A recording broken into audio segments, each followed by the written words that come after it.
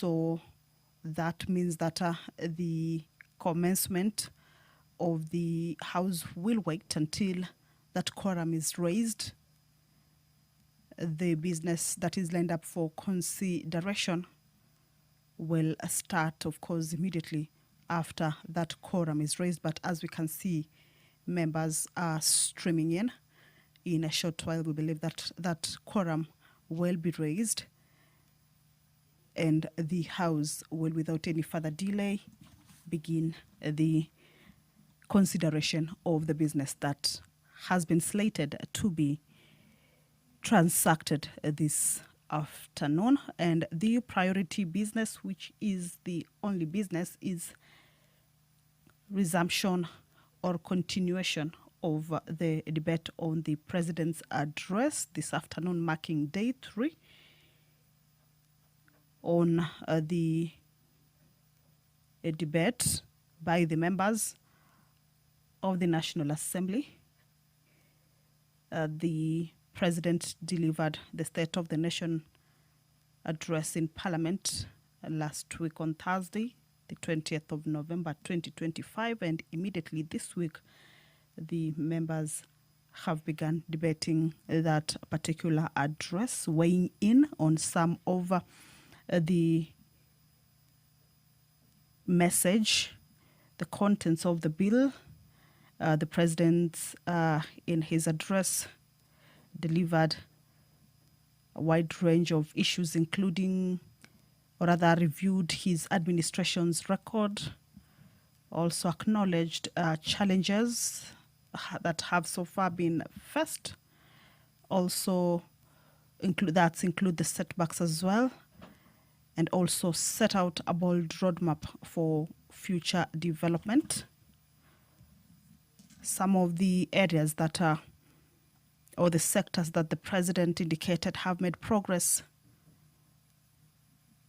include the agriculture and food security sector. The President indicating that the strategic decisions that were made much earlier by his government, including subsidizing production rather than consumption, have made or have contributed to the positive records that have been seen in the agricultural sector, indicating that that particular shift has significantly stabilized the agricultural sector and also bolstered food security across the country.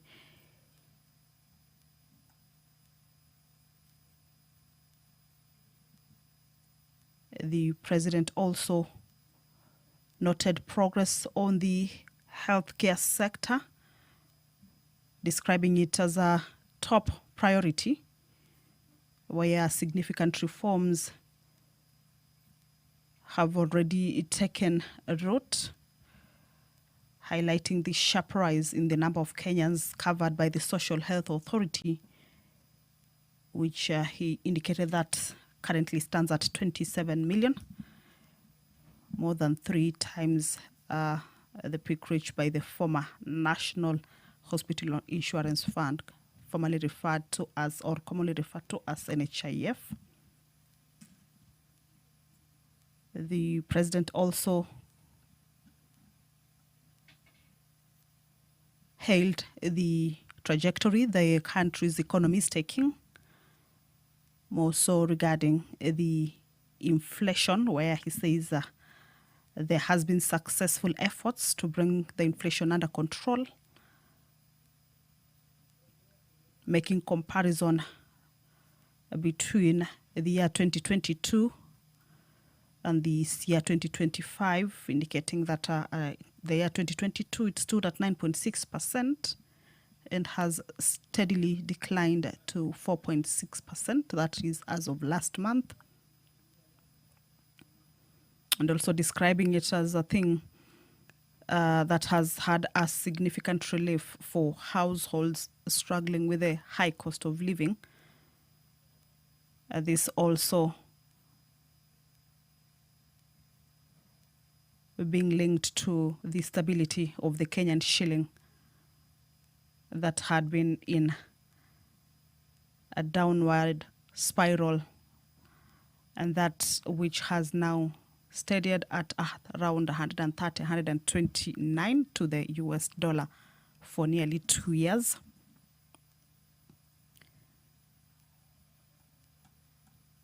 Some of the other sectors that the president also indicated that they have shown progress was the education, which he termed it as the great equalizer, indicating that one of the earliest interventions that the government put in place was to restore education as the great equalizer through the student central funding model that includes scholarships and loans. Also, the matter regarding teacher shortage was one of the issues that he indicated have been addressed.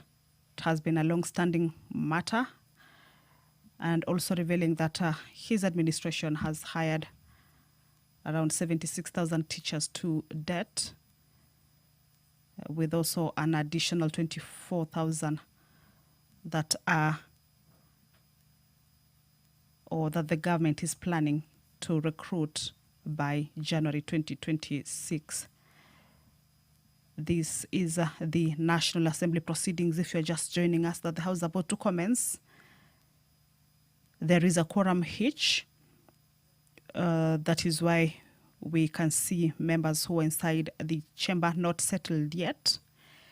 It is a quorum bell that is underway, just to alert the members who may be within the precincts of Parliament but yet to make their way into the chamber to at least hasten their steps and join their colleagues inside the chamber and enable the House attain or raise that much needed quorum.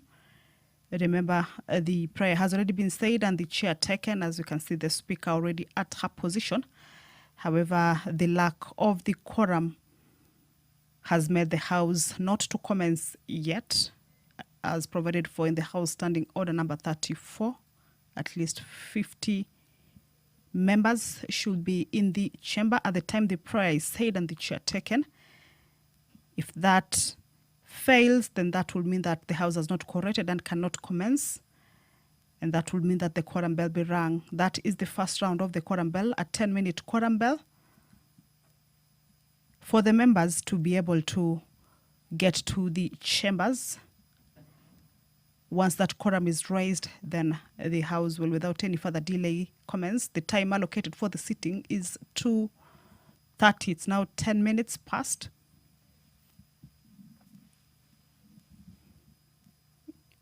And if the quorum bell lapses, that is the 10-minute quorum bell lapses and the quorum is still not raised, a further 5-minute quorum bell will be on.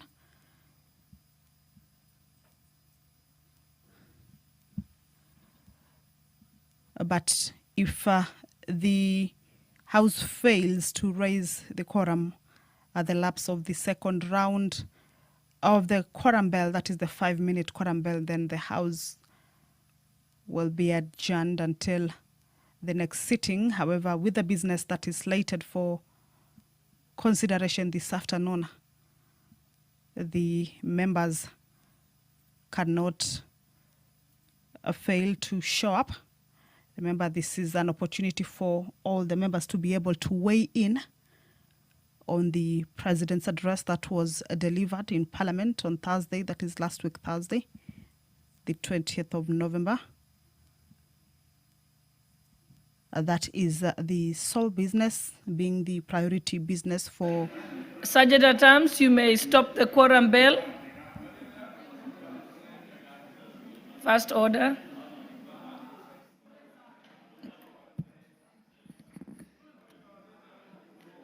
Order number 1, administration of oath.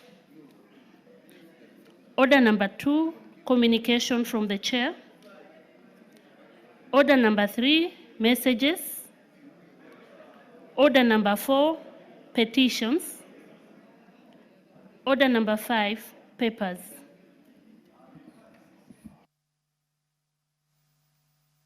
Honorable Pukose, proceed on behalf of the Majority Leader.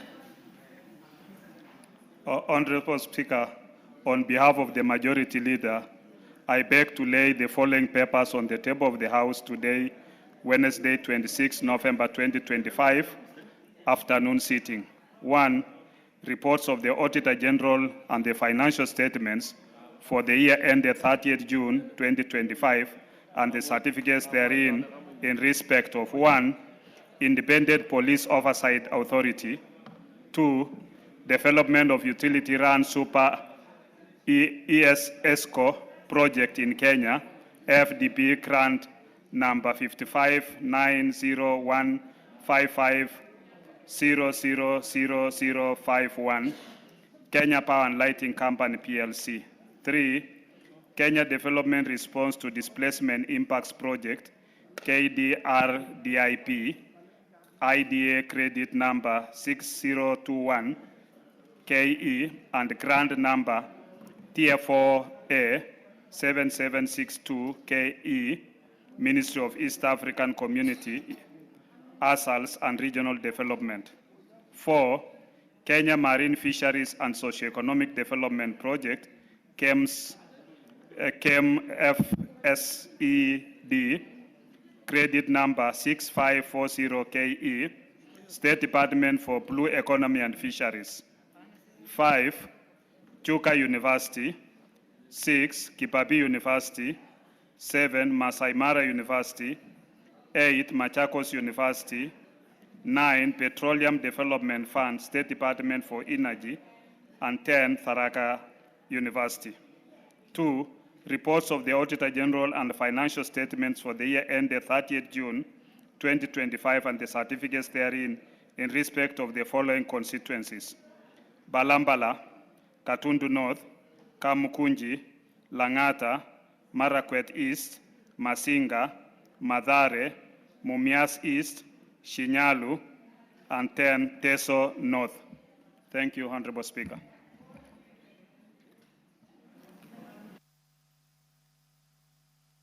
Thank you. Next, Chairperson, Committee on Delegated Legislation.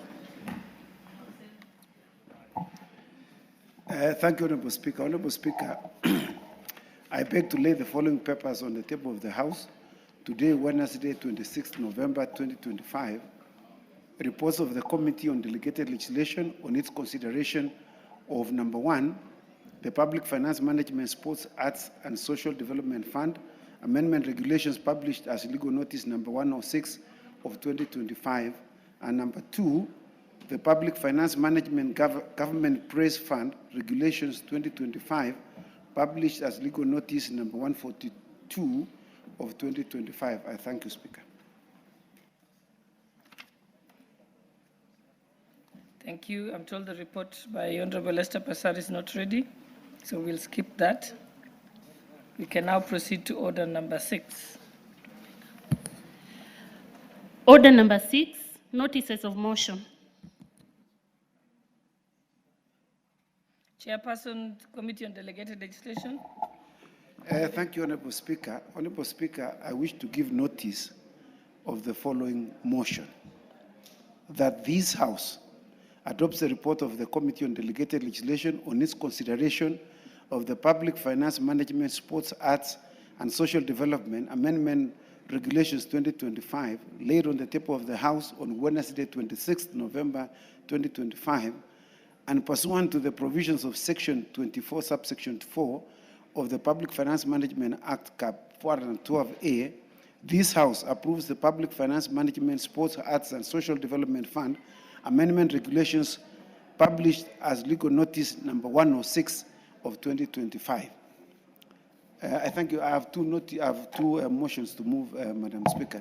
The second one, I beg to move, Honorable Speaker, I beg to move to give notice of the following motion: that this House adopts the report of the Committee on Delegated Legislation on its consideration of the Public Finance Management Government Praise Fund Regulations 2025, laid on the table of the House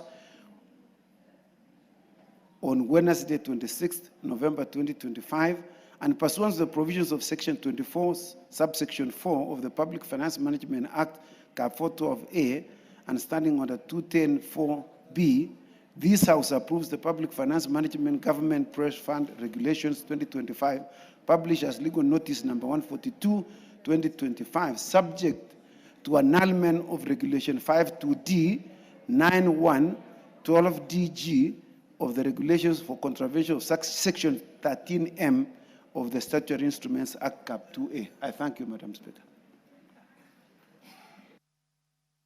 Thank you. Next order. Order number 7, questions and statements. Honorable members, we were expecting the Honorable Kipchumba Murkomen, Cabinet Secretary, Ministry of Interior and National Administration, but he has sought the House's indulgence because he's away on the Intergovernmental Authority on Development, IGAD, on refugees, and also the 3rd African Forum on Cybercrime Conference that is taking place on the 25th and 27th, hence the reason he's not able to be here. So we shall just proceed to the next order. Order number 8, motion, debate on the President's address, 3rd allotted day. Okay. Honorable members, those who want to contribute to this debate, please press the intervention button. I can see Honorable Oundo, but you had already spoken yesterday. So I shall start with the Honorable Cynthia Muge, member for Nandi County.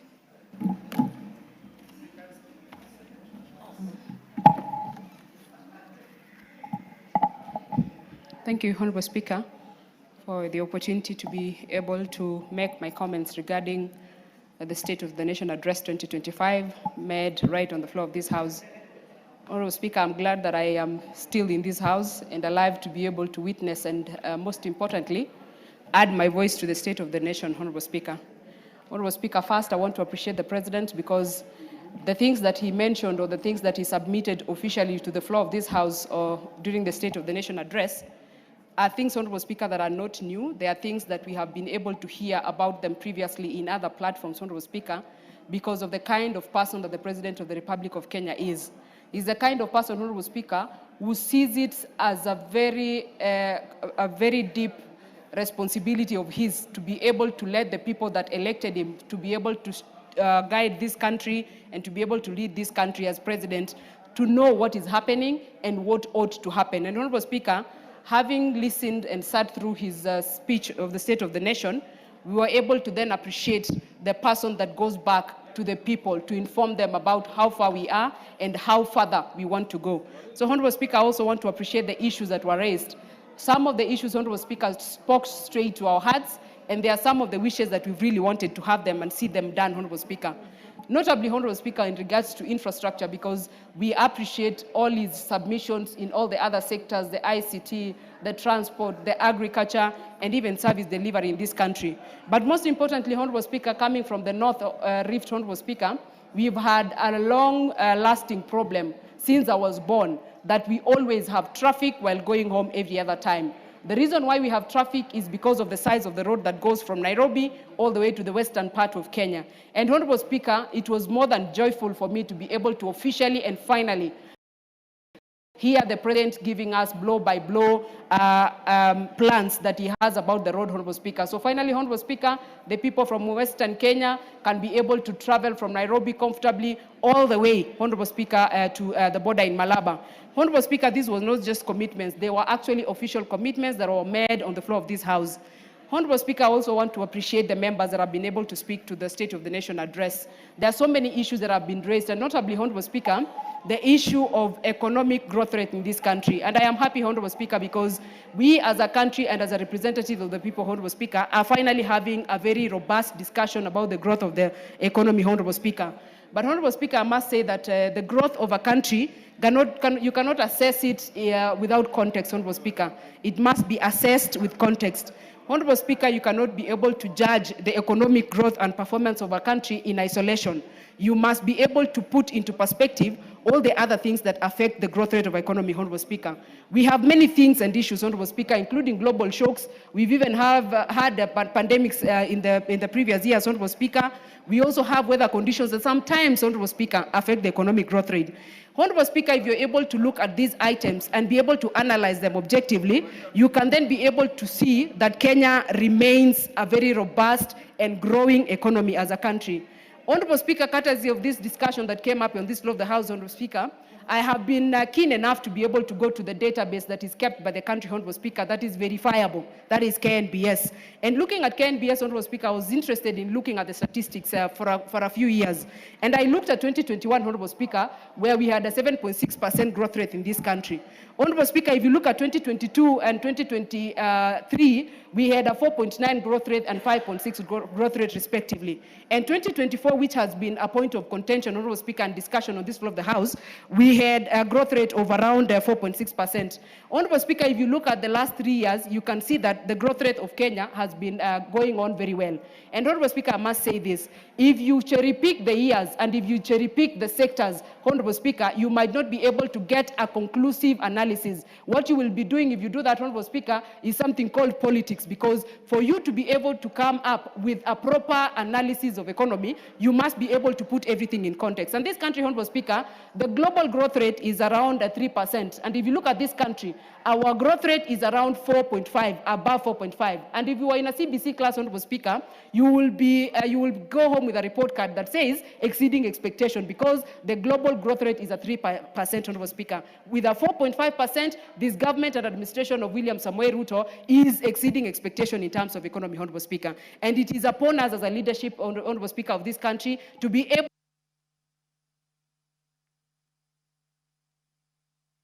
Thank you. The Honorable Member for Nambale. And remember, you have 5 minutes, so watch the lights. Thank you, Honorable Speaker. Honorable Speaker, I wish to applaud the President for giving us a very progressive speech that I believe that it will help steer our country forward. Madam Speaker, starting with the agriculture sector, I noted that the President is very keen to ensure that the issue of subsidized fertilizer is distributed even to the world level. Madam Speaker, this will have a big impact because the distribution is initially centered at National Cereals and Produce Board only, but not many farmers were able to move around and collect these fertilizers from the cereal boards. And Madam Speaker, we know that fertilizer will help improve production in our farms. We know that our economy depends basically on agriculture. And when we have this fertilizer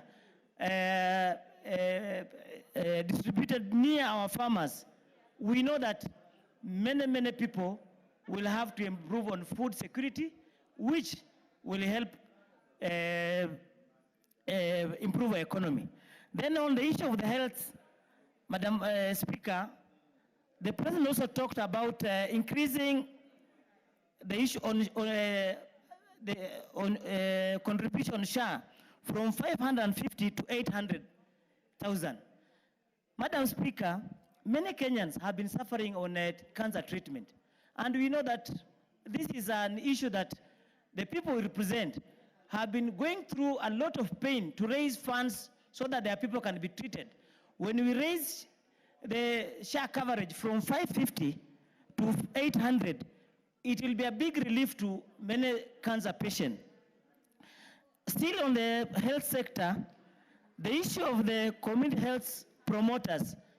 Madam Speaker, this is another area that is a big gain. We know that community health promoters have really helped, especially in rural areas, on the issue of malaria treatment, diabetes screening, and even hypertension. Many people walk around, but you find that people are diabetic, they even don't know how to detect the sugar levels.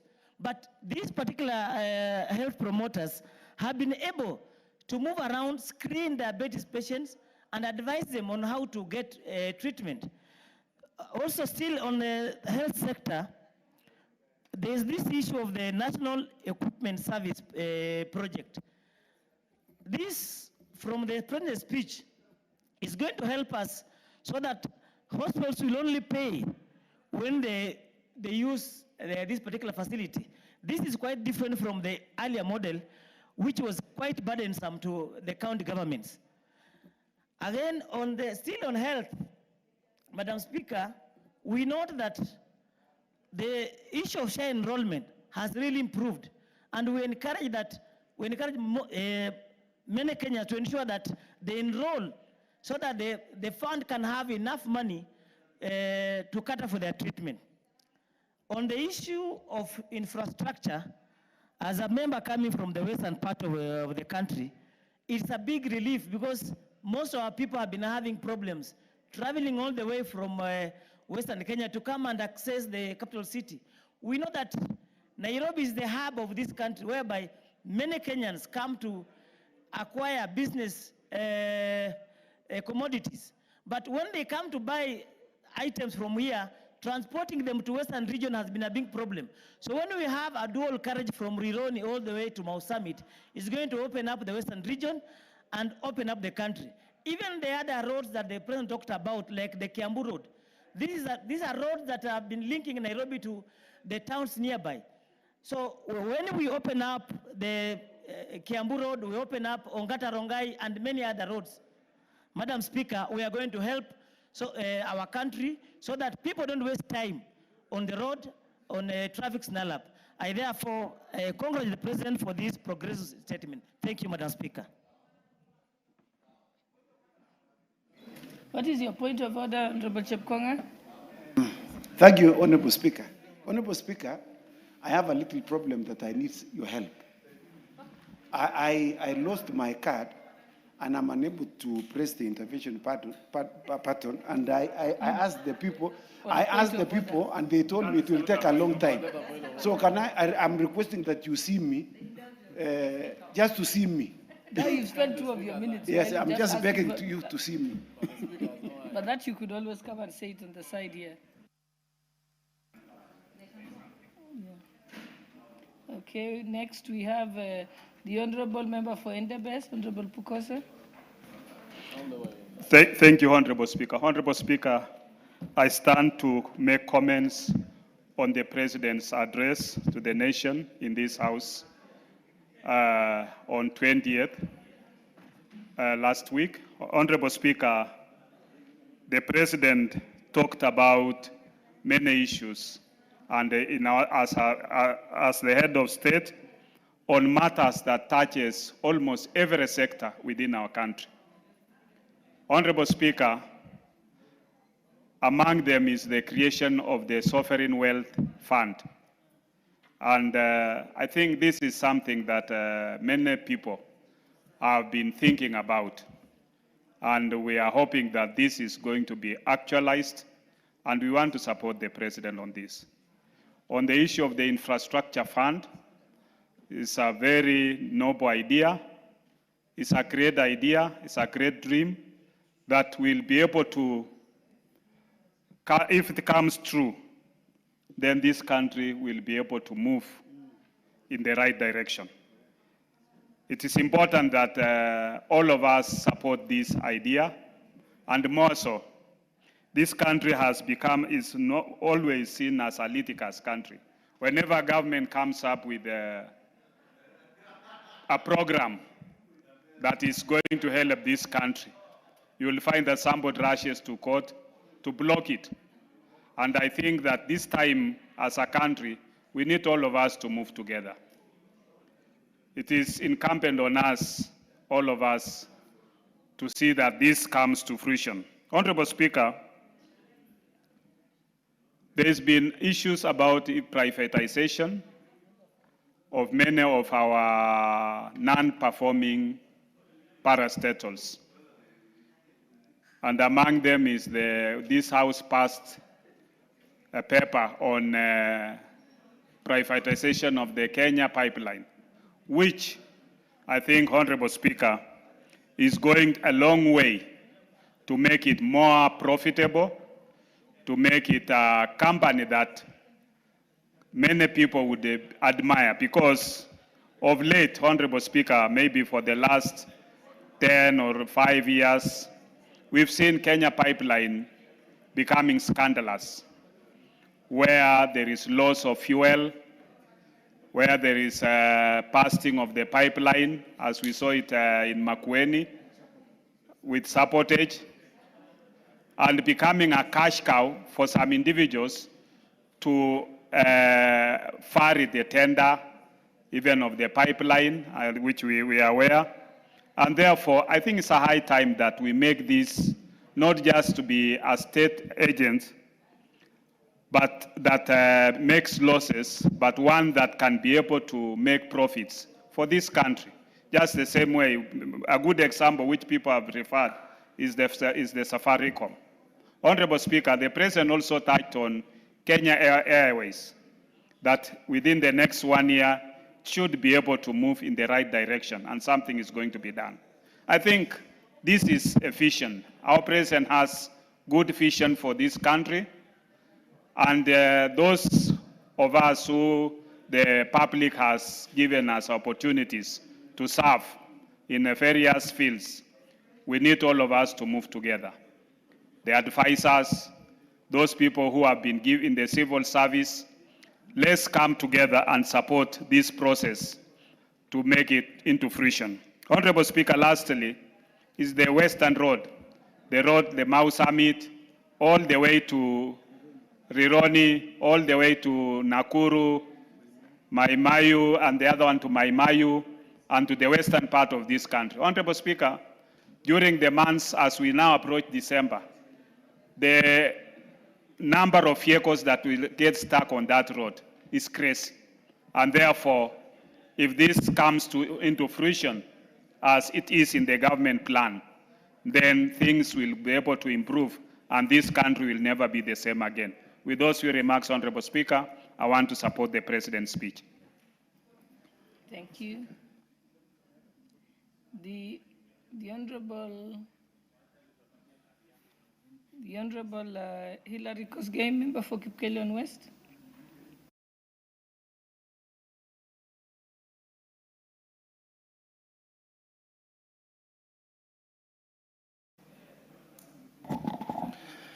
Thank you, Madam Speaker. Let me join my colleagues in congratulating the State of the Nation address made by His Excellency the President on the floor of this House a week ago, Madam Speaker. Madam Speaker, there comes a time in the history of a nation where leaders are born that are going to transform a country that has so much been left behind by politics, consumed by hatred and the politics of ethnicity, and that there comes a time when God gives a country a leader who is going to develop and spread development across the country, not the skewed development that we have been used from the independence in 1960, Madam Speaker. In 1963, Madam Speaker. And therefore, Madam Speaker, I have heard that people are quoting that facts are stubborn. And I agree with them, Madam Speaker, because facts are truly stubborn. Those facts, Madam Speaker, are saying that foreign direct investment in this country has tripled from 60 billion in 2021 to 195 billion in 2024, Madam Speaker. Another thing, Madam Speaker, is that it is a fact that the farmer registration into the agriculture system has risen from 300,000 in 2022 to 7.1 million farmers in 2024, Madam Speaker, giving the government a scientific intervention tool to give and supply fertilizer needed for the growth of our food production as scientifically, Madam Speaker. It is also a fact, Madam Speaker, and facts are stubborn, that production of maize has grown from 44 million bags in 2022 to 70 bags in the year 2024, Madam Speaker. But more specifically, Madam Speaker, on the President's speech, I want to dwell and to congratulate him on picking the 4 national priorities, Madam Speaker, to invest in people through science and education, Madam Speaker, and to make sure that we increase research fund from 0.8 of GDP to 2% of GDP, Mr. Speaker, by the year 2027. This one will enable us to do scientific research on our crops, including, Mr. Speaker, the new technology that has yielded a lot of coffee called grafted coffee, Mr. Speaker, and all the other researches in wheat and in sugar, where we are looking forward to having cane that matures in 1 year to increase production, Mr. Speaker. The second national priority, Mr. Speaker, is on water harvesting and irrigation. For a long time, this country has depended on the mercy of God, that when rain is abundant, that is when we expect to eat and to feed our population. Mr. Speaker, with the development of 50 mega dams across the country, we will harvest a lot of water and make sure that we put 2.5 million acres of arable land where it has been ignored, Mr. Speaker, in Ukambani, in the coast region, in the northern Kenya, and feed our population, Mr. Speaker. Finally, Mr. Speaker, on the infrastructure, the creation of the infrastructure fund and the sovereign wealth fund is an idea whose time is now. And Mr. Speaker, we want to actualize this even from the proceeds of privatizing non-performing government parastatals and agencies, put the seed money of 200 billion to start this fund and make sure that we open up all parts of the country equally, including areas that were ignored, going to Western Kenya, going to Northern Kenya, and every part of the country. We cannot be proud of one single superhighway and quote it as a symbol of success when the rest of the nation is receiving nothing, Mr. Speaker. So I allowed the President for 60% of Kenya that will be recognized with the dams.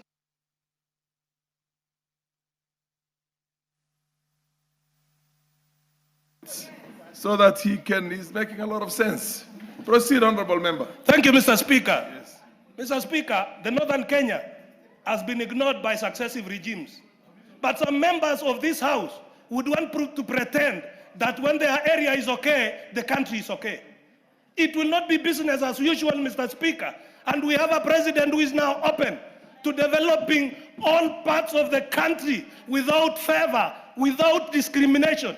And that is why, Mr. Speaker, there is no State of the Nation speech made in the floor of this House as important as the one that was made here a week ago, Mr. Speaker. And we are not cowards. We have learned to speak the truth all our lives. We cannot exchange fear and tribal dominance for the truth that we must speak. Kenya must be developed, all parts of this country, and the national cake must be shared equally. And this is the dream of the 5th President of the Republic of Kenya, to take Kenya from a third world country to a first world country by developing every area and every corner of this country. Mr. Speaker, I thank you, and I congratulate the President for that speech. The Honorable Chepkonga. Thank you very much, Mr. Speaker. Honorable Chepkonga, just 1 minute. I'm sorry, but just 1 minute. I want to recognize the presence in the public gallery of the CDF Committee for Bumula and in Bungoma County. Bumula, that's Bumula constituency. And I would call upon the Honorable Omboko. Omboko. Speaker, my name is Wanami Wamboka. Wamboka. The Honorable Wamboka. Thank you for this opportunity, Mr. Speaker. To welcome the committee. Thank you for this opportunity, Mr. Speaker, to welcome my CDF committee, specifically on bursaries. and education. Mr. Honorable Speaker, you would understand that CDF plays a very key role in developing this nation. It has transformed areas that were underdeveloped previously, like the northern Kenya, where you come from, Mr. Speaker. Because of the work of the CDF and proper usage of these monies, we have seen these areas grow. Honorable Speaker, in Bumula constituency, we have a robust team, majorly consisting of teachers who control education programs and these funds, Honorable Speaker. They are here with us today, led by the CDF chairman, Paul Silisisi, led by the education team, Mr. Ikanda, and the rest. They've done a good job. I wanted them to have a feel of how it feels to be inside here. And they must continue doing the good job so that their MP continues being elected, so that they continue coming here, Mr. Honorable Speaker. Thank you so much. I welcome my colleagues. Karibuni kwa nyumba. Muriyo mnawazaho.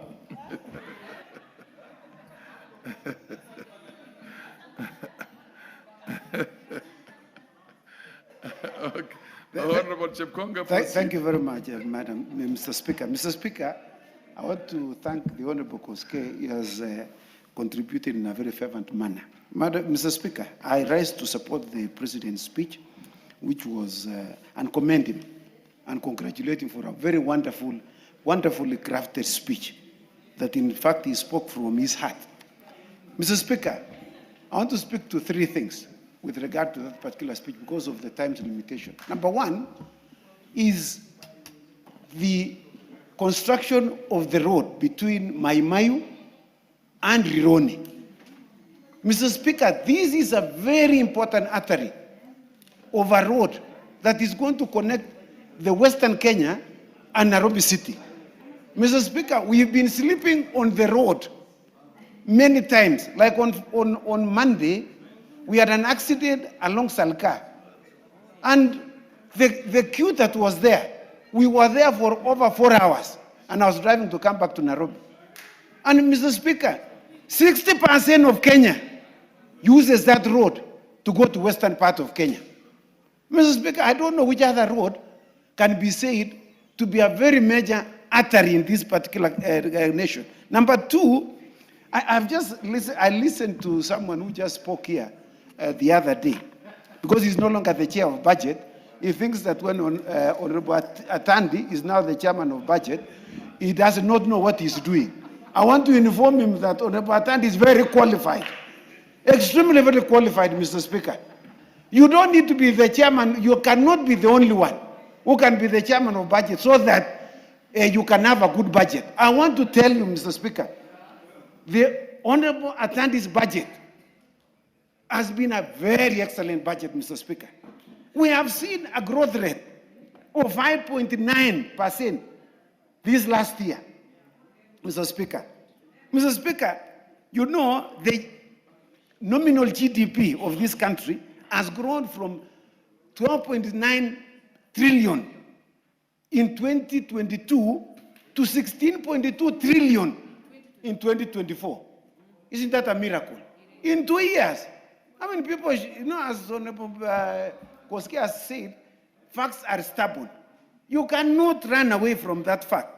And I want to tell you, Mr. Speaker, I want to remember the very famous speech of J.F. Kennedy, when he said, tell the people the truth and you shall be free.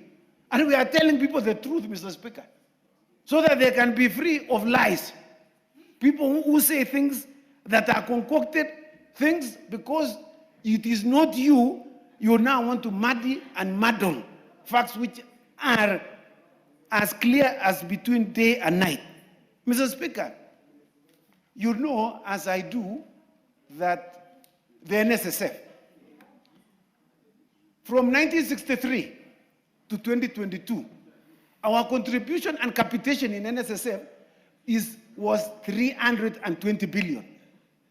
As of last month, the capitation of NSSF is now 640 billion. We have doubled it in 2 years.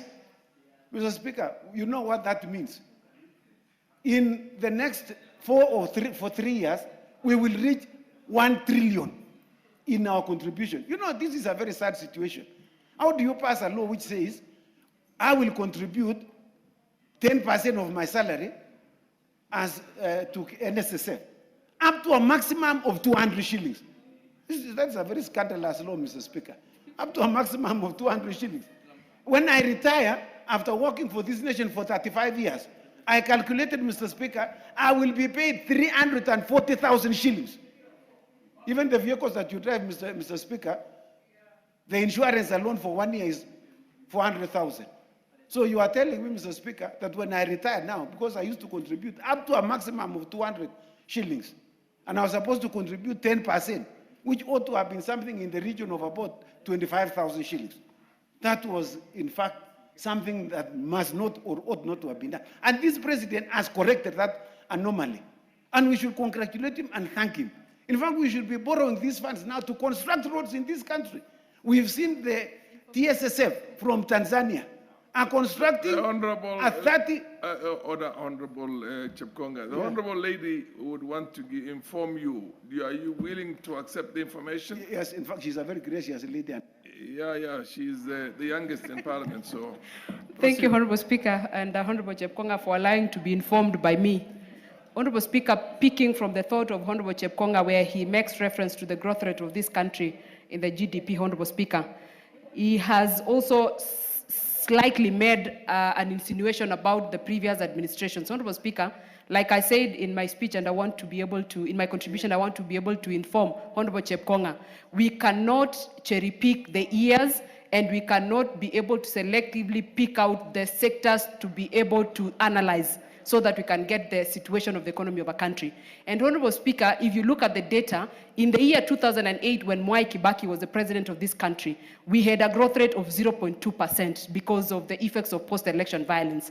In the year 2017, Honorable Speaker, when Uhuru Kenyatta was president, we had a growth rate of 3.8, which is among the low ones, Honorable Speaker. In the year 2021, Honorable Speaker, we had, because of COVID issues and whatnot, we had an economic drop in growth of negative 0.3% when Uhuru Kenyatta was president. Honorable Speaker, to say that this administration has an all-time low growth rate or slow growth rate, Honorable Speaker, is something I would term as something called nostalgia narrative, because we want to live in the past. This administration is on proper course, Honorable Speaker, in terms of growth and economic growth rate. And we cannot cherry pick the years and the sectors to be able to compare. That is not called analysis. It is called politics. And that is what it is, Honorable Speaker. Fair enough, Honorable Chepkonga. I think. Yeah, thank you very much, Honorable Speaker. Honorable Speaker, I'm not the only one who has been informed, including the one who was also misled, who contributed to some fake information here, Mr. Speaker. I can see that there is highly technical information from the Honorable, Kenya National Bureau of Standards, real report, Mr. Speaker, from the Honorable Muke, who appears to be more schooled than even those ones who misled us. I want to thank you very much for informing me and informing even the other one. So, Mr. Speaker, I just want to say that we have seen for the first time a tarmac road from Marsabit heading to Wajir. People who have never seen a tarmac road. In fact, they were asking themselves, what is this black thing? In fact, they were going to dig and take it to their house. They were told, no, it's for you to use it. Mr. Speaker, you know, you can imagine some nations, some parts of this country. I know we were with Honorable Wajir to Mandela. Not Wajir. Order. Okay. I think you meant Wajir to Mandela, not Marsabit to Wajir. Proceed. Is that the information you wanted to give him? Fair enough. He has the information. The chair has volunteered to give him that. Proceed. Mr. Speaker, you can see how we are ignorant of some places. Yes. Because there are no roads. Yes. If there was a tarmac road, I would be in Wajir, I would be in Mandera. There was no reason why I should not travel to this country and become a local tourist. Yes. In fact, and we know that the fauna and the flora that you have in those parts of the country is extremely very good, and it is where we should all be going for our local tourists. With those very many comments, Mr. Speaker, I wish to support the President's wonderful speech, just borrowing the words of President Donald Trump, who Christians everything to be wonderful and super. And that speech, Mr. Speaker, was also wonderful and super. I want to thank you, Mr. Speaker. The Honorable Kirima. Thank you, Mr. Speaker, sir, for giving me this opportunity to contribute to this important debate.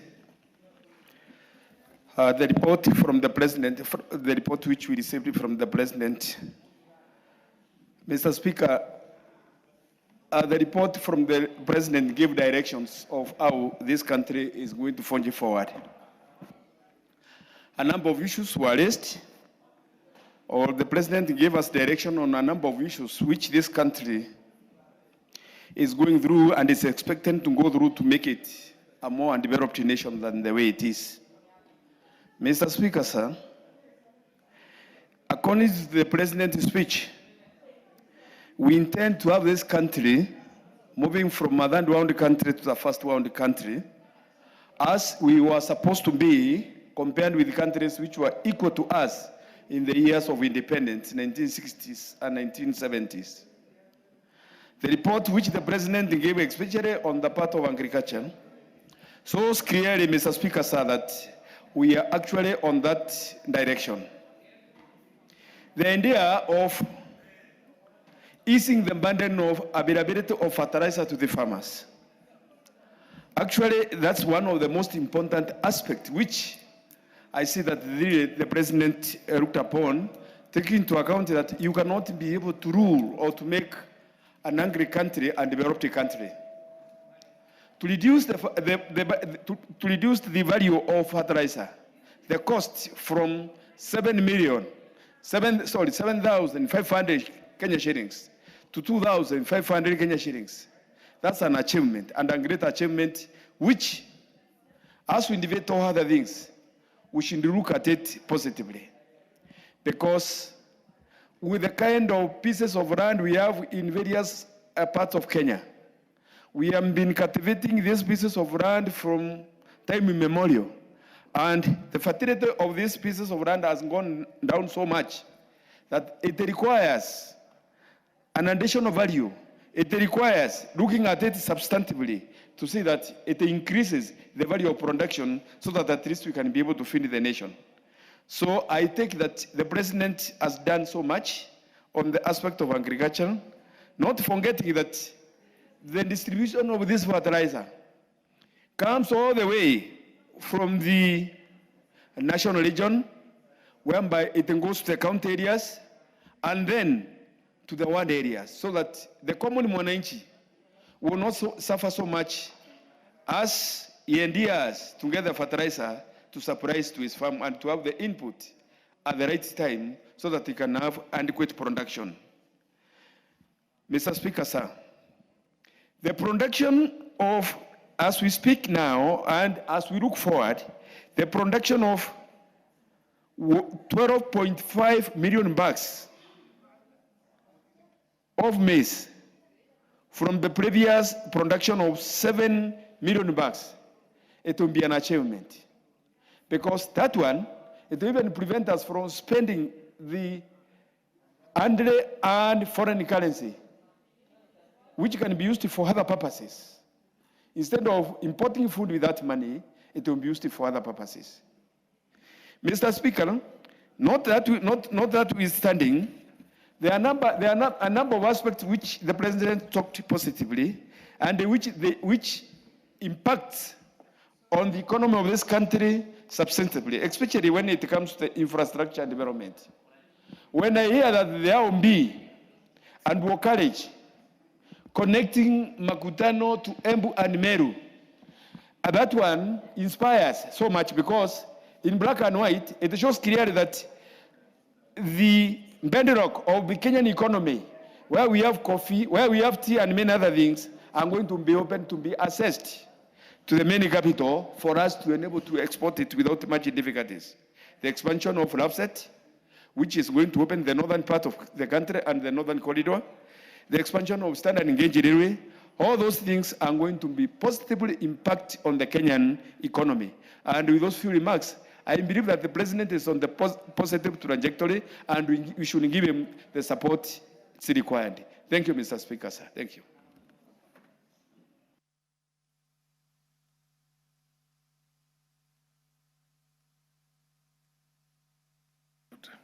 What's wrong with this thing? Honorable Sane Ibrahim. Thank you, Mr. Speaker. Mr. Speaker, the presidential state address, if you look at the tone of that speech, trying to move us from a third world disparate state to a first-class world is welcome. And that is manifest in his speech throughout the address. He means well. And that is anchored on hope. He's trying to give Kenyans hope that things cannot be the same. We have to think outside the box. There should be novel ways of governing this nation. Stewardship. Things must change. It is not for the ordinary to speak in that manner. The president seems disturbed and wants to change this country for the better, inculcating hope not only for his remaining second term, but for terms to follow. He means well that any leader should strive to take this country forward, not for the present generation, but for posterity, Mr. Speaker. That hope is what is expected of any leader. Every leader. A leader is required to give hope, not to give despair, not to lament to the people he leads. The folks represented by President William Ruto requires hope, even if there are serious, gigantic challenges facing this country. So I entirely accept with that part of the speech, where he wants us to change the mind, be positive, and focus on the future for the well-being of Kenyans generally. The president gave a very moving background where he found the state in 2022. High inflation, lack of affordability of common household goods, Mr. Speaker, the bad economy, nearly defaulting debt, sovereign debts, the Kenya shilling going down and, against the dollar, disadvantaging exporters of this country, subsidies that were affecting our economy from growth, that were badly placed and were not well thought in some sectors, especially foodstuff, subsidies on foodstuff. And then he moved to production that he felt was better than subsidizing on consumption. He talked of the GDP then that was badly doing well, and the ratings by international institutions. Kenya was on the brink of the precipice then. That moving background and how it was transformed, at least in as much as we make noise, in as much as we have some discomfort, and never in life shall there be a perfect situation where all shall be happy and we will be happy. But to that extent, it's good to give support and commend where it deserves, Mr. Speaker. The president actually went out of his way to stabilize the country. Today, at least, we are thinking of growth. We are talking of changing situations from a bad to a better situation and growth. By then, there was no growth, there was negativity, a collapse. We were about to be a failed state like Somalia. For that, we commend the president. And being a UDA MP, we have come to power on a platform not of sycophancy, but objective criticism. At times, we will criticize where we feel things are not right. He mentored me, myself, not to be a coward.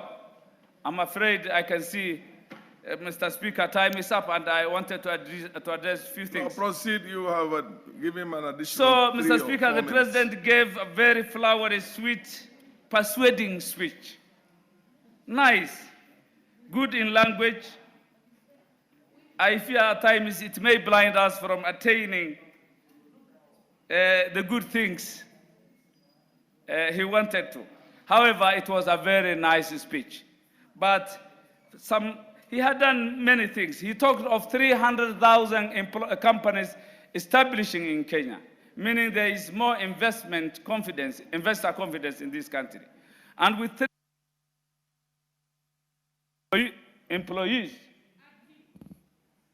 300,000, companies, that comes with employment of our youth, most of the Gen Zs who have been in the streets, carrying sufurias, coming to parliament, chasing us through the tunnels.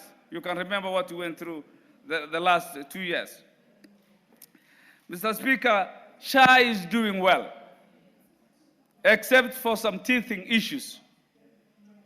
Unfortunately, my constituency manager was turned back yesterday, having contributed the last 3 years to the SHA thing.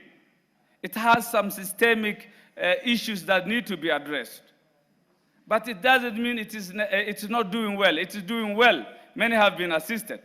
And it's a success story for His Excellency the President, Mr. Speaker. KEMSA, for the first time, we don't hear quarrels with governors. KEMSA is perfectly performing its duties, making sure that there are no expired drugs. Drugs are delivered in a timely manner to county governments. Community health workers, the preventive aspects of diseases before we talk of curative, are doing well.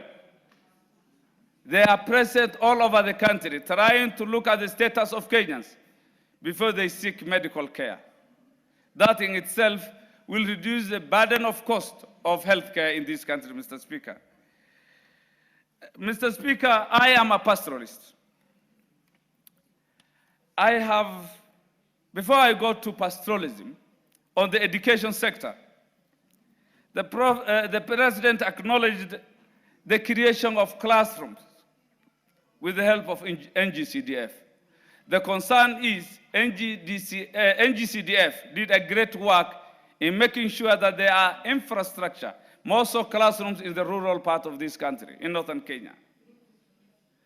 With the coming to end of NGCDF, if we don't think and move with the speed, by 30th June, the court has ruled that NGCDF shall stop. What will befall northern Kenya after that? Because the first presence of the government in northern Kenya is NGCDF. If that will cease to operate by 30th June 2026, then we will be challenged in northern Kenya. So it is good the President appreciated the importance of NGCDF. But are we really looking forward on how the status will be like from 30th June 2026, Mr. Speaker? Yes, it is true the President has employed, this government has employed many teachers. For the first time, northern Kenya is advantaged. Northern Kenya. But I have issues with balance. There are so many teachers in other parts of the country who are not doing any work. Localization of teachers has costed northern Kenya. We need more teachers. Yes, he employed many teachers, and I appreciate. But are these teachers going to where they are required? We need to balance teachers across this country. Many teachers are in parts of central Kenya and other parts, yet they are required in northern Kenya, they are required in Nyanza. There needs to be a balance on how these teachers should be posted, Mr. Speaker. Overseas scholarship. It is true there have been so many overseas scholarships, but there is so much corruption in that. Deserving students from northern Kenya, poor students from other parts of the country do not get these scholarships. It is something shared for those.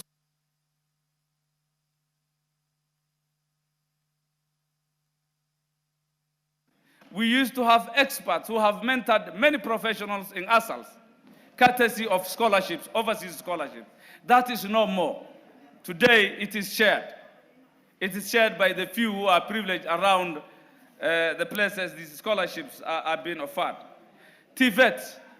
It is true this government has done much, has taken a leap in making sure that there are TVETs across the country, giving diploma and diploma level education. But of concern to me, Mr. Speaker, there are some TVETs in northern Kenya that are yet not operational. I think it is important that the ministry makes sure that the TVET in Bute, Wajir North, is completed and operational to serve the constituents and many others in northern Kenya, Mr. Speaker. Universities.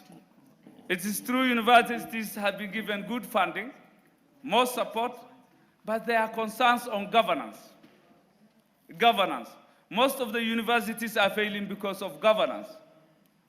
While the government has dispersed colossal amounts of money to them, there are issues of governance. Who should be the vice chancellor? Who should be what? That is bedeviling the higher institutions, Mr. Speaker. On housing,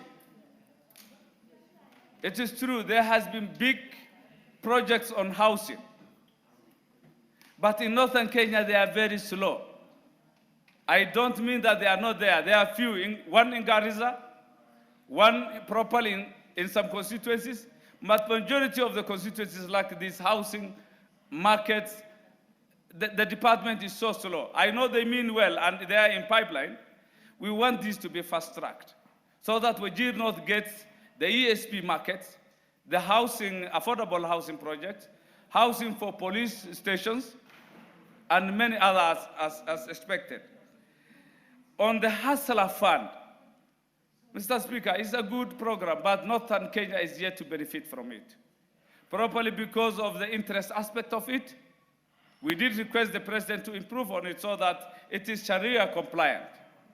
I'm sure few have benefit, but we are so much optimistic that Nyota, the Nyota program, will be doing well because Nyota is constituency-based. We will be benefiting from the Nyota program.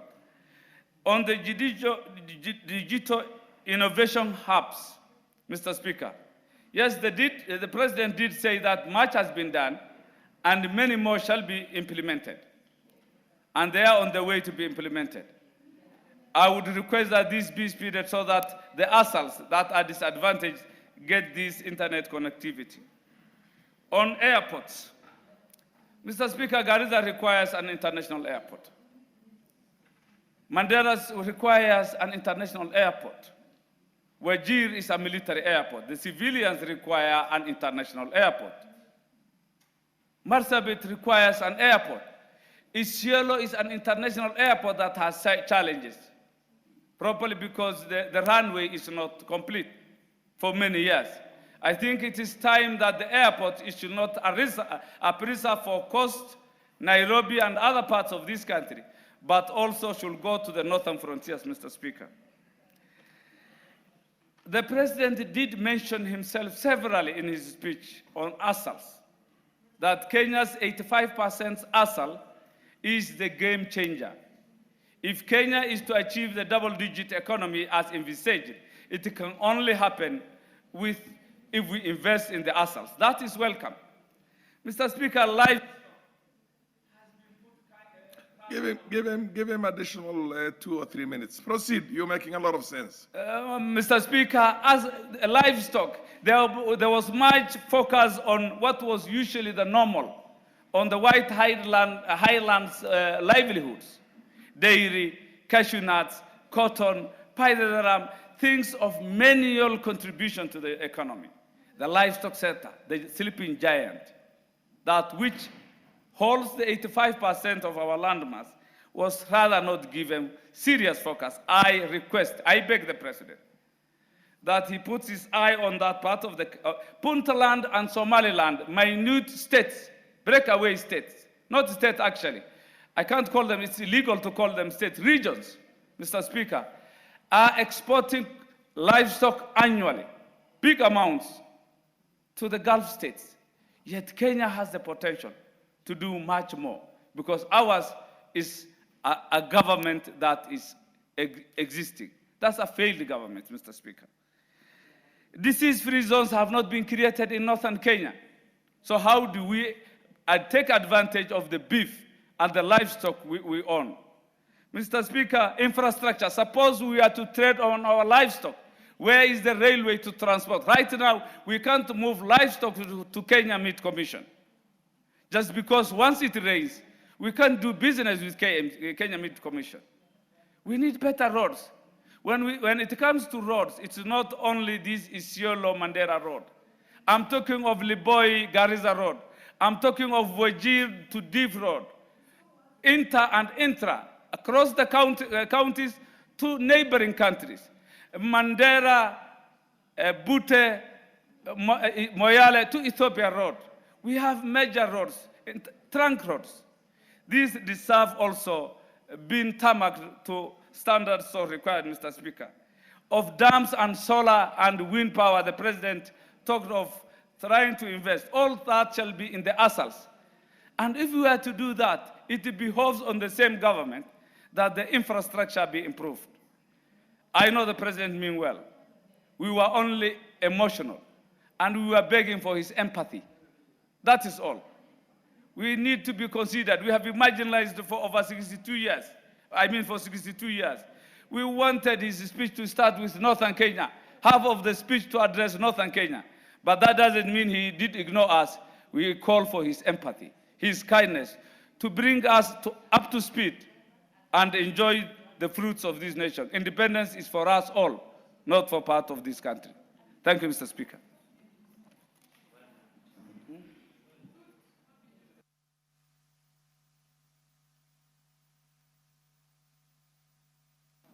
Followed by Honorable Cherarot, followed by Elisha.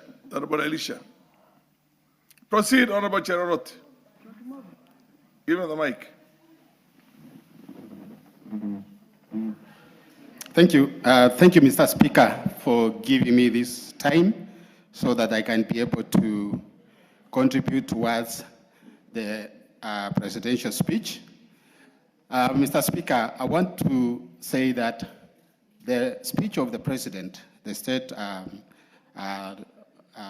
the speech that he gave on that day, it is about his life, it is about his experience and interaction with Kenyans, and the direction that he wants to take Kenya.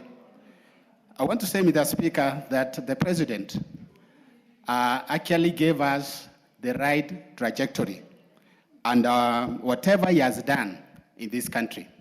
His speech was about the past, the present, and the future, where we are heading as a country. I want to say that in his delivery of service, the President gave us the full program, what he has done with the projects, and also what he is planning to do in the near future.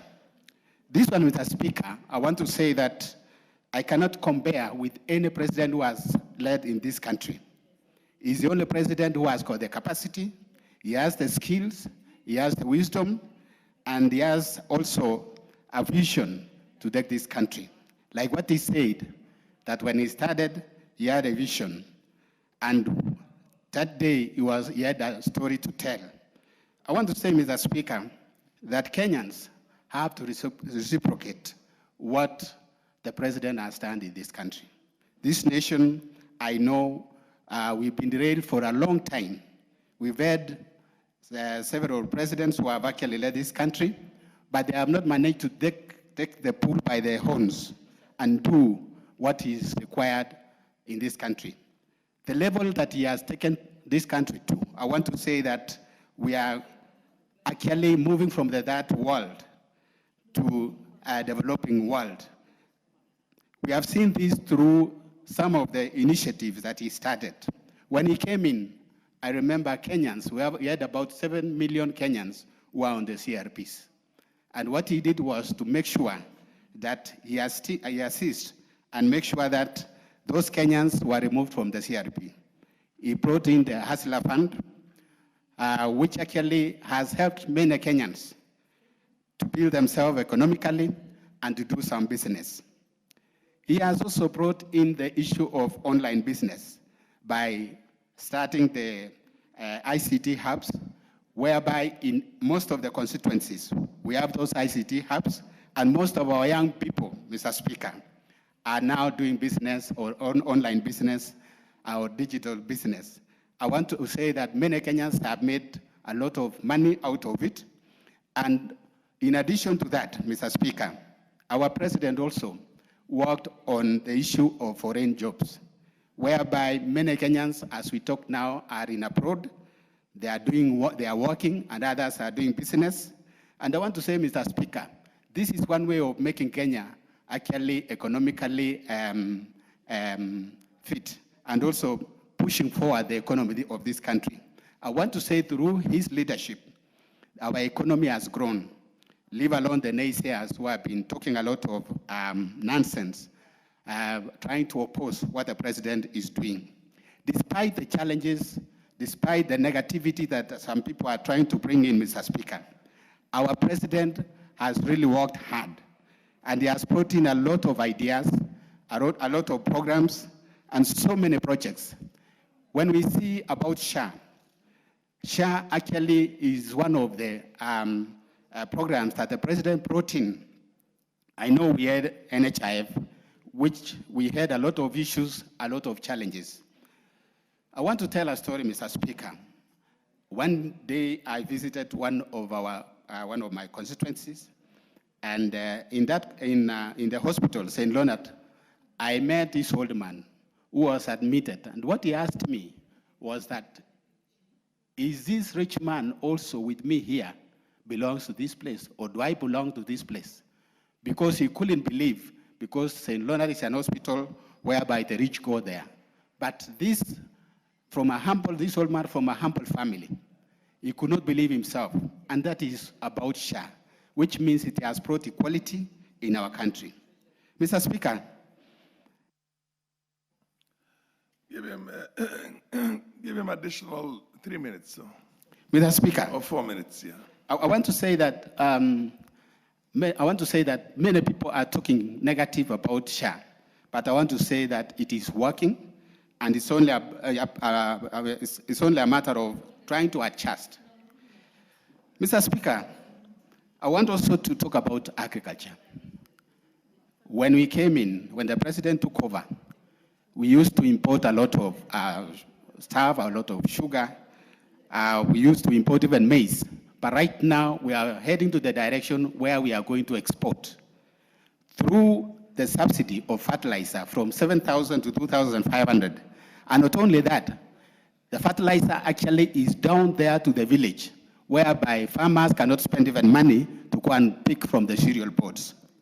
Mr. Speaker, we also have like CHPs.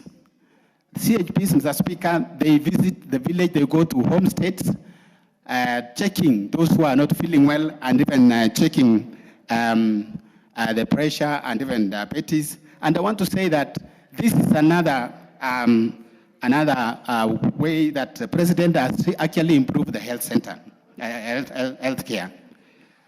Mr. Speaker, I want to say also we used to import sugar, but currently we are not importing sugar. Very soon we are going to export. Mr. Speaker, I want to talk about also electricity, the connectivity. In most of the villages now are connected, and those who have not gotten the connection, it is on the process. And I want to say that it's because the president has really tried to improve the standard of our people. If you can see, the basic needs of human being are food, clothing, and shelter.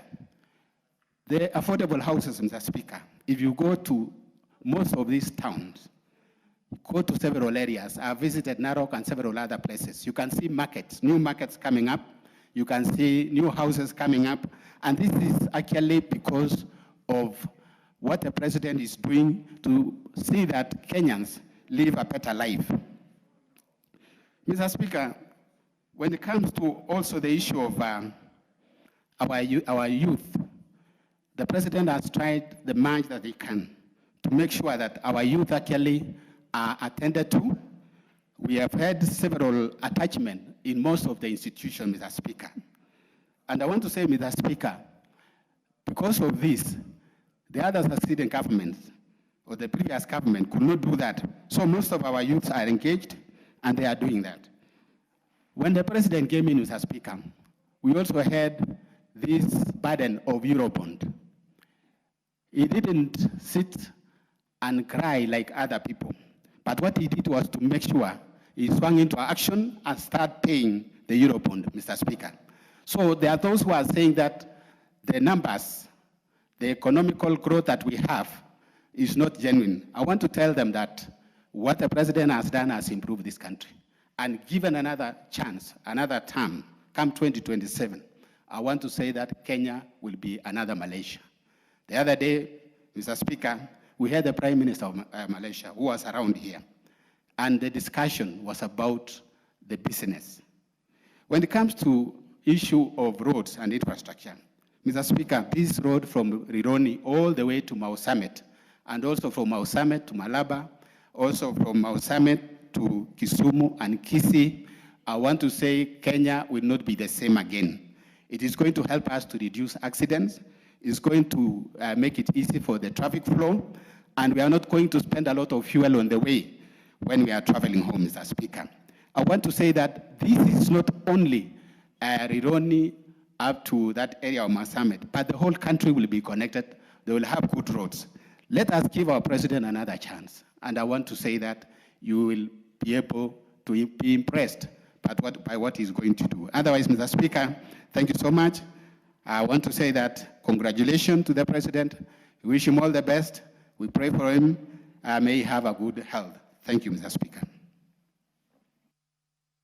The Honorable Elisha. Is Honorable Eva Barra in the House? No. No. Thank you, Mr. Speaker, for giving me this opportunity to make my contribution on the President's speech.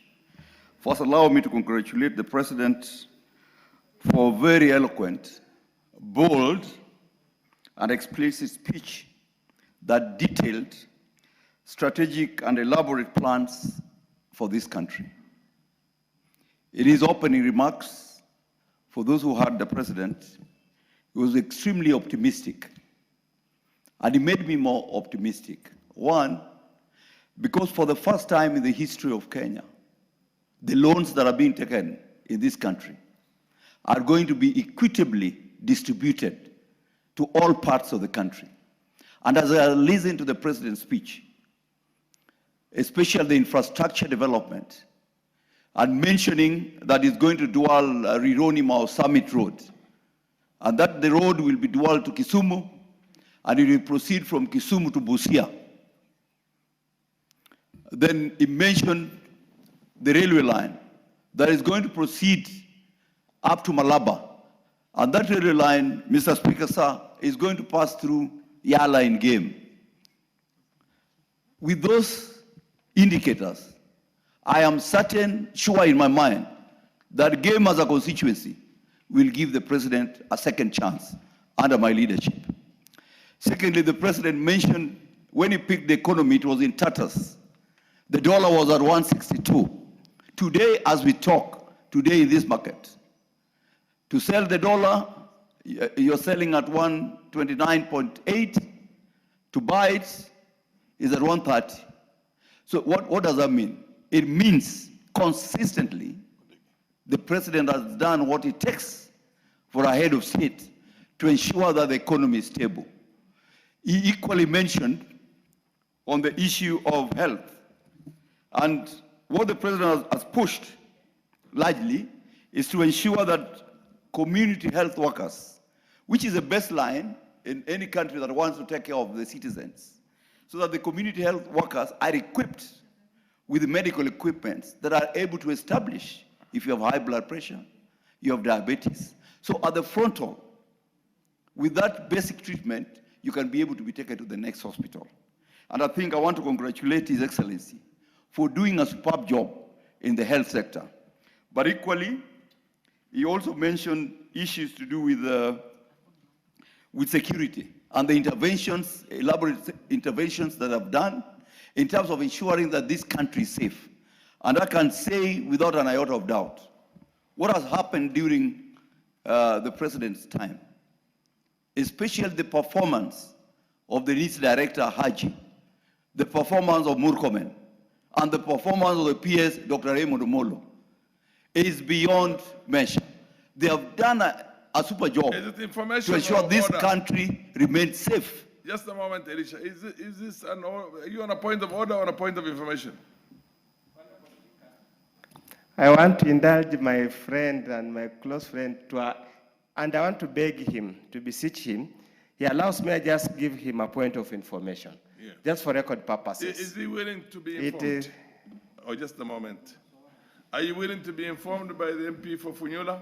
Unless, as a good professor, you know coefficient of correlation or coefficient of determination. I prefer you take the school of coefficient of determination. I don't, thank you, Honorable Speaker. I don't want to drag us, we go through the university, but I just wanted to go on record, and I think this has been peddled here, has been stated so many times, which is incorrect. Honorable Speaker, I'm just looking at the website of Central Bank of Kenya. On 23rd September 2022, the dollar exchange rate was 120.54. That was the dollar exchange rate, and this is a record from the Central Bank of Kenya. Which year? 2022. It was on September 2022, the dollar exchange rate was 120.54, and like what my good friend and neighbor, you know, have to pass through his constituent to go to my place, indicated it was 160. They need to go on record, and this official record from also, Central Bank of Kenya. You need also to, a scholar, to find out exactly what was the reserves at that time. How much was the dollar reserve? That was, because the dollar reserve is, in a sense, what also mitigates the dollar against the shilling, because when you have more reserve, then of course you're able to control that. But when there's a small reserve, then there's a problem. So are you able to give that a correlation also? Honorable Speaker, given a minute or so, I can research and research. Because the assertion by a number of members of parliament who have contributed on this is that we had very little reserves when we took over, and I think that was also in the speech of the president. And then the spiral, the downward spiral, happened immediately after the elections. Progressively, it went all the way to 160. Was it 162, 163? Something like that. I mean, just because you want to inform, I might as well inform you that you need to do a little bit more research than that, so that to get the exact condition of our economy at the time when the changes did happen. You realize that the Speaker's panel and the member who is on the chair, he is also a member of parliament who represents a constituency. Is not an ex-official like the Speaker. But anyway, proceed. You have heard what you have been, information that was given to you. Mr. Speaker, thank you for that intervention. But I think you cannot logically pick on just one data of 1 month without looking at the whole year to be able to have an incontrovertible evidence that then would school all of us to be able to convince that the professor, the content of his brain is that of a professor. But on this one, I'm sure you're not on the right place of history. Thank you. Mr. Speaker, the President equally mentioned issue to do with getting Kenya from third world to first world. And I agree with him on one matter, especially on generation of electricity. As a country now, this country, we are generating 3,100 megawatts. Our consumption in the evening when Mama Mboga is cooking is 2,347. The effective capacity of the system is 2,600. So you can imagine with all the members of parliament demanding that their constituencies are lit, it means we'll go beyond the capacity. So it's important that we do much more investment as the president is posed to ensure that we can get to 5,000. You can imagine that just one plant in Ethiopia, an hydro plant, is generating 5,000 megawatts. When a country like ours, we are only generating 3,100. In fact, for the country, we as a country, we are importing 200 megawatts from Ethiopia to supplement our needs. That's why sometimes we go on, we go off power because we don't have enough. So I agree with the president, and I encourage the people from Siaya that once we agree on establishing a geothermal plant, a nuclear plant. Let us support the nuclear plant because one will be able to generate in one fold 4,000 megawatts. And other than that, before the plant is built, we'll be able to have a nuclear research reactor that will be able to help us produce isotopes that will help us in the field of cancer, especially ameliorating those suffering from cancer. And two, in biotechnology research. The nuclear reactor has been used in other spheres, in other spaces, to be able to develop countries in areas of agriculture and even in health. Mr. Speaker, sir, allow me to congratulate His Excellency, the President of the Republic of Kenya, and give him the assurance that he still go for a second term. Why? Because he's equitably distributing resources in Kenya, as opposed to those other governments that have served us before, where we took a lot of loans and all those loans were only used in central Kenya.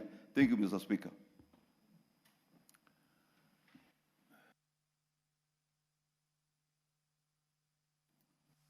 Honorable Dick Maungu, followed by the Honorable Oyula.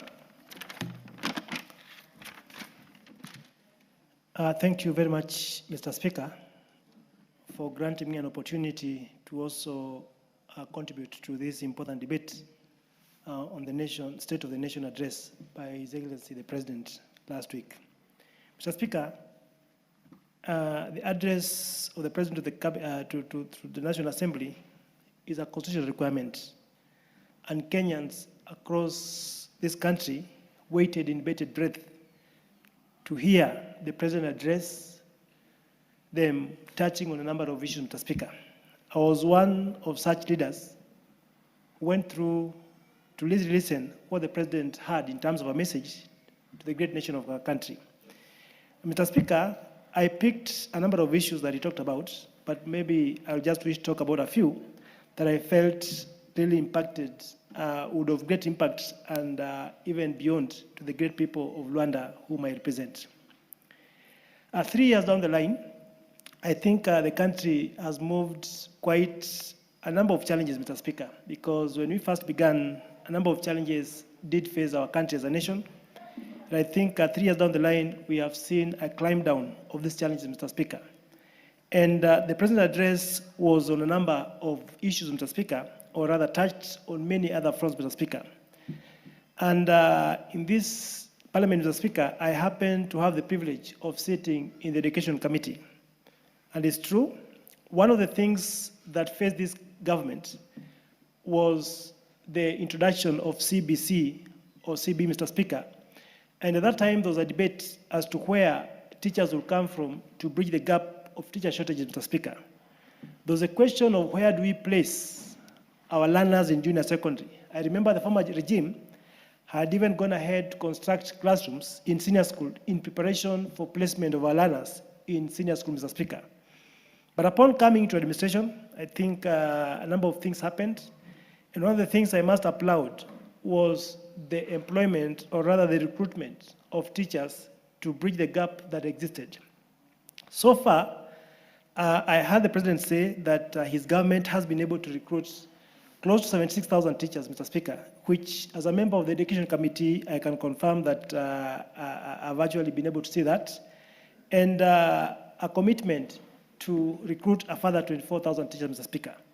This, to me, has grown a great way in addressing the teacher shortage gap that we as a country have faced, and it is unprecedented, Mr. Speaker. Since independence, no administration has been able to employ such a big number of teachers to address the teacher shortage like this administration.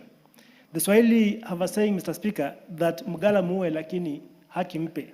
I think this is one such case, Mr. Speaker, that we should applaud the administration for having found it fit to bridge this big gap, Mr. Speaker, and address the huge teacher shortage.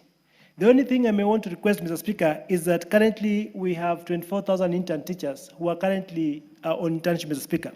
My prayer to the administration will be that these teachers be confirmed so that they can also have an opportunity to meet their daily needs and obligations as the agitation has been, Mr. Speaker. Otherwise, I want to say thank you to the President and administration for having found it fit to really recruit 24,000 to 74,000 teachers, Mr. Speaker. Mr. Speaker, I come from Western Kenya, and one of the great things we've suffered as a people is how we navigate our ways from Nairobi to the villages, especially during high peak seasons. On this, I speak about the major road that we have from Nairobi through Nakuru all the way to Western Kenya, Mr. Speaker. It's a fact, year in, year out, Mr. Speaker, we see gridlocks. We see people spending nights on the road. It will take a very few minutes, Mr. Speaker, for someone to travel from Nairobi, let's say to Nyeri, because Aduo carriage is available and they'll actually spend their Christmas with their families. But people from Western Kenya, Nakuru, Eldoret, Western, and the entire Rift and the entire Nyanza, Mr. Speaker, our people for years have been spending nights on this road, Mr. Speaker. A gridlock at Naivasha, a gridlock at Nakuru, without the ability to reach their homes, Mr. Speaker. And it's always a nightmare for those who cannot afford air transport because they have to go by the road, Mr. Speaker. They'll have to spend 2 days or 3. As late as the other day, about 2 weeks ago, it was not Christmas, but people spent a night by the way bridge in Naivasha because an accident had happened and there was no other way that the people could reach, Mr. Speaker. Give him an additional 3 or 4 minutes. Thank you, Mr. Speaker, proceed. for your magnanimity. Yes. And therefore, Mr. Speaker, the proposal to have a dual carriage from Rironi all the way to Mau Summit will be a great relief to the people of Western Kenya who are rightfully members of this country, Mr. Speaker. And therefore, this is one thing that I want to applaud this administration, Mr. Speaker, because a contract has already been declared awarded, and I look forward, Mr. Speaker, to this new regime whereby our people can be able to transit from Nairobi all the way to Western without having to spend on the road, Mr. Speaker. A new other thing, Mr. Speaker, is the SGR. The former administration did terminate this SGR at Naivasha, but we have plans, including in my constituency, Luanda, where an area has been earmarked whereby the SGR will pass through, Mr. Speaker, coming from Naivasha all the way to Kisumu, through Luanda, all the way to Butere, all the way to the border, Mr. Speaker. That, to me, will be able to remove these heavy trucks that are on our roads into the railway, Mr. Speaker. Therefore, having a dual carriage on the road and having an SGR on the other side, Mr. Speaker, to us is a great relief. And therefore, I want to commend the President for that great thing, Mr. Speaker. Another matter of importance that I saw was the need to have a national infrastructure fund. Mr. Speaker, we may not do the same thing the same way and expect different results. We have serious shortage for infrastructure kitty, Mr. Speaker, because our roads are terribly bad. Kenya has about 14,000 paved roads only, yet we find that we need to pave much more than that, Mr. Speaker.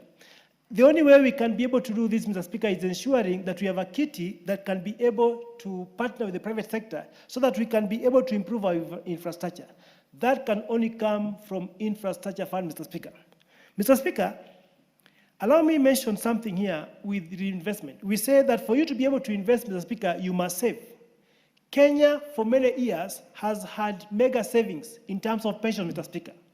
And therefore, we saw some reforms, Mr. Speaker, in trying to mobilize savings, whereby you find that since independence, for many years, Mr. Speaker, the accumulated savings that had been taken as pension, especially under NSSF, Mr. Speaker, was about 300 billion, Mr. Speaker. Yet, Mr. Speaker, we have other countries that have much bigger savings from which even the government can borrow, from which, Mr. Speaker, they can partner with the private sector to improve our infrastructure, Mr. Speaker. And therefore, that's something that I should be able to really commend, Mr. Speaker. Mr. Speaker, let me mention about affordable housing. I was one of those few who were not very much for this, Mr. Speaker, but I've seen the transformation that comes with the affordable housing, Mr. Speaker, including markets. Currently, in my constituency, we have a modern market coming up worth 376 million, Mr. Speaker. My people for all these years have been doing their merchandise, their roads, but their business by the roadside, Mr. Speaker. For now, we have a market which is well progressed, and I believe this is coming courtesy of affordable housing, Mr. Speaker. With that, Mr. Speaker, we also have hostels for my TVET. Luanda, for example, was one of those few institutions that not have a TVET. Right now, I can brag, Mr. Speaker, that we have a TVET that has been established in this regime. And the TVET, Mr. Speaker, will equally be having an affordable hostel, Mr. Speaker. I mean, Mr. Speaker, what else would you expect as a country if these are not the things to talk about? I therefore want to say that from where I sit, the speech by the President actually exceeded expectation, met expectation, Mr. Speaker, and I look forward that by the time he comes for re-election, Mr. Speaker, he will have exceeded expectation so that Kenyans can actually give him an opportunity to serve more. Thank you, Mr. Speaker. Honorable Oyula, followed by the Honorable Odege, and Honorable Yusuf after that. Thank you, Honorable Speaker, for giving me this opportunity also to contribute to the presidential speech.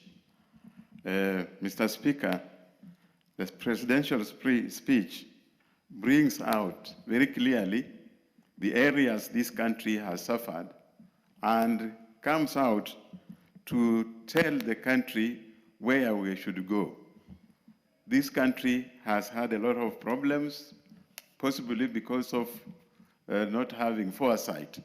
But His Excellency, the President, has come up wisely and indicated the areas that Kenya should be, if only those activities or investments were carried out.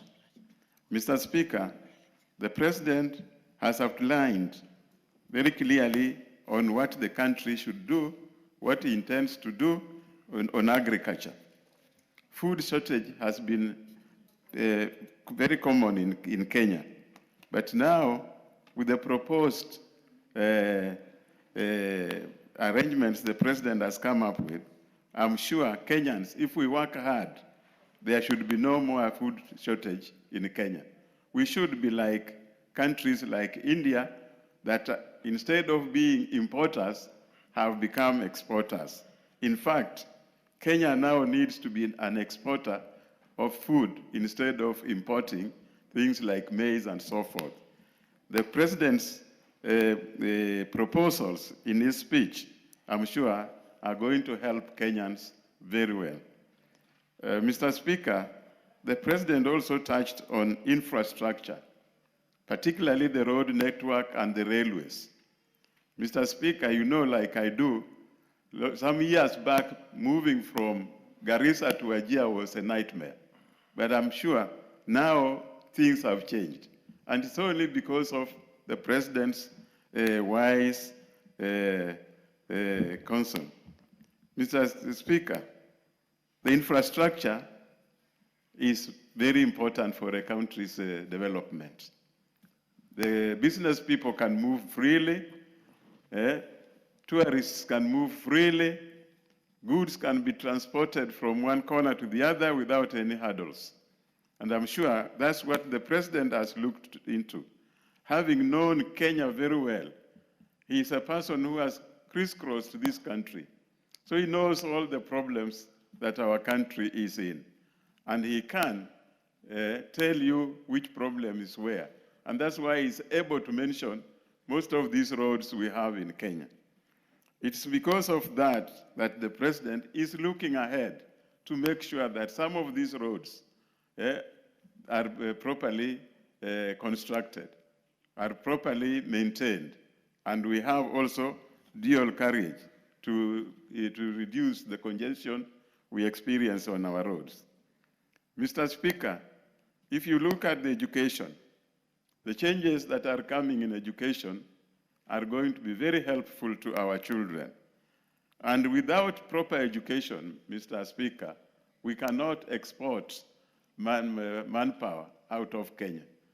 So, Mr. Speaker, the introduction of technical schools are going to help a lot of our young women and men to advance beyond Kenya.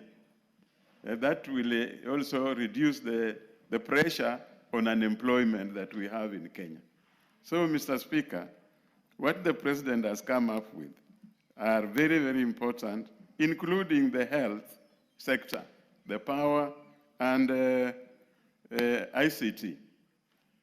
To be able to fund all these areas, Mr. Speaker, the President has proposed investments where monies can be invested for use in some of these projects. The President has proposed creation of a fund where some of the proceeds we will get from some of our assets can be invested for use within the country. Give him an additional 2 more minutes. Thank you, Mr. Speaker. Mr. Speaker, we can talk of so many projects that are required to be done in this country, but without cash, we cannot do much. So in his wisdom, the President has proposed creation of a fund. And this fund, Mr. Speaker, is going to help the Kenyan economy. It's going to ensure that we avoid unnecessary borrowing. Some borrowing is not used for development, but for recurrent. So, Mr. Speaker, these investments, if well looked after, we will reduce our borrowing requirement. So, Mr. Speaker, I want to congratulate the President for looking at this country and coming with a forward looking to help the country in the future. It does not mean that these things will be done tomorrow. This is going to be done in stages to make sure that we grow out evenly and ensure that the economy of this country can accommodate, can cover all the requirements of this country. With those few remarks, I want to thank you, Mr. Speaker, for having given me the opportunity. Thank you. Mr. Speaker, we had caught the eye of Honorable Odege, and followed by the Honorable Yusuf, followed by the Honorable Cynthia Muge, and then Kanchori Memusi, in that order, and then Manduku. Proceed. Thank you, Mr. Speaker. Allow me to join my colleagues in debating the President's presentation, which was here on Thursday last week. And as I'm also adding my voice to the same debate, allow me first to congratulate our President. Okay. Can I continue? Yes, continue. Okay. Honorable Odege, continue. Yes. Allow me to congratulate our President for that eloquent presentation he made in this house here. And he touched on very, very key and essential areas which affect our country as we are standing here today. I want to pick on a number of issues, around 7, which are of very much importance to me and my people of Nyatike.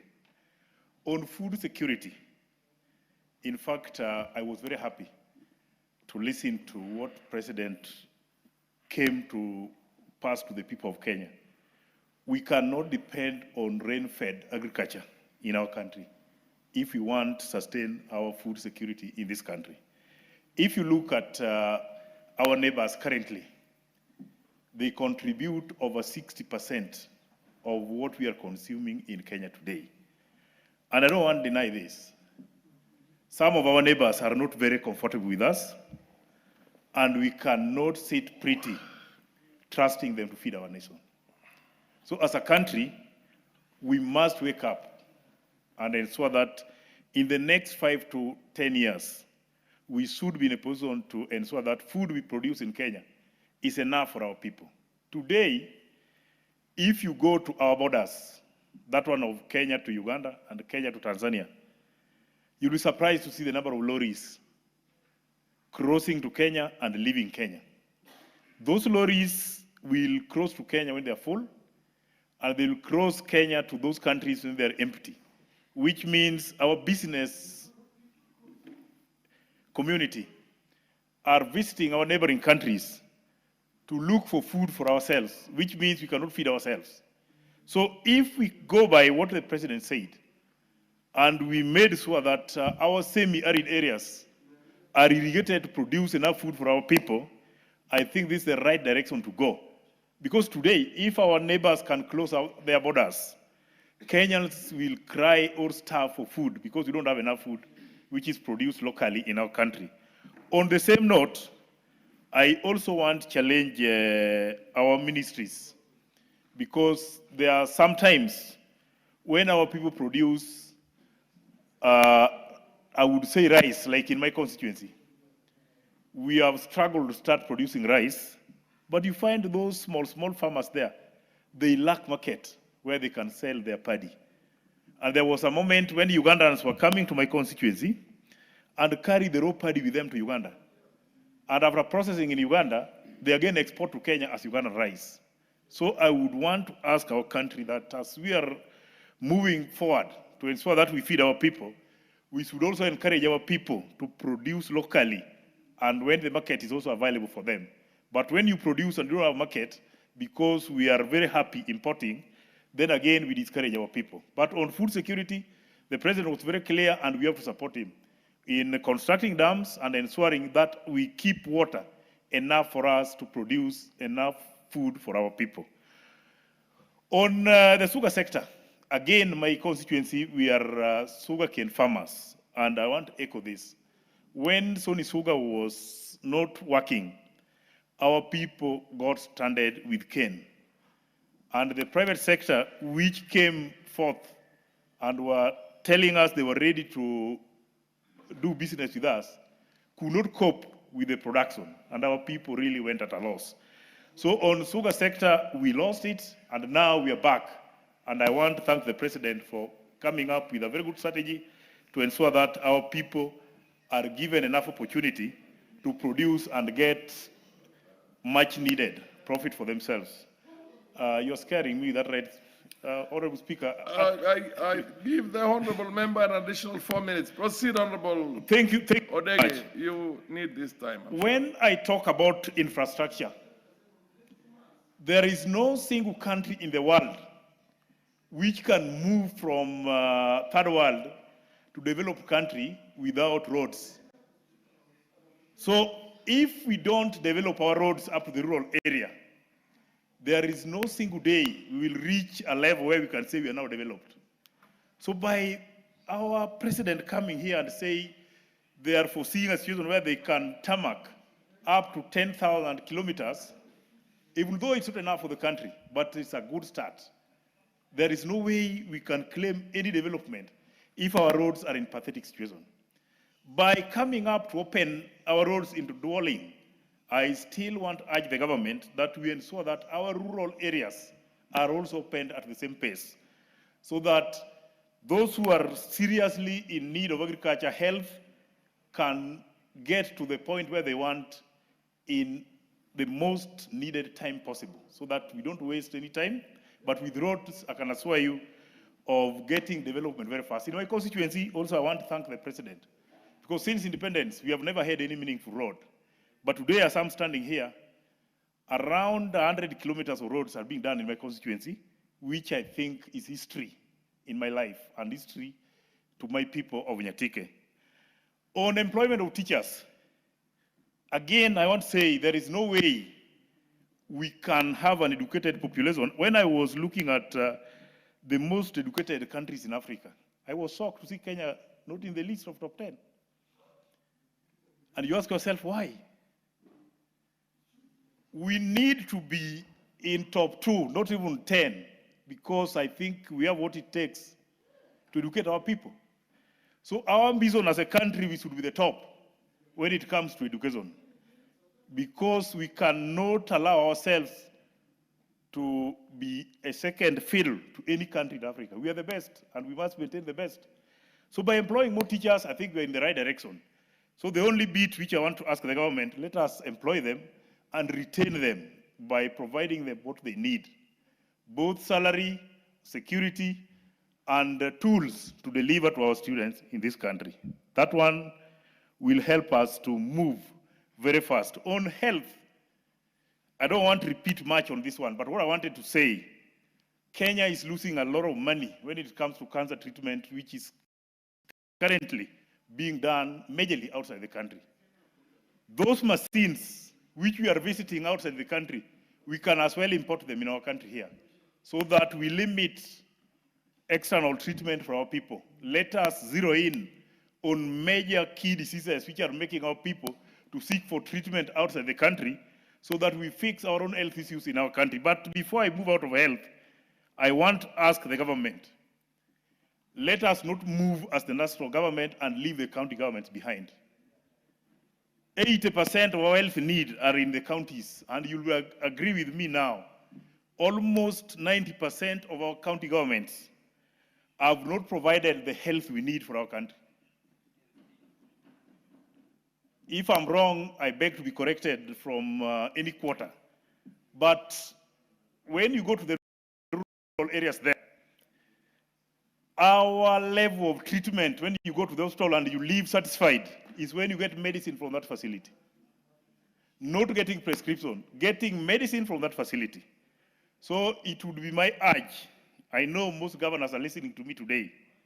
Let us compete. Let us not fix health at the national government level and not at the county level. Let us move at the same pace so that the health of Kenyans can be secured from national up to the county level at the dispensary and the lowest level possible. On electricity, because of time, let me move very fast. I want to thank the government because we are making more efforts. The Honorable Odege, the Honorable Member for Nandi, Cynthia Muge, would want to inform you. Do you wish to be informed? Yes. Proceed. Thank you, Honorable Speaker, and the Honorable Member of the floor for allowing me to inform them.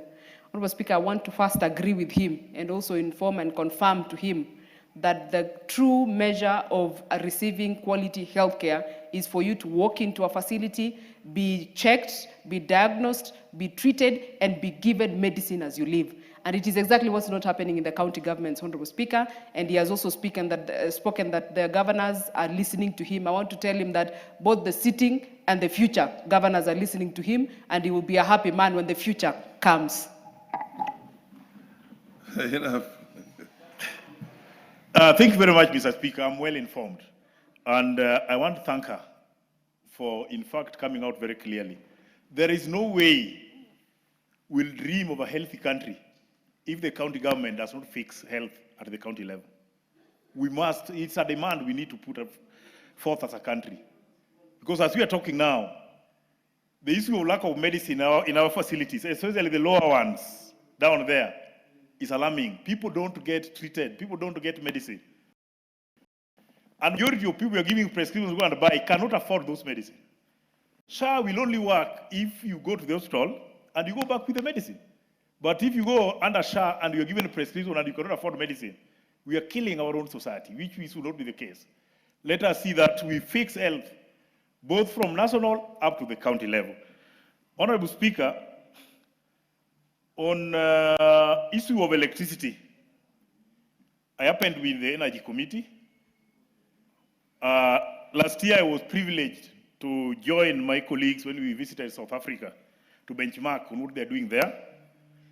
I was shocked. Over 16,000 megawatts of electricity in South Africa are produced from wind. Over 10,000 are produced from solar. So as my colleague Elisa was talking very well about nuclear power, I know we can go and look for nuclear power for our country, but it will take time. Wind and solar are available today. Why don't we fix what we can fix immediately as we are waiting for the future ones? Because at 3,100 megawatts as a country, there is no productivity we can do using electricity. So any serious investor coming to the country, after seeing 3,000, they'll go away because we don't have electricity. Last but not least, let me skip the issue of housing. I finish by talking about security. I want to say and thank our government for what they have done on security. I know we have had a number of security lapses, including the ones in northern Kenya and other areas. Yes. But what the government has done so far is an assurance that we can protect our country. Like this week, there was a security scare in Moyale. And when you look at the response our country gave, I must say as a Kenyan and an MP in this country, that I'm very happy the way we are conducting security issues on our people. Let us keep it up and allow me also to congratulate our president and assure him of our support. Even if before I go for hours, and assure him of my support and my people of Nyatike for what he has done for my people in my constituency. Thank you. Yeah, the Honorable MP for Wajir West. Thank you, Mr. Speaker, for giving me this opportunity to contribute to this, the presidential speech. Mr. Speaker, allow me first to congratulate the President on coming up with a very ambitious plan to take Kenya to the highest level. If I read this document, it clearly guides us to a better place if implemented the way it is. However, Mr. Speaker, as a member of parliament from northern Kenya, specifically Wajir West, I feel left out in this document completely. The President, in his own wisdom, has come up with an ambitious plan to have infrastructure bond or funds, to have electricity fund, and decided to do a dueling of roads in various roads, as he mentioned in his speech. But unfortunately, none is in northern Kenya. Mr. Speaker, as we talk about dueling of roads, some parts of this country have no single tarmac road. The President has promised to tarmac the road from Garissa to Mandera, Mr. Speaker. And some sections of that road has started. But the progress of the work and even the budgeting of that specific project is a problem, Mr. Speaker. Mr. Speaker, when we are talking about electricity,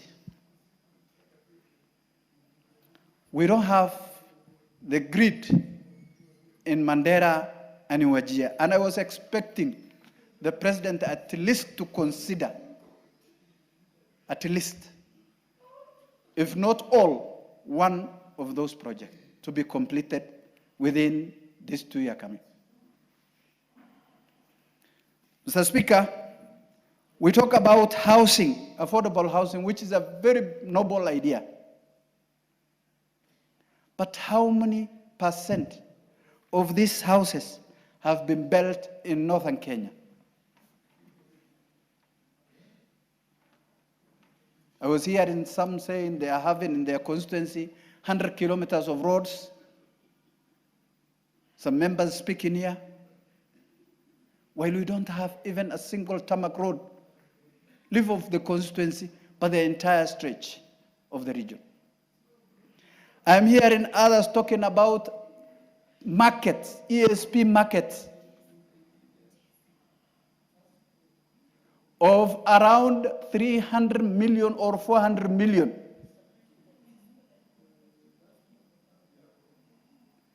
But none of that kind of markets are in northern Kenya, Mr. Speaker. Mr. Speaker, I want to ask... Yeah, hang on. Yes, what's your point of order, Honorable Cynthia?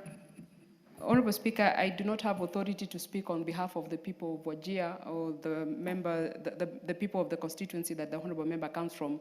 But Honorable Speaker, as a member of this House and as a Kenyan, I would want to see the statement of fact to the effect that there is no single tarmac in Wajir, Honorable Speaker, because I had thought there is a bit of it, not exactly enough to satisfy the Honorable Member, but I want the statement of fact, Honorable Speaker, for record. There is fair enough. I think that was a very general statement by the Honorable Member, both in the terms of the tarmac for the roads as well as the... I will answer the good lady. Yes. There is no tarmac road in Wajir. If you want to believe, I can take you if you want. Are you sure, Honorable Member? Yes. There is no tarmac road that was built by this government, or even before. That is what I'm saying. From Madogashe to Wajir town, we can even travel if you want today. First from Madogashe to Samatar, that road is in annuity. In an annuity program, it was tendered, and again the contractor failed to go there before this government. The problem is still continuing. The president promised to cancel the annuity program and to retender so that it will be built under the World Bank project. But none has started. From Samatar to Wajir, it is the Arab Consortium banks who are supposed to do. The tendering process, the advertisement was done, and it has not yet been awarded up to date. If you want the facts, we have the fact for you, my dear sister. On housing, Mr. Speaker, on this, now in my conclusion, Mr. Speaker, I want to request the president, let him include the Northern Kenya in this beautiful, ambitious plan, so that we are also part and parcel of this country, Mr. Speaker. I am very happy for the rest of the country who got the roads.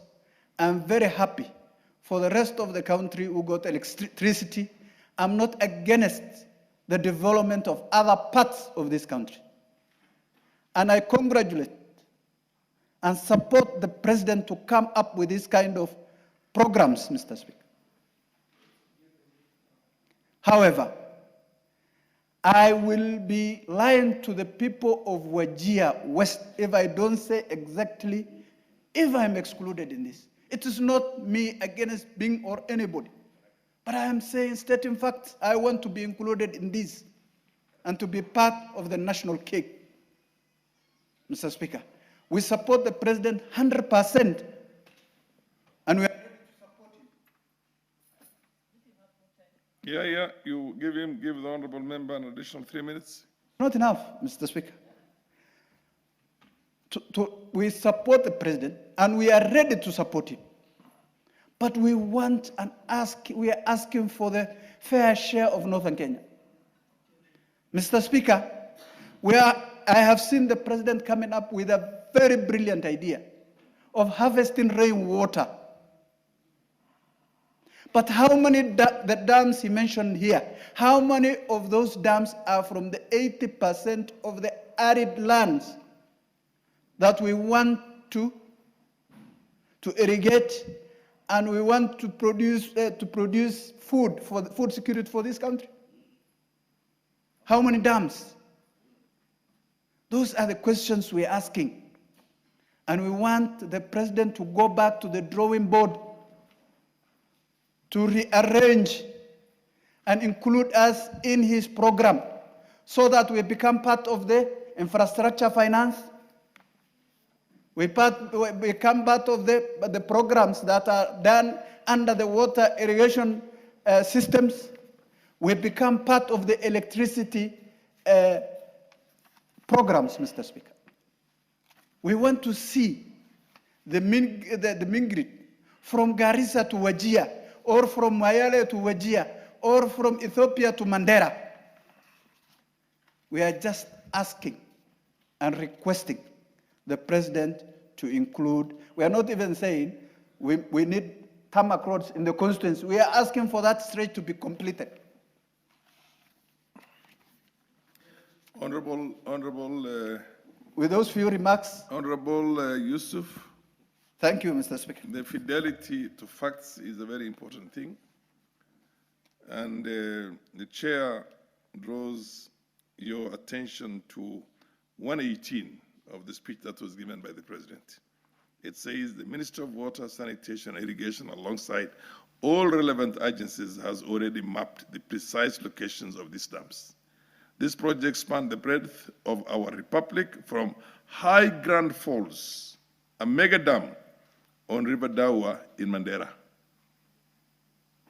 Isiolo Barsalinga Dam, Yatta in Machakos, Sigli Canal in Garissa, Soinkoru in Kisumu, Romuruti in Laikipia, Duchi in Embu, and Naraka Nidi Lawat, Naraka Lidi Lawat in Turkana, Muhoya Dam in Yeri, and Kirinyaga, Norusura in Narok, and Aror in Algeo Marakwet. Others include Ndarugu in Kiambu, Kokwanyo in Homa Bay, Rare in Kilifi, Tongaren in Bungoma, and many more strategic sites. From this, we have 3 dams in the north. Order. Because the fidelity to facts is very important. And I suggest you read the. Yes. I want to refer you to the presidential speech. With dams, we can transform our arid and semi-arid into hubs of agricultural production. 115. With dams, we can transform our arid and semi-arid areas into hubs of agricultural production, even in the absence of rainfall.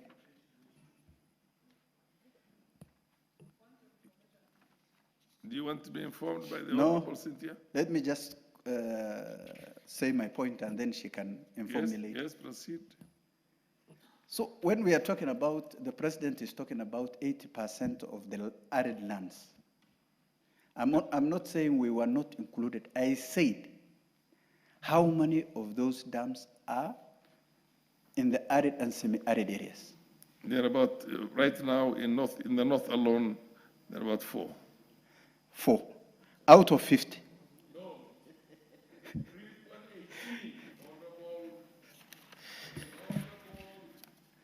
The Ministry of Waters and alongside Order. We're not going to have back and forth. Just read 118. Don't cherry pick. Read the whole speech. Proceed. He's already on his. He's not on his feet, so he cannot be informed when he's not on his feet. You want to inform who now? No, but you want to inform. He declined your information. Fair enough, I have no authority to force him. No, the House is not misled because the House has got this and the chair has already drawn the attention of the Honorable Member to a bit of a fallacy in his own statements. And I think he's going to go back into this. And other members who are going to contribute, who also have copies of the speech. And you can inform. You can inform Honorable Memusi, who's the next one. Memusi, proceed. Because this is a discussion on the speech of the president, so you can inform anybody who is on his feet. Yeah, thank you. On any aspect of this speech itself. Proceed. Thank you, Honorable If Speaker. he or she is willing to be informed. Proceed. Honorable Speaker, this seats are breaking. What is happening? We need maintenance here. Okay. Honorable Speaker, let me take this opportunity to also join my colleagues in congratulating our president. Mr. Speaker, I've been in this House for quite some time now. And I must say that this is one of the best State of Nation addresses that I have ever sat to listen, ever since I joined this House. Why do I say that, Mr. Speaker? The reason why I say that, Honorable Speaker, is one, the State of the Nation's address by the President touched on almost every sector of this country. If you look at health, the President touched on something on the health sector. If you look at our road infrastructure, there was something in it. Most importantly, for the people of Kajiado County, we are happy, Honorable Speaker, to hear that Athi River Namanga Road will be dual carriage. What does this mean to the people of Kajiado? Honorable Speaker, in simple terms, it means that I can commute from Nairobi to Kajiado. I can live in my rural village and work in Nairobi.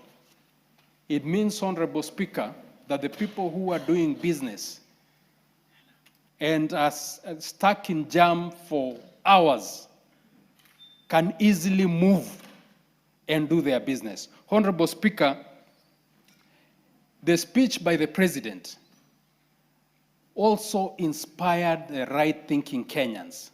It gave hope to many people. And I'm saying right-thinking Kenyans, Honorable Speaker, because in this country now, unfortunately, we are forming a culture of criticizing everything, not even understanding what you're criticizing. Just because it is the president who has said something, you want to bring out the negativity without even understanding what has been said. But I want to say the right-thinking Kenyans have been motivated because the potential of this country was clearly brought out by this speech. The potential of this country, we are able to grow our own food, we are able to feed our population. Facts were brought out, very scary facts on food security, that the entire country has been fed for a very long time by only 15% of the landmass of this country. Very scary, Mr. Speaker. Very scary because our population is increasing every day. We are giving birth. And yet, as a country, we have never thought about where our food is coming from. Someone somewhere is sitting pretty in this country and be comfortable to buy onions, buy tomatoes, buy everything and not thinking of where they're coming from. But the president triggered a conversation to tell Kenyans that it is not right that we have dependent for so long. We have been dependent on only 15% of the landmass of this country to feed 85% of the landmass. The potential of this country is not only in the 15% of the landmass in this country. The potential of this country is also in the more than 70% of the arid areas in this country. And what did the president say about the arid areas of this country? He has brought out the potential that these areas can have to feed this country. In terms of water, the president is on record saying that we don't need rains to grow food. And many people have gone on social media not understanding that this is a possibility. They have gone to criticize the president's speech. And today, as I stand here before this House, Honorable Speaker, I want to be a testimony. I want to tell you that in Kajiado, right now, there are no rains. But I am growing fodder.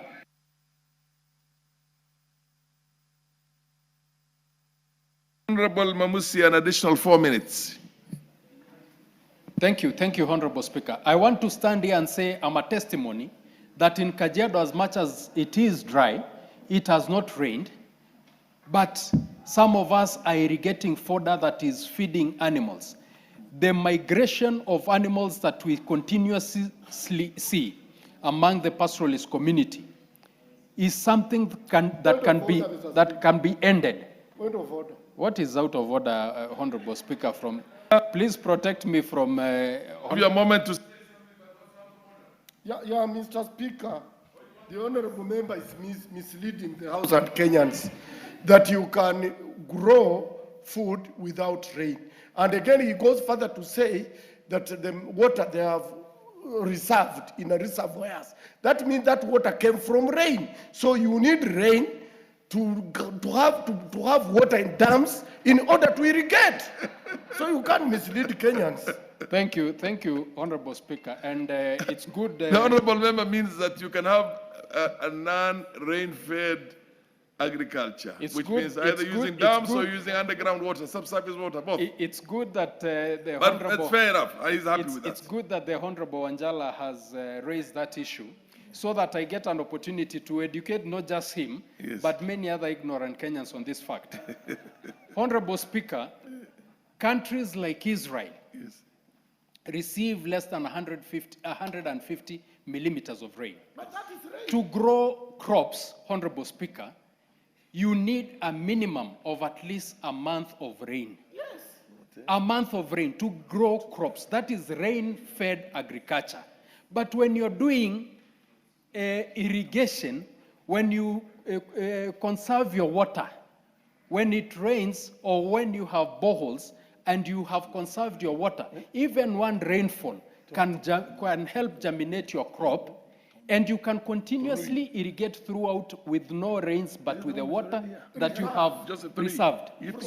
So Honorable Wanjala, you know, when certain things are said, we say them from experience. I have just stated a fact that right now in Kajiado, we did not receive much rains.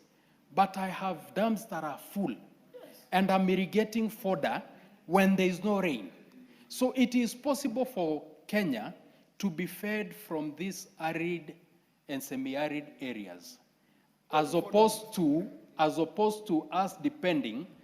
Please, Honorable Wanjala, allow me to finish my statement. You will come and also state your facts. You don't allow people to mislead. What is your point of order now again?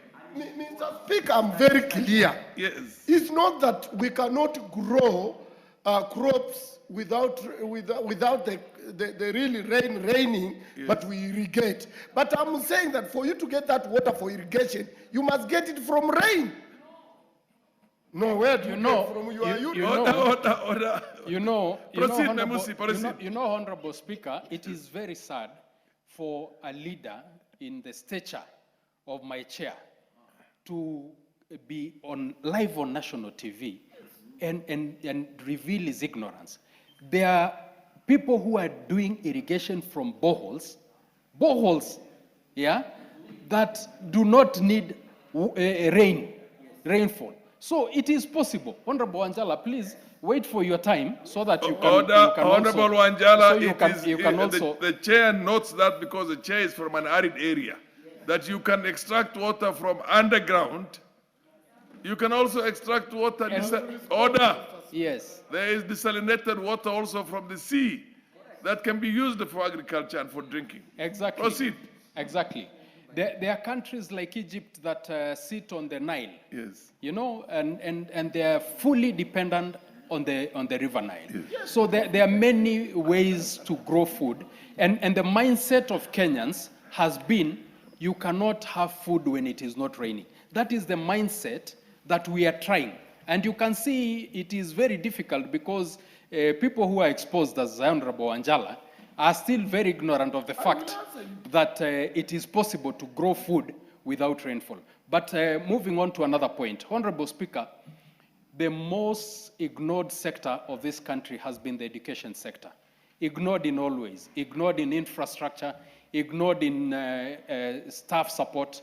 In the arid areas, for example, Kajiado, where I come from, Honorable Speaker, you would find a whole school of a population. Give the Honorable Mamuse an additional 4 minutes. He is talking to the heart of the nation and the chair for this matter. Proceed. Thank you, Honorable Speaker. Proceed. I know you can relate with these issues. I come from a pastoral area. Yes. You would find a school in a place like Kajiado with a population of not less than 200 students, with only one employed TSC teacher, only one, and that's a head teacher. This is the one responsible for teaching more than 6-7 streams. How does one do that? So we have compromised for a very long time on the quality of our education. You find a child in these areas who have finished primary, has joined secondary school, and has finished Form 4, but cannot eloquently express themselves. Why? They've never gotten an opportunity to be taught. But this government, Honorable Speaker, has employed so far more than 70,000 teachers. This is an area that has been ignored in terms of staffing.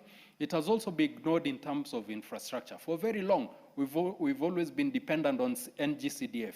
And I want to take this opportunity to tell members, if there is a fund in this country that has changed the landscape of Kenya, it is NGCDF. And for that, we must not allow anybody to touch that fund. And I want to appeal also to the president, because the president is keen to changing this country. He is the only president that I have seen talking a different conversation about Kenya, talking about the potential that this country has. I want to appeal to him to protect NGCDF, because that is the fund that belongs to the people. And if it is touched by whatever means, if it is legal issues, they will blame this regime for losing NGCDF. So, Honorable Speaker, this speech or the State of the Nation address addressed so many areas that are important to Kenyans. And my only concern right now, I'm thinking, what is the succession plan of this country after President William Samoei Ruto with the good plans, because he will do his 2 terms comfortably? Who else will come and think about health? Who else will come and think about housing? Who else? I think, Honorable Speaker, we need to start thinking about the succession of this country after William Samoei Ruto. I thank you, Honorable Speaker. The Honorable Manduku Wanjala is Manduku, followed by Manjala. Order. Order, Honorable Wanjala. And then followed by the Honorable Tonui from Kurisoi. And then progressively we continue like that. Honorable Manduku, proceed.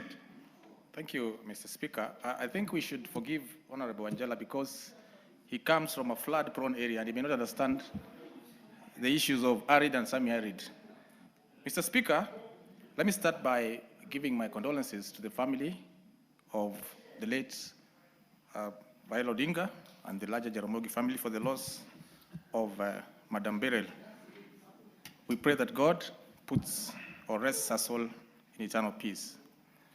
Mr. Speaker, listening to the President's speech, I remembered a similar speech given by the late President Mwai Kibaki on the realization of the Vision 2030.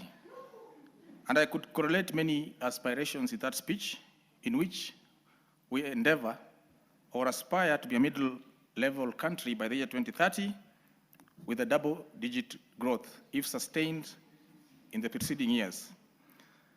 Mr. Speaker, a few things that have gone well in this country. One, the teacher employment, where for the first time, we are talking of 100,000 teachers employed, a number that has never been realized since our independence. Mr. Speaker, on that point, I wish the President encouraged the Teacher Service Commission to also look at expanding the establishment and ensuring that there is fair promotion and adequate remuneration for the teachers so that we can continue motivating them and therefore maximize their talent on ensuring that our learners do very well in school. The second thing that has gone well, Mr. Speaker, is the affordable housing program. And Mr. Speaker, I speak here as an authority, having been at the launch of a similar exercise way back in the year 1995, when the then Minister for Public Works, Professor Jonathan Ngeno, who was a member of this House, launched this program at the KICC. At that time, I was a student of architecture, and it was thought that in the subsequent years, the President would launch the first program in Langata constituency. However, no one was bold enough until William Ruto came and launched this program. I've been privileged enough to walk and travel the breadth of this country, where I've seen real transformation in affordable housing, in markets, and as an architect, Madam Speaker, I want to confirm that this is a program that we ought to support as a country because it will ensure that we have our youths adequately employed, and also it may generate positive economic activities down in the constituencies. Mr. Speaker, Madam Speaker, sorry, we often compare ourselves to the Asian tigers, but we lose one fact, that at independence, the literacy levels in countries like Singapore and Malaysia was above 60%, while we in Kenya were below 20%. But more than that, these countries have been able to sustain growth because they worked on their populace. The trick or the way to achieve growth is by working on the software. Whilst the President talked of 5 trillion shillings, he did not talk about inclusion. He did not talk about meritocracy. He never spoke of excellence. And those are the factors that have led the growth of the Asian tigers. Madam Speaker, talking about inflation, stability of the Kenyan shilling versus the US dollar, growth in GDP, and other IMF ratings may not be useful to many Kenyans because the ultimate measure is cost of living and money in the pocket. Madam Speaker, on the issue of infrastructure, roads and railways, and the idea of bringing in sovereign and wealth funds to finance their construction, it is important, Madam Speaker, that we ensure that there's value for money even as we go into other alternative funding models for our large and ambitious infrastructure projects. Madam Speaker, on the issue of MSMEs, middle and small micro enterprises, it is very sad that up to 90% of the pending bills today are owed to this group of people. It is in this light, Madam Speaker, that I'm proposing to bring to this House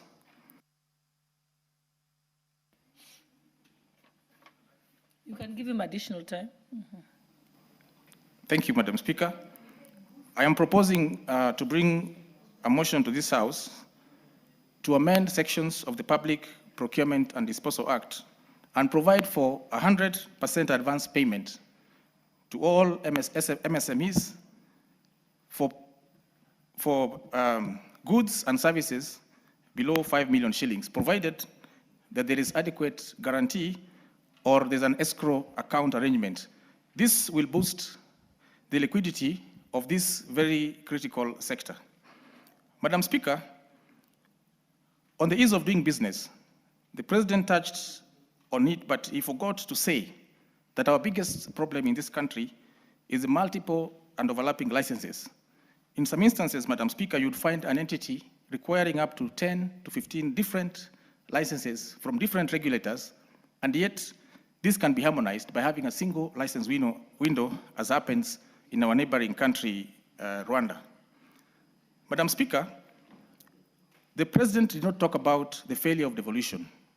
Whereas devolution was supposed to ensure there's equitable development down at the grassroots, it is very sad that many of the projects that we see in this country today are as a result of the central government, and yet our governors receive their equitable share every year.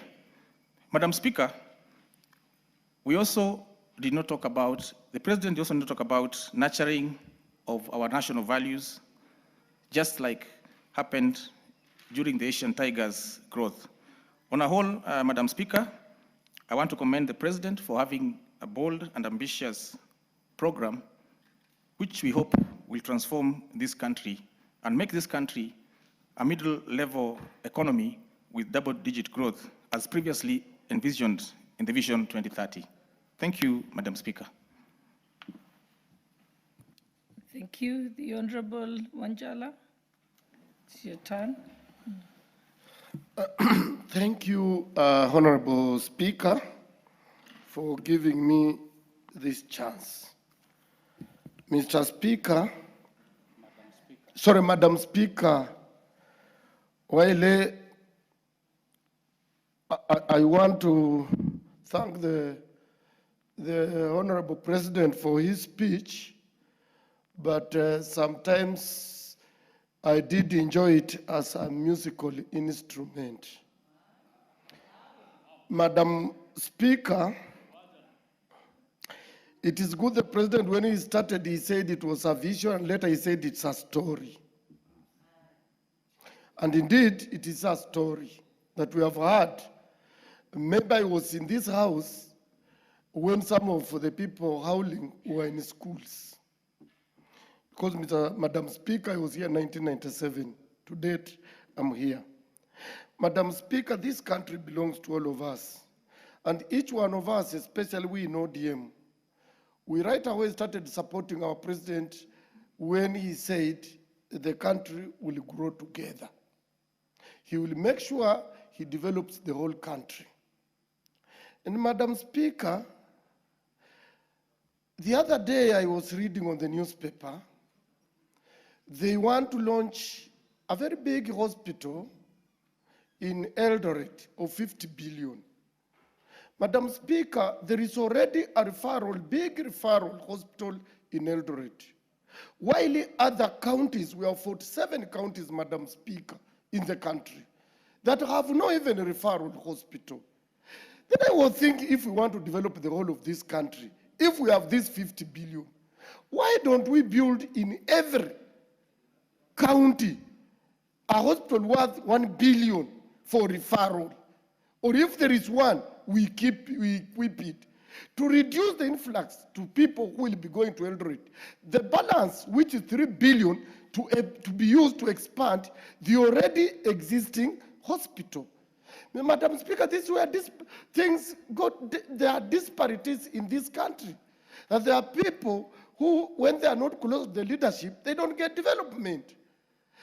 50 billion, Madam Speaker, is a lot of money to go to one section of a country. We need to spread it so that we What's do your point more. of order, Honorable Kimayo? Thank you, Madam Speaker. Madam Speaker, does the honorable member mean that Eldoret does not deserve the 50 billion hospital? And does it mean that does the hospital only mean to serve the people of Uasin Gishu? As much as I know, the hospital belongs to all people of Kenya who reside whether in Eldoret or in any other part of the country. And even the current hospital, the MTRH, which is there now, serves the people of Western, serves the people of Rift Valley, serves the people of Nyanza. In fact, it serves 24 counties. Thank you, Madam Speaker. Madam Speaker, I want to agree with him that Eldoret, as any other county, or Uasin Gishu as any other county, deserves development. But how does he enjoy somebody from Western, from Budalangi, traveling for a simple thing to Eldoret, while it would have been done in Busia or in Kakamega? This is what I'm saying, is just we spread to reduce the influx and transport. And Madam Speaker, it requires ambulance, it requires transport. I don't know what, a lot of things, Madam Speaker. Therefore, let's distribute the little wealth we have in this country so that each one of us can benefit. What's your point of order, Honorable Member for Kachiliba? Thank you, Madam Speaker. I wish to inform this member that we've got 47 county governments, and the reason why the 47 county government were put in place is so that they can be able to devolve services, and one of the devolved services is health. So before he actually comes and complain in Parliament, can he tell us what the county government of Busia is doing as far as treating the simple things you are talking about is taking place? We are talking about a national issue, and you are not addressing a county issue first before you come here and complain about a national issue. It is a point of information. Yes, proceed. Madam Speaker, I want to tell the honorable member, it is only the Senate that is mandated to deal with the issues of county. Me, I'm dealing with the issue of national government that has released money to the county to build that hospital. That is where I am. I'm just saying, because at that level, we have where the policy is at the national level. That the policy should be, if we just gave $1 billion to each county, then we would have referral hospital, even if, however, there would be small. Honorable Muge, what's your point of order? I'll come to you, Kanchari. Honorable Speaker, is the honorable member in order to claim that the national government has sent money to the county government to actualize that project? That project, Honorable Speaker, is a PPP. It has nothing to do with the county governments. And Honorable Speaker, in this House of Parliament, we cannot afford to talk about distributing some 50 billion across all the counties when we are trying to get a center of excellence that has an aspect of sports and development of sports in Uasin Gishu, that is MTRH. I don't come from Uasin Gishu, Honorable Speaker, but because of the spirit of nationalism, I support that project, and all of us should be able to support so that we can have a center of excellence that all of us as a country can be able to get services from. Honorable Kanchori, you had a point of order? Thank you, Honorable Speaker. Honorable Speaker, I wanted to request that you request a member to restrict himself and his debate to the State of the Nation address. This matter of Eldoret should actually be celebrated by every Kenyan. When I hear the Honorable Speaker saying people traveling from Western to Eldoret, Kenyans are going to India for God's sake, for medical treatment. What is wrong with establishing a center of excellence that can be copied by other counties? What is wrong with that? We must start looking at Kenya without eyes of tribalism. We must start looking at our country and celebrating any achievement that is achieved anywhere, because it is an achievement for all of us. I would want that center to be put even in Turkana or anywhere else, so that I don't travel to India for medical treatment, that I can go to my own country. Thank you, Honorable Speaker. Honorable Wako, we'll give you more time, Honorable Wanjala, don't worry. Honorable Wako. Thank you, Honorable Speaker. It is unfortunate that, a ranking member like Honorable Wanjala, who has been here since 1997, and some members here are saying that is the time they were born, to come up with such claims, because we are all Kenyans, and any such institutions placed in any part of this country will benefit the entire country and all Kenyans. So it is unfortunate that that is the way you are thinking, and the president has done the right thing. Ours is just to encourage him to continue doing that and also consider other parts of this country so that we can diversify.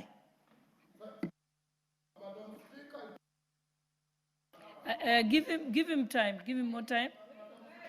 Madam Speaker, I'm not against what is happening in Eldoret. But if you followed number 16 on page 4 of the presidential speech, that he said, I have often spoken of the Asian tigers, South Korea, Singapore, Hong Kong, and Malaysia. By the way, okay, I will skip that. Countries that at independence were our peers in nearly every measurable way. They had no extraordinary resources. They had no extraordinary resources. They were not superhuman. They simply had the courage to make bold, disciplined, deliberate choices and invested in their people. And that is what I'm saying, Madam Speaker, that Garissa, if they gave Garissa It's not 1 billion. Order, Honorable Manjara. Oh. It's not Madam Speaker. Oh, sorry. I was reading Honorable Speaker. I didn't know you had changed the chair city. So, Honorable Speaker, or Mr. Speaker, what I meant is that we all deserve the best. Already, we have a very big hospital, which is serving us. I'm not denying. It may require expansion. But why do we put 50 billion in one when the rest of the country we have none? We have none. It's only Kenyatta and Eldoret. Point of order or That's point of what we are saying. That let's distribute. That let's do. Order, Honorable Wanjala. What's your point of order? You will have more time. Give him an additional 4 minutes, Wanjala, or 5 minutes in this case. Proceed. Yeah, what's your point of order? Mr. Speaker, I didn't mean to interrupt him, but when he asks, what is the point of having 50 billion for an hospital? I think he's forgetting that our president is talking about first world. And we cannot be first world if we don't have centers of excellence. So the president is using that one hospital to be a center. At that one,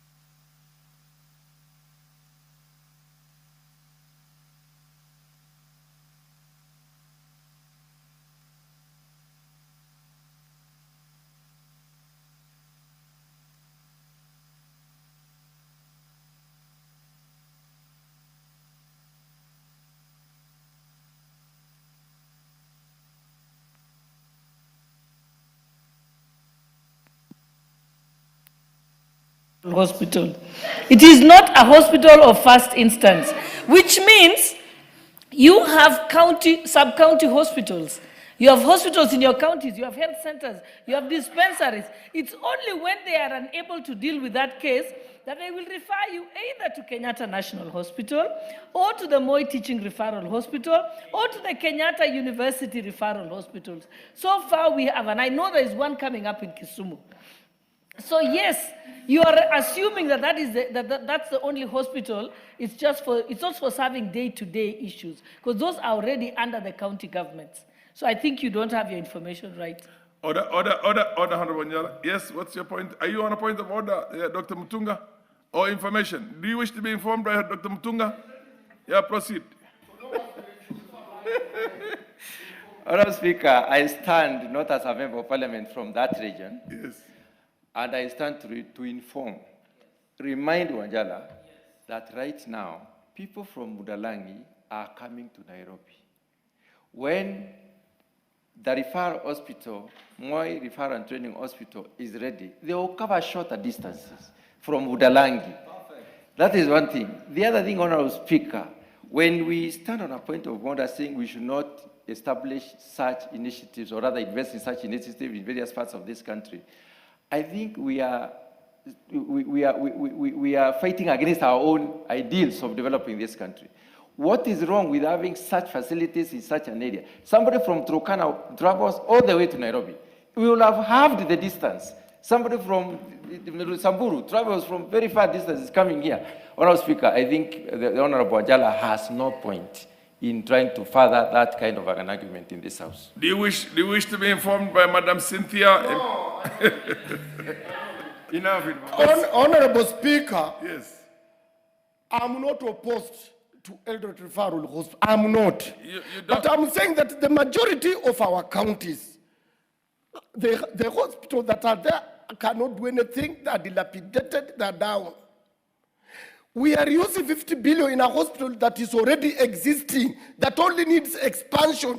Why don't we just take each 1 billion to 47 counties, build other referral hospitals, so that anybody who live, as he said, people from Budalangi, imagine coming all the way, you need 12 hours from Budalangi to Kenyatta National Hospital. And maybe that thing would have been treated at the county level. This is what I'm saying.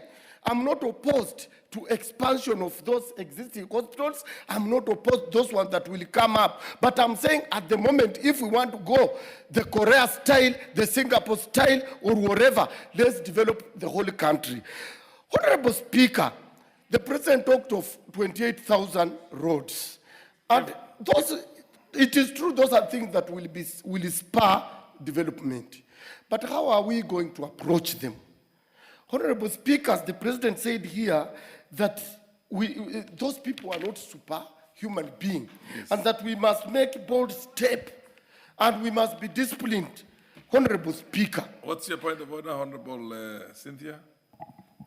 You know, Honorable Speaker, is it in order for the Honorable Wanjala to insinuate that the kind of project that is being launched under MTRH should have been expanded? You know, Honorable Speaker, he seems not to be knowing how MTRH looks like, and he seems not to understand that MTRH is actually in town. The facility that we're talking about has been taken all the way to Kiplombe, a new area, so that it can be able to support a 4,000 bed capacity and 60 ICU units. Honorable Speaker, we cannot allow Honorable Wanjala to mislead the House. As much as I agree with him that many other parts should get money for them to upgrade their facilities, you cannot take away from this particular project because it has its own partners and it has its own objective and cannot be used otherwise.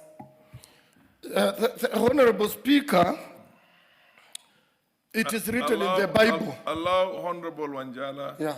It is written in the Bible, yes, that those who have, more will be added unto them. So they are happy because they have, and more is being added unto them. Thank you. Honorable Speaker, you've taken a lot of time from No, because there were interjections, Honorable Speaker. No, I will give you an additional 4 minutes because thank you. A lot of time has been taken. I want to ask the Honorable President that to have the roads, the ambitious plans he has, and the ambitious plans he has to do the dams, Honorable Speaker, is a very good idea. But then how are we going to approach it? We don't have enough money. As he has said, that with that limited resources they used.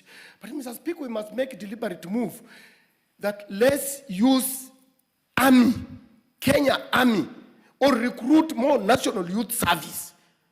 Let's not engage the businessmen who want to make profit to do this work for us to succeed. That is what people did in Korea. And Honorable Speaker, we must also eradicate corruption. But people who are corrupt, they always run to the parties that are ruling. Today, the candidate of UDA in Mbere is being looked for by ESCC because he stole money from Kenyatta National Hospital. It is all over the newspaper. Order. Honorable Wanjala, would you wish to be informed by the Deputy Speaker? Yes. Proceed. Thank you, Honorable Speaker. Honorable Sholay, yes. Honorable Wanjala, I just need to inform you that you're saying that we shouldn't use businessmen, we should use the army and so on, or National Youth Service. Actually, the Moi Teaching Referral Hospital that's being built is being done by the KDF, the Kenya Defense Forces. The stadiums, including Kipchoge Keino, Talenta, are being built by the army. KICC was renovated by the army. The renovations that have happened in this National Assembly was being done by the army. So that's already happening. So give credit where it's due. Honorable Speaker, you didn't hear me saying it is wrong. So I appreciated it, but I only gave it away that businessmen have really incapacitated this country. And that is why we are not moving, because they take a lot of money from the government. If we just bought equipment, employed more army, our boys have no jobs, got more National Youth Service, trained them, gave them the equipment. It is only to buy fuel, equipment, and pay salaries. We will achieve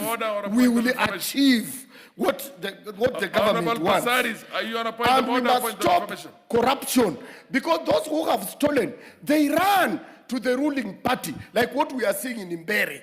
We don't want them to bring an MP here and tomorrow is arrested, taken to court. Honorable Pasaris Esther is on a point of order. You know, I'm getting a bit concerned when you make a blanket statement about businessmen. We were at a point once in our country where everything was nationalized, and that's not the direction to go. But the using of KDF or using of the army is okay, but the private sector are the engine of any country. That is where the resources come from. So please, let's not make blanket statements on business people. We want to attract as many foreign investors as possible to come and do business in our country. They're the ones who employ our people. And we also want to be able to do what we can for ourselves as a country. But we cannot just say the business people are the problem in this country. Kenya needs the private sector. Kenya needs the business people. Honorable Speaker, I agree with her. But it is not the army that will be manufacturing cement. It is not the army that will be manufacturing tarmac. It is not the army that will be manufacturing metal. It is not the army that will be manufacturing timbers. It is not the army that will be manufacturing boots or clothes they wear or other things. But we are only saying manpower to do this work. Like what she has said, you can see how fast the biggest stadium has gone. And you can see even that is how Kibaki improved this country when he took over in 2002. He used the National Youth Service to do some of the roads and the army. And that is the route we should go. And deal with the corruption that these people, especially the ESCC has let us down. First of all, how did they clear this man in Mbere to go and contest? Honorable Wanjala, order. Honorable Speaker. You cannot condemn somebody who has no powers to protect himself on the floor of the House. I have not mentioned the name. Order. Don't. There is a due process in this country. I will rule you as out of order, whether it's in Mbere or in Garissa or in Budalangi. Don't condemn an individual who has no, access to protect himself here. So you continue and give the speech on the basis of the substances that were in the president's speech and address the national address and continue. And by the way, for your information, even in developed world, there are referral centers of excellence. Of course. The US, for example, you've heard about the Mayo Clinic. You've heard about the Johns Hopkins Clinic. You've heard about what they call the Cleveland Clinic. Those are the 3 top range there, and they're called the serious, what do you call, and the same thing in the UK and many other countries. So we're to have, those are the 3 top range there, and they're called the serious, what do you call, and the same thing in the UK and many other countries. So we're to have a few exceptional top, what do you call, referral and research institutions in the country in the name of Moi referral, or in Kenyatta University and research and referral is a normal thing. But anyway, continue. Honorable Speaker, if you heard me well, and you heard Honorable Yusuf well, is that there is no road between the tarmac road from there to where? To Garissa.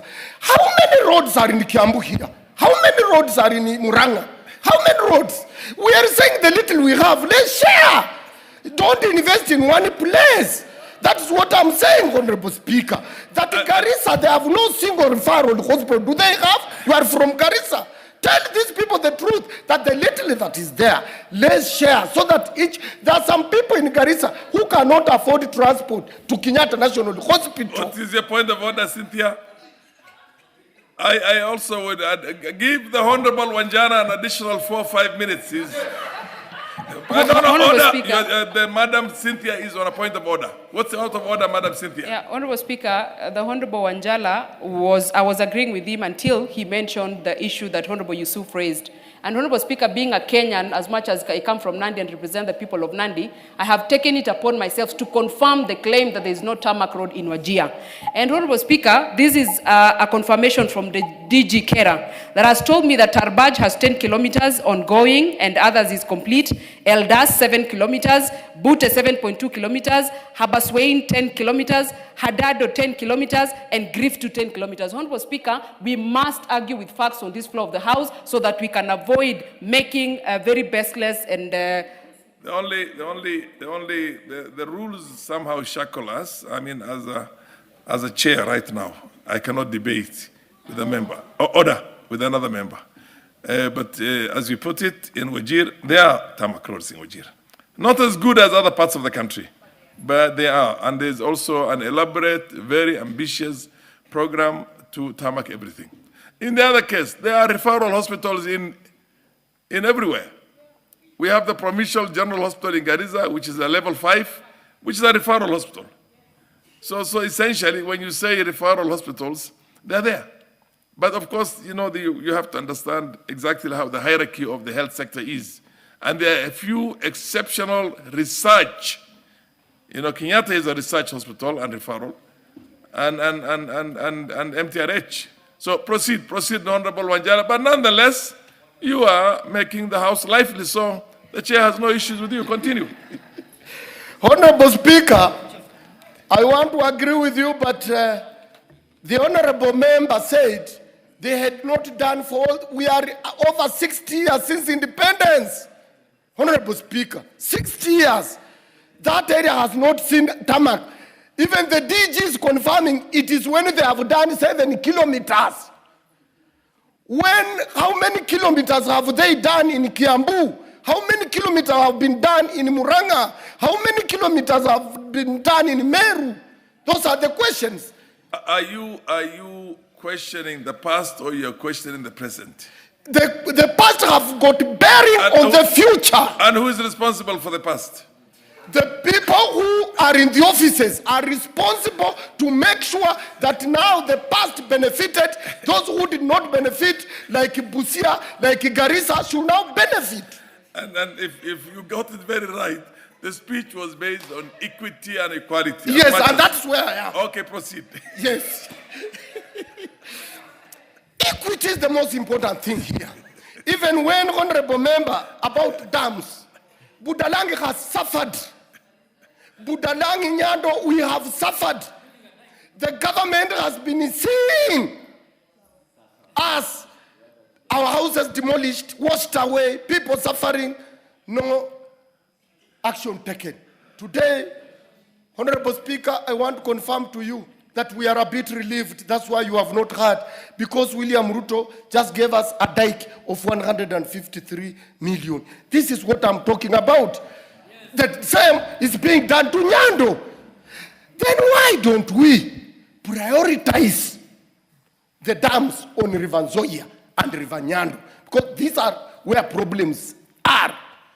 Still in his speech, Tongareni Dam, which is supposed to save people in Budalangi, is put as others. It's not priority. What I'm saying is that let's prioritize. We are still talking about Kimwareri, Arori. They have not told us where the money that was allocated at that time went to. 7 billion. They tried arresting people. They have not charged them. They never imprisoned them. They are not in jail. They still want to allocate more money. We need them to prioritize these rivers that are causing problems. The Tana River that is causing problems in Tana River and many others. When you say others, you do not in any way diminish the importance of the ones that, this is the way the English language, I'm sure you... Honorable Speaker, others comes later. When you are done with the priorities. Order, Honorable, it says, it talks about Yata in Machakos, Sigli Kanalin, Embu, Tuchi in Embu, Mhoya, and the others are others, which means as much as these ones. It doesn't mean any less than the other ones. You know what I mean?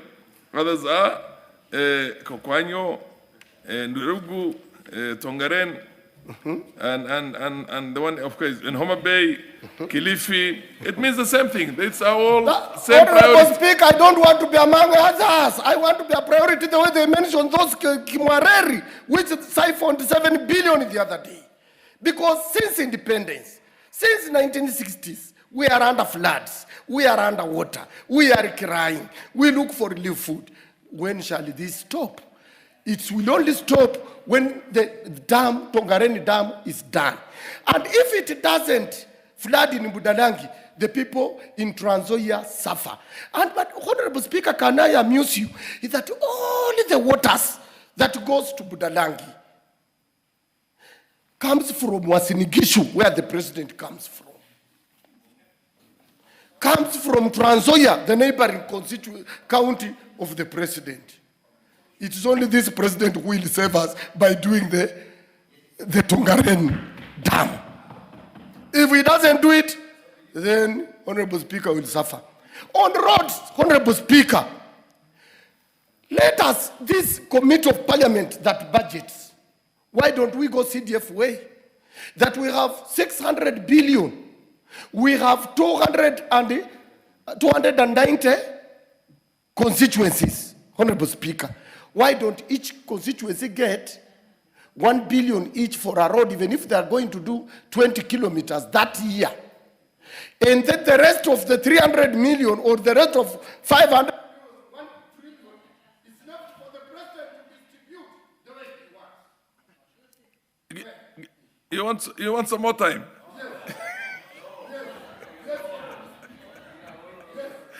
Order, Honorable Wanjala, order. 1 minute, conclude. That the president will leave him with more money to distribute the way he wants, but at least each constituency to get at least 1 billion. And he's trying to do in KPLC energy distribution of electricity. We are happy. But now roads is why we have a problem. In my constituency, there is a road called Ruamba Mau. He has promised 17 times. The last time he was there, he said in the 2 months he will be coming with a contractor. Till today, it's 7 months since he was there. People are asking me, people are insulting me even on the social media, that where is this president? We need to possibly to tell people things that we are able to do as leaders. Let us not say what we can't do. Thank you, Honorable Speaker. Yeah, the Honorable Tonui, followed by the Honorable Brighton, Honorable Lotte. Thank you, Honorable Speaker. The Honorable Kirui. For giving me this opportunity. I know you had already, Deputy Speaker has spoken to me on precise. I'll give you an opportunity. Proceed. Thank you, Honorable Speaker, for giving me this opportunity also to give my comments concerning the President's address on 20th of this month. That is the State of the Nation address. Honorable Speaker, from the onset, I want to say that I support the President's speech, simply because of the fact that his speech touched on all sectors of the economy. He gave a reassuring speech. The President's speech touched on projects which we can see in all the 47 counties. Mr. Speaker, I want to say that the performance of His Excellency the President in this short period of 3 years, I want to say that it is exceeding expectation. He tied on tarmacking of roads. Tarmacking of roads in all our counties, around 28,000 kilometers, is a big achievement. The dueling of Rironi, Mau Summit Road, Mr. Speaker, will be a game changer. We have had cases of people sleeping on the road with their children because of serious traffic jam. So the dueling of that road, Mr. Speaker, will ease the transportation of goods and the movement of people all the way, even up to Western and Nyanza region. It will open Nyanza and even Western region, and it will ease trade. Mr. Speaker, the President also talked of food security in our country. And that is something which we have seen already, Mr. Speaker. There is increase in food production. When the President was resuming office, there was a production of around 7 million bags of maize. But as I talk now, Mr. Speaker, the production is shoot up to around 14 million bags of maize, which is a clear indication that soon even Kenya will be an exporter of maize. We have had cases, Mr. Speaker, whereby people are demonstrating on the roads while putting on souvenirs on their heads. That is now a thing of the past. We are now not seeing such kind of demonstration because of the reduction in fertilizer prices.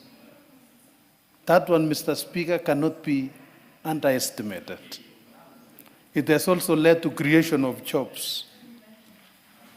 Mr. Speaker, the introduction of affordable housing is also a very big achievement in our country.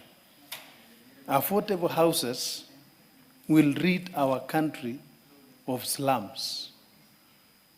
And eventually, it will also enable our people to stay in very decent houses, which is really a big achievement in this government.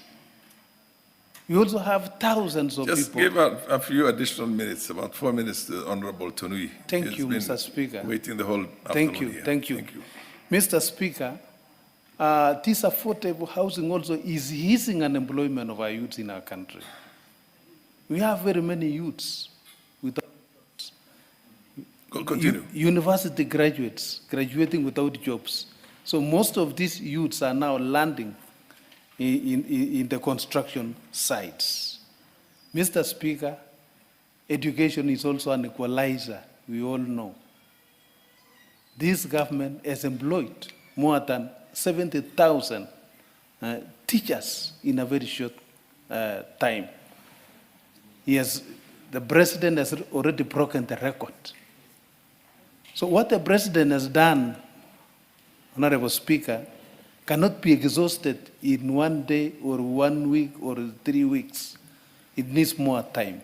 So with those very few remarks, I want to say that I support His Excellency the President's speech. Thank you.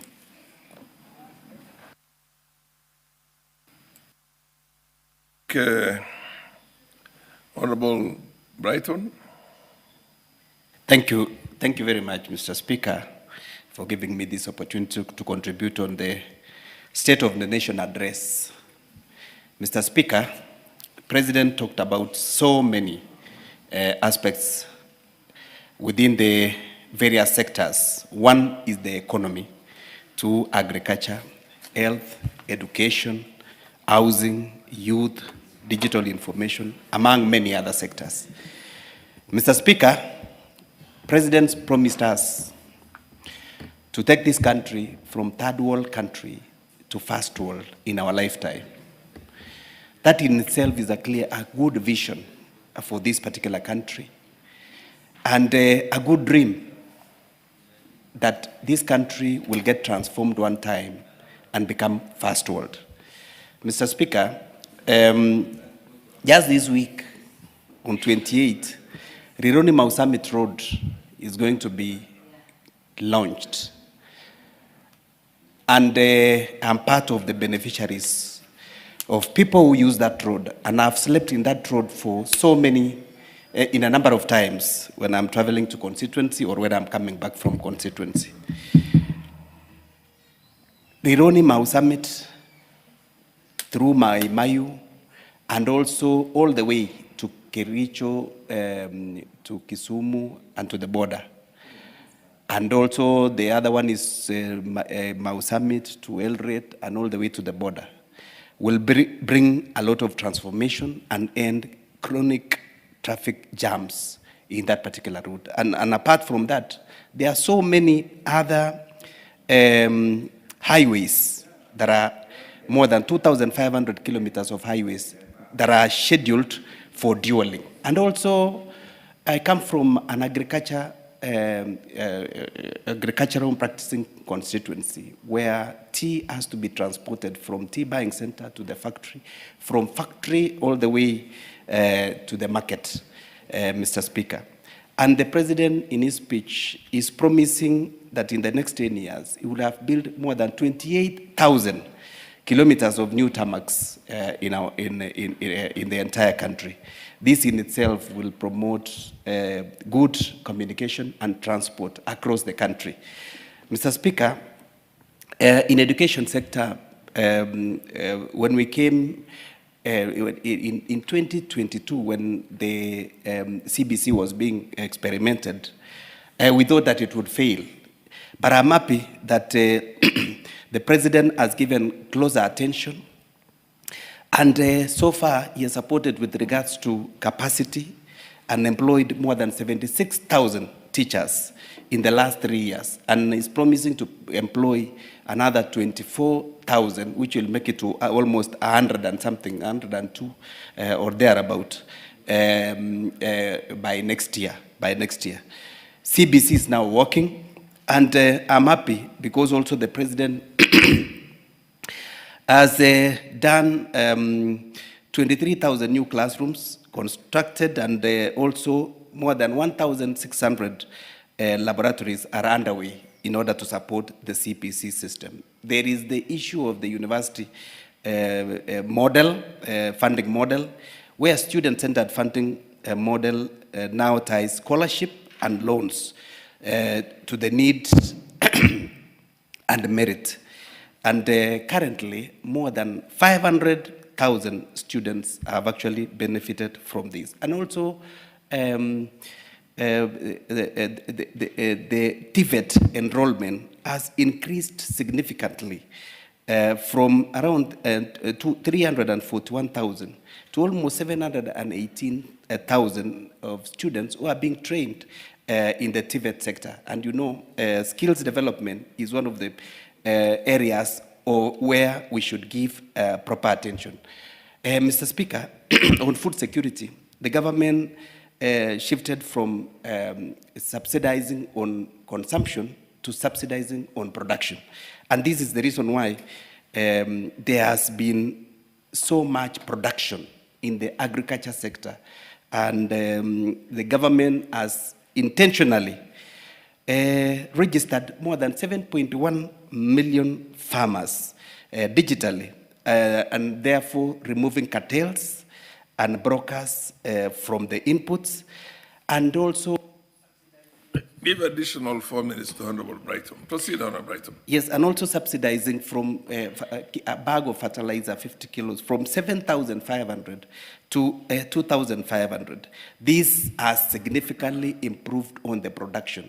For example, with regards to maize harvest, there has been an increase from 44 million to 67 million bags, bringing UNGA down from 2022, where it was retailing at almost 250, to 130 shillings by 2 kilograms at the moment.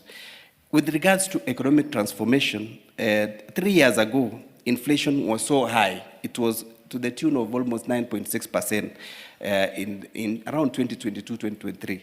But currently, it has come down to almost 4.6%, which has eased the cost of living. There's also been realized stabilization of Kenya shillings against the dollar to almost, for the past 2 years, standing at almost 129,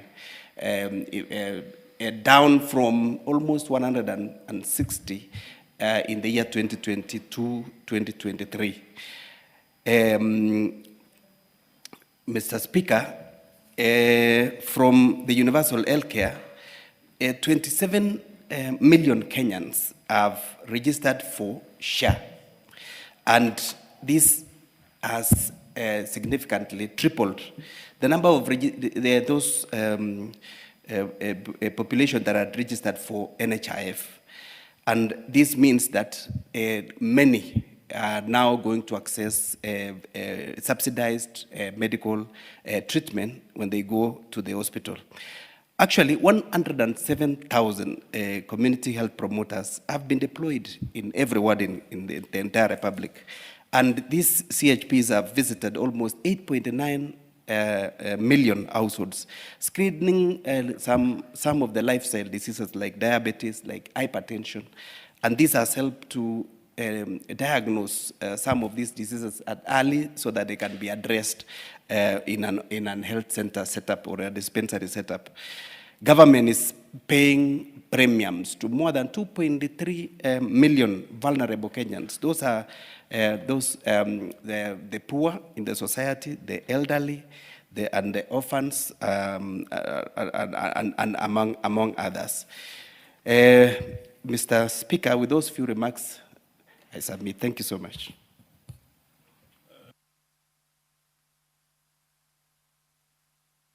I'll give Saris and then Mutunga, please. Honorable Saris and then Honorable Dr. Mutunga. Lotte, you will come after that. Deputy Speaker, it was on my part. The Deputy Speaker had left that information with me. And it's, Honorable Passaris, please.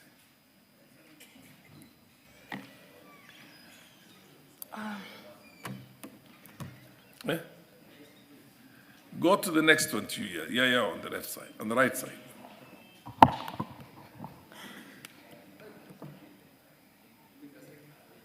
Sorry, Honorable Speaker.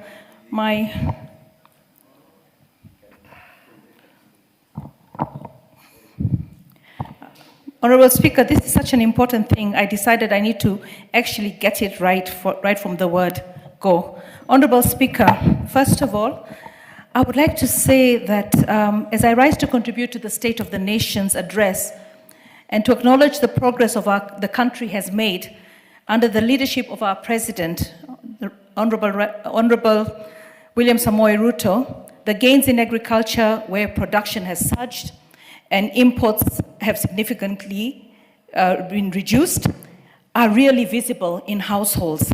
Leather exports have grown, milk production has increased, tea tea earnings have risen from 138 billion to 215 billion. I mean, we need to appreciate what was contained in the State of the Nation address. I believe that sometimes Kenyans have gotten to this point where we thrive in negativity. We want to hear what is negative. Honorable Lotte, this is not how you operate in Parliament. Can you go back and do exactly the way you're supposed to do when you want to go to the other side? So you go back first of all to the bar, come on the other side, pick that thing, then go back and then come to where you were sitting before.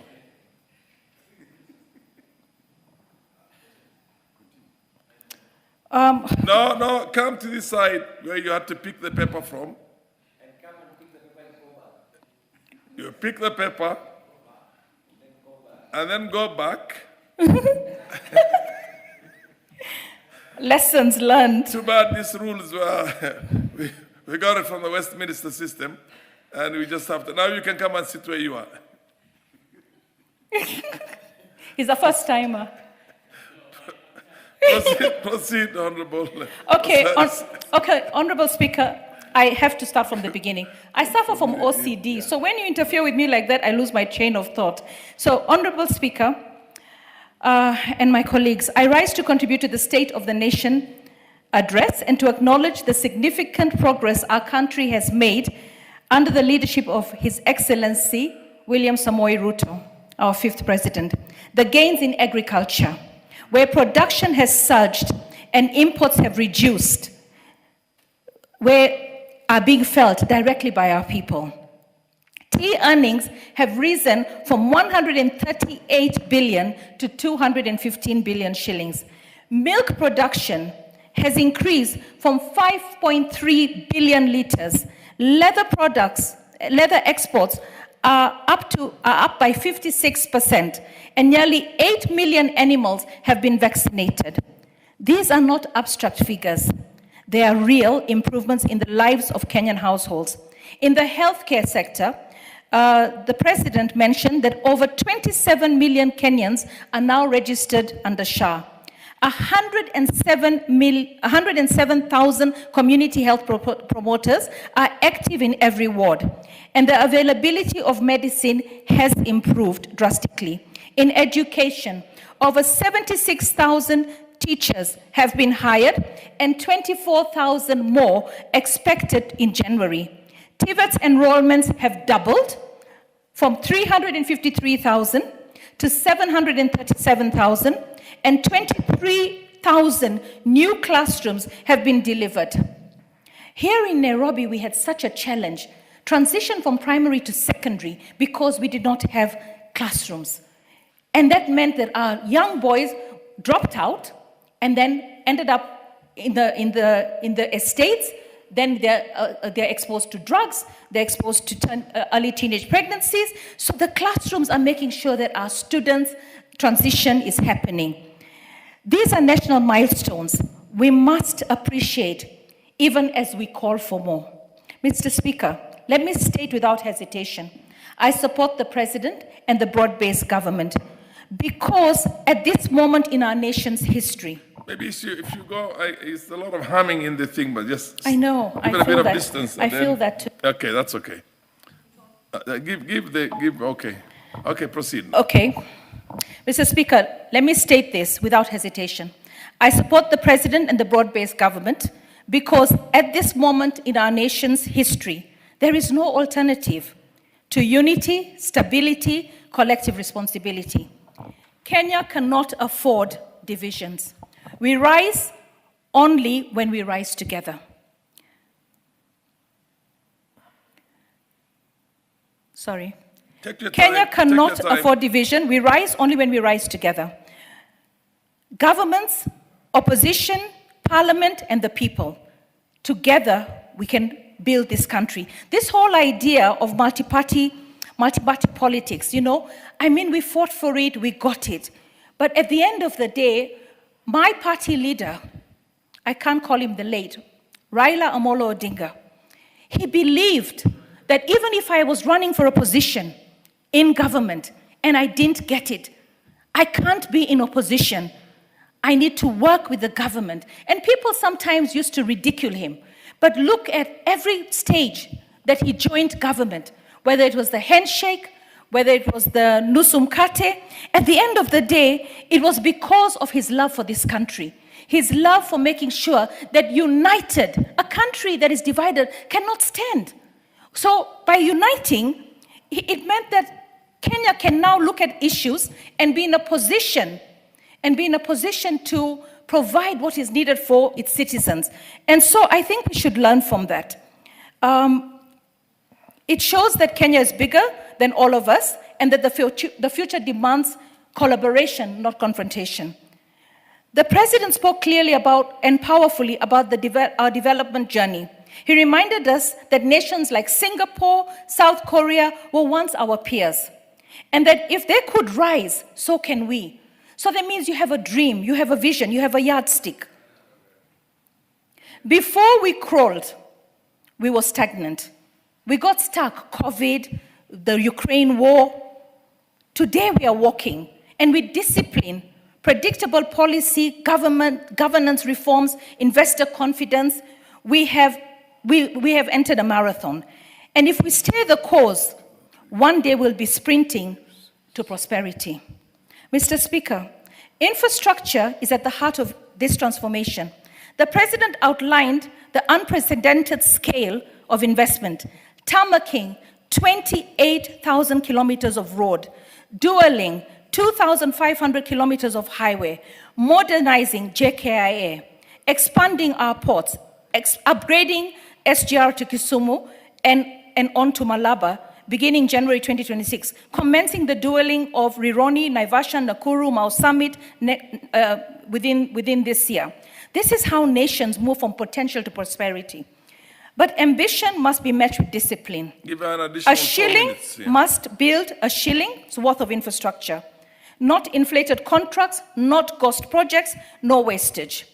So the president also emphasized the need for crowds in private capital and public-private partnerships to unlock global investments. This is a smart path. Kenya cannot continue overtaxing, borrowing unsustainably, but PPPs can only succeed in an environment of stability, transparency and efficiency, and the rule of law.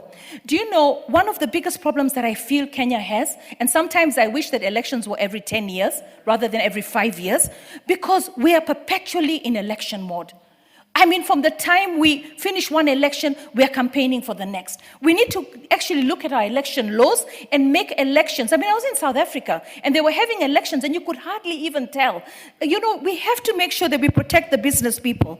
I must also address why, Mr. Speaker, I must also address why many Kenyans may not have heard the speech.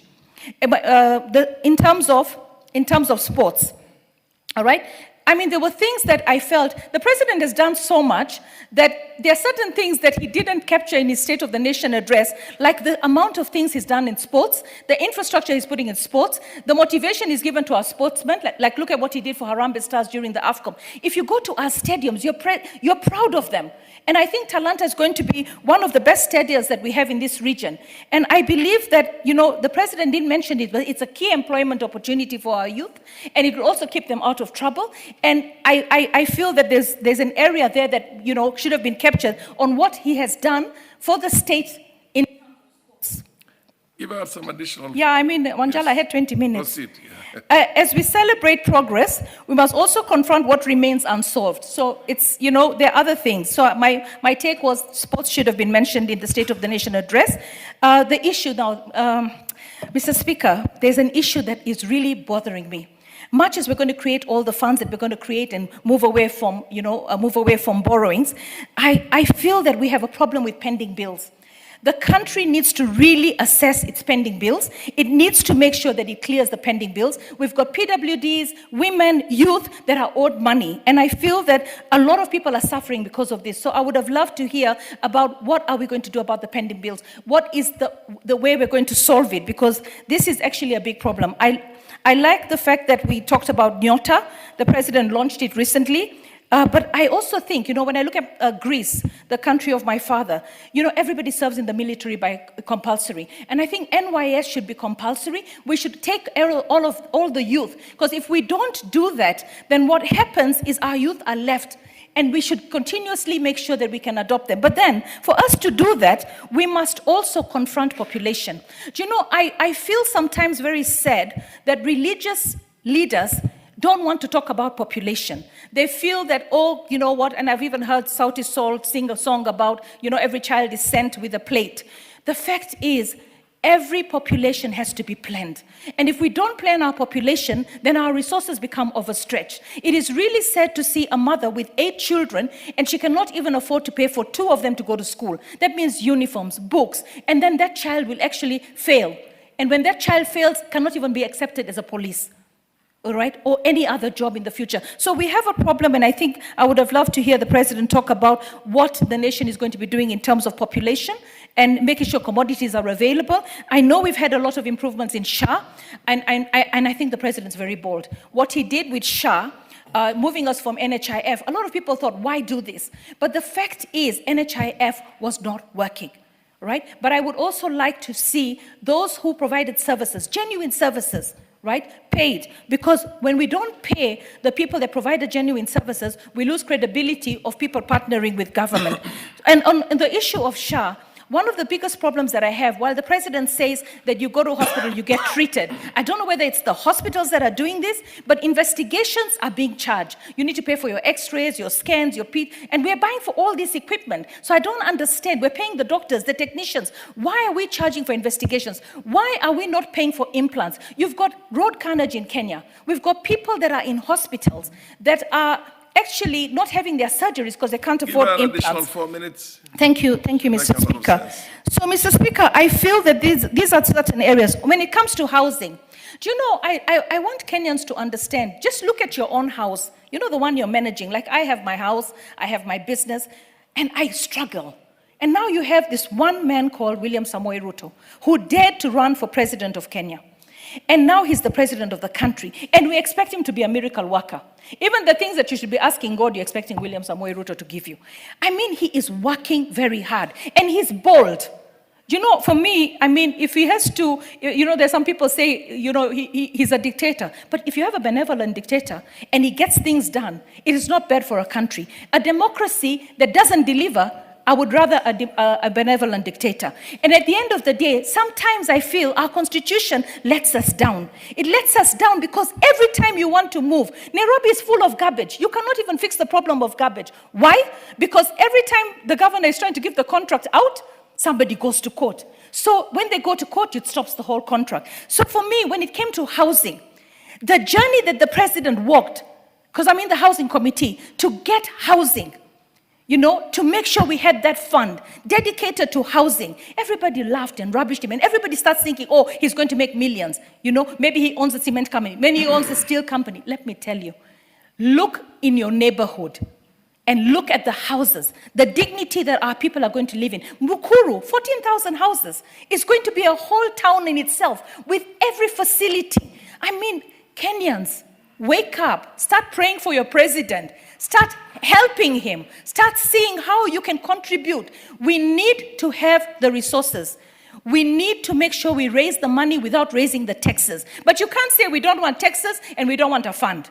We don't want to sell some of our assets to raise the money so that we can become independent as a country. So I believe that the president of Kenya now is on the right path for this country. We're going to move from poverty to prosperity. The dreams of our forefathers are going to be attained, but they will only be attained if we stop having this culture of social media. The only thing that works and moves and trends is when you hate somebody, when you insult somebody.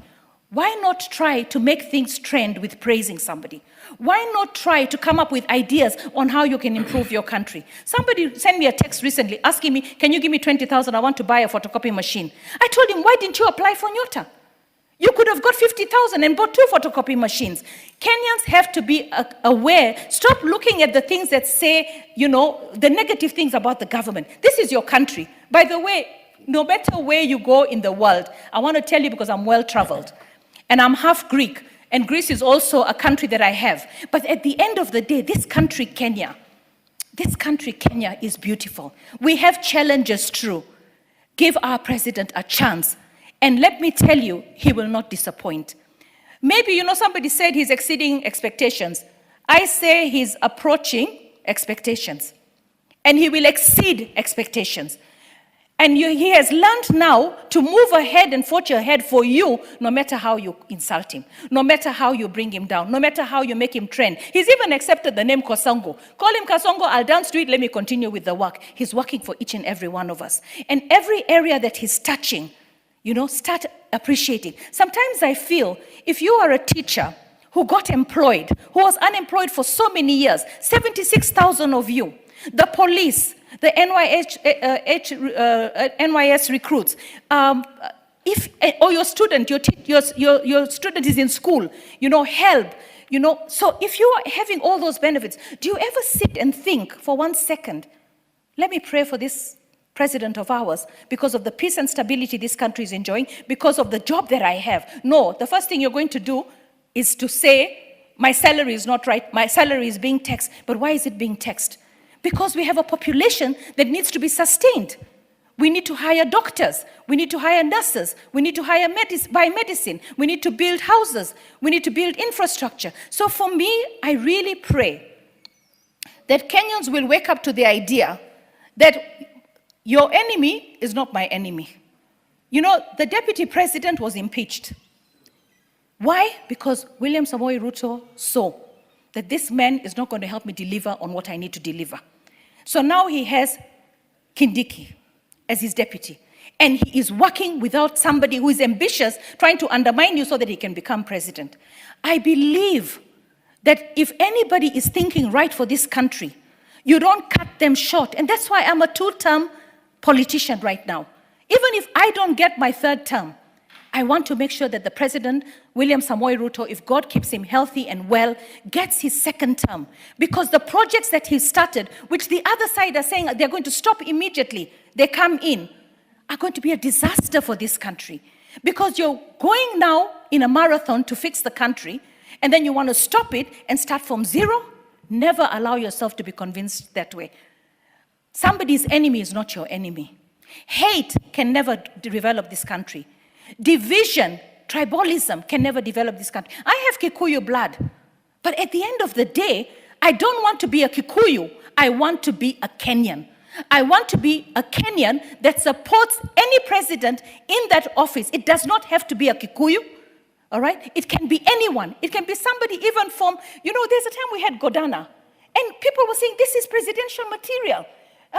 Sadly, he died. But anybody can be a president. We can even have a woman president. But the thing is, let us come to the reality. Read how many Kenyans who are going online and rubbishing the State of the Nation address have actually read it, looked at the highlights, looked on the ground. You have one social media guy going around taking pictures, showing you things are not happening, and then you believe that.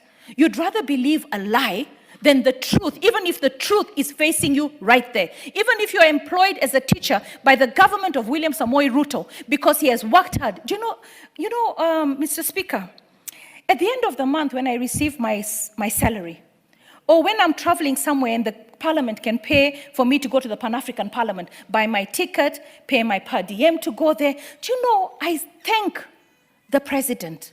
I thank God for the president, because that peace and stability that enables me to earn, that enables me to have the GAF fund to support the people, that give her an additional 2 minutes to wrap up. That enabled us to empower thousands of Nairobians to be able to get into projects. Do you know the fact that that money was available to help us move from this state to the other? Have you ever driven on a highway and just drive? You're driving on that highway, it has got no potholes, it is a new road, it was completed by William Samoei Ruto, but you're still on social media hating him.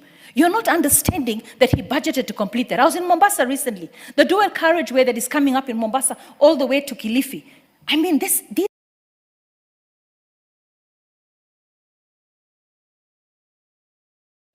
but, and now you've got this petroleum deal coming out. Wait until you see the social media. They'll start talking about, this one is making this deal, this one is making this. Nobody wants to look at the big picture. The big picture is The president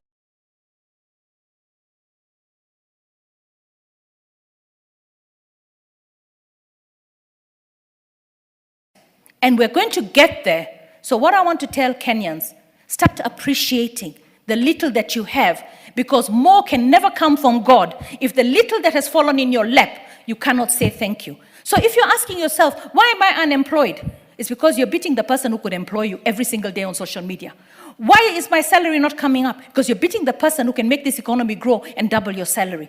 Why did I not get the right treatment in hospital? Because you're beating the person who can do this for you. So the person who can do this for us, the head of this country, the one who dared to run for president, the one who's working tirelessly to keep this country together, is William Samoei Ruto. And I'll tell you one thing, we are lucky that God chose him at such a time as this, because with the crisis that we faced, we had a problem as a country. And also, I want you to know that William Samoei Ruto is not just the president of Kenya. He is also a distinguished leader. He's the Gaddafi that we should have had for the continent of Africa. The kind of things that I've seen him do in the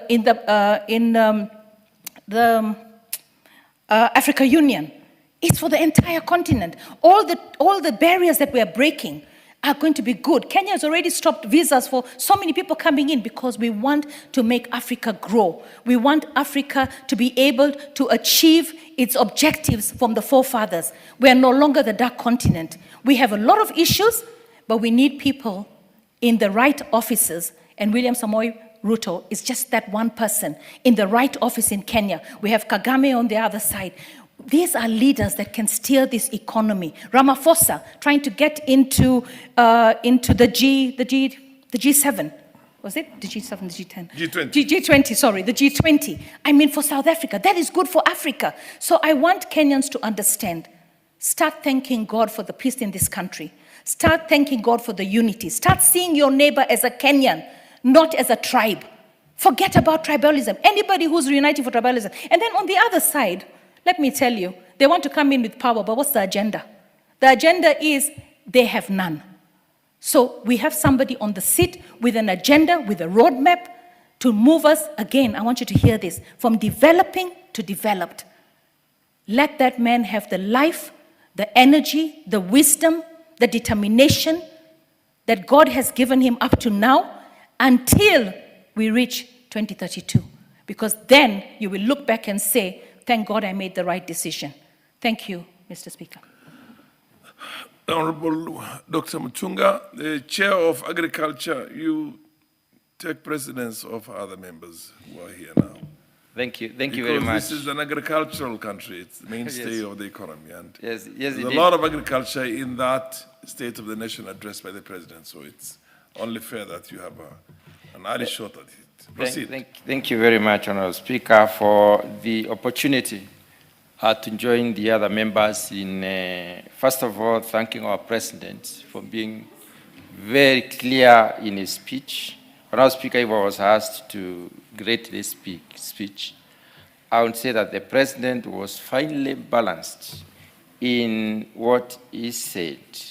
Honorable Speaker, I want to start with a quote, but before then, let me send a message of condolences to the family, to the Odinga family, for yet another loss in the family, the loss of the sister to Ruth and sister to Honorable Senator Oburu, and the entire family.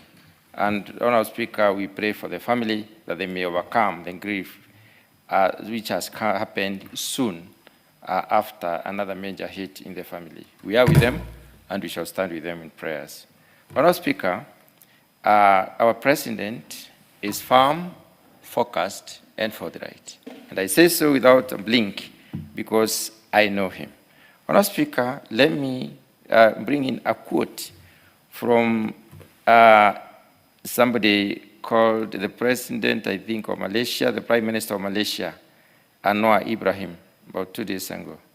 Ibrahim said, with Ruto's determination, Kenya will be a star in Africa. This is not an exaggeration. I'm speaking as a sincere friend.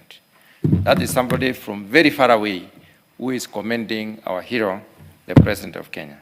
Honorable Speaker, I want to associate myself with the comments by the Honorable member the woman rep Nairobi, she has spoken very passionately and said things the way most Kenyans should see them. There's a lot that happens in this country which is all negative. And I don't think whatever I said and whatever circulates in the various media is necessarily out of any thought process, out of any information, out of any, referencing. It is something that people just continue talking about without due regard. Honourable Speaker, the President started with a brief outlay of the situation of the country as it were right now. He spoke about inflation, which in 2022 was 9.6%, but now is 4.6%, a drop by around 5%. Many Kenyans may not feel that, may not know it, but it is happening. Honourable Speaker, if you find the prices of fruits, the prices of vegetables, the prices of bunga and others going down, there must be a reason. One of the reasons is the fact that the inflation has come down. The exchange rate, Honourable Speaker, was extremely high, over 160 shillings to the dollar. But now it has come down and is still at around 129 shillings, which is something significant that Kenyans need to know. The GDP of Kenya has grown. Kenya now is number 6 in Africa in terms of the size of the economy, with a GDP of around 136 billion shillings in 2025, as compared to 115 in 2022. Kenyans need to reflect back in 2022 and ask ourselves what was happening then. There were very many problems. That is when people were complaining every day about the cost of living. That is when there was so much uncertainty. That is when there was even no foreign exchange. I don't want to speak on that issue. The foreign exchange has also improved from around zero. I think in the foreign reserves, right now we are talking about $12 billion in our custody. And we can therefore import and exchange, conduct trade with other countries because we have the dollar.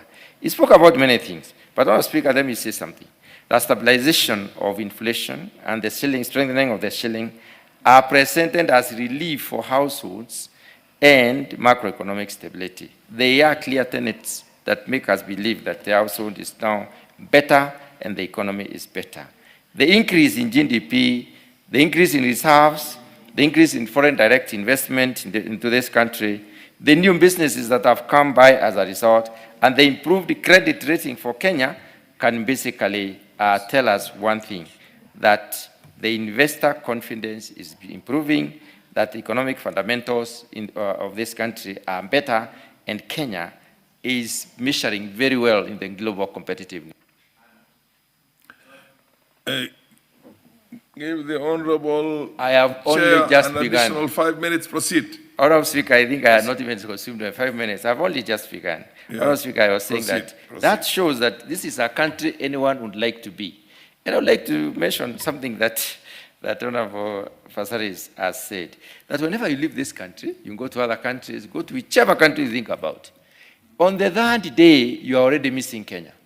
You are missing the ambience, you are missing the environment, you are missing the air we breathe here, you are missing the friendliness of the people, you are missing this country. And this is our country to live in, our country to live to our children, and we need to cherish this country by talking positive and doing positive things about this country. Let me very briefly talk about agriculture. Besides the registration of farmers, which has occurred, the digitization of the registration process, besides the supply of fertilizer, which is coming in time now, we had a few challenges at the beginning of this subsidy program, but right now it's coming very much in time. Honourable Speaker, much has happened. We have been able to improve on the production of most of our staples in this country. For instance, if we look at 2022, we were only able to produce 44 million bags of 90 kilograms of maize. Last year, we did 67 million, and this year, God giving us the rain, we expect to get over 70 million bags, which means we are more than around 15 million bags in excess of our national needs, which is a bag per person per year. Honourable Speaker, that tells us that we are becoming stable as an economy. There is also the issue of importation, especially on the edible oils. Edible oils importation consumes about 500 billion for this country, $500 billion end health. That's a lot of money which can be plowed back and used for investment. The expansion of the digital farm registry, Honorable Speaker, the fertilizer subsidy that we are talking about today, that program which has been very successful and enhanced the productivity of our soils in terms of improving the health.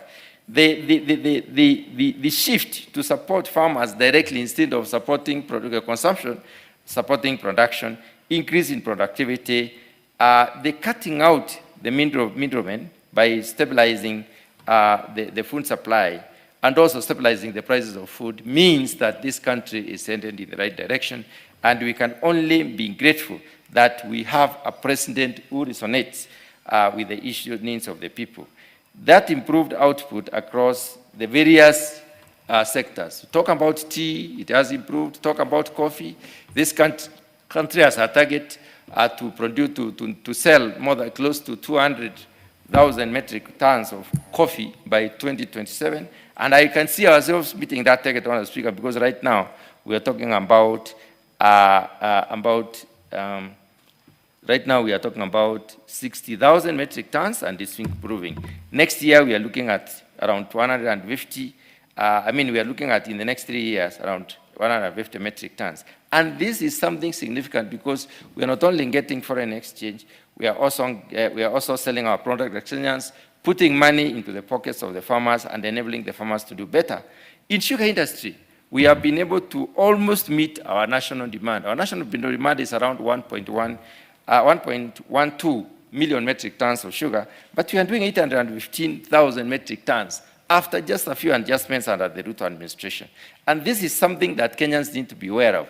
All the people who depend on sugar production and sugar marketing and sugar milling are happy with the change, the status quo.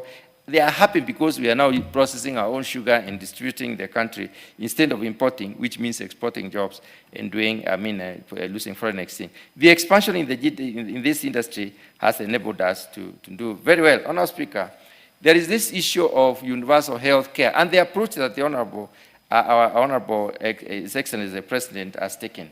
He has picked the universal health promoters and put them into some basic uniform, just an identifier, giving them a kitty to try and to do some assessment of the illnesses. And up to now, about 107 of them are moving in the 47 counties. All counties are covered. And they have been able to identify, to interact with 8.9 million households so far, and 9.19 cases of households have been visited. The cases of diabetes that have been screened are around 9.9 and confirmed around 154,000. What does this tell us? It tells us that... Give him 2 minutes to wrap, 1 minute to wrap up. Honourable Speaker, I'm very 2 minutes to wrap up. Thank you very much. Honourable Speaker, I'm saying that these initiatives are doing extremely well. The expansion of health coverage, the primary health care outreach aims at basically institutionalization of equity, ensuring access to quality health by all Kenyans and by all citizens, regardless of the income situation of the citizens. Honourable Speaker, if you look at the issue of education, this is the first president to employ more than 10,000 teachers each year, and he has done it in 3 years in a row. Honourable Speaker, we are looking at an extra 24 million this year, 24,000 this year to make it 100,000. We have been suffering for shortage of teachers, and now most of our schools are comfortable. We have enough teachers. The investment in education, investment teachers, in classrooms, in laboratories has increased, and increased funding to the students, Honourable Speaker, has done several good things, which is supporting the education in this country, supporting the innovations, the reforms in the education, and also enabling our Kenyans to be prepared for the world out there. The housing program, which has been criticized by many, Honourable Speaker, the housing program is doing wonders. First of all, it has created a lot of jobs for small, micro, and medium enterprises. It has enhanced the entrepreneurship, access to entrepreneurship by 800,000 Kenyans,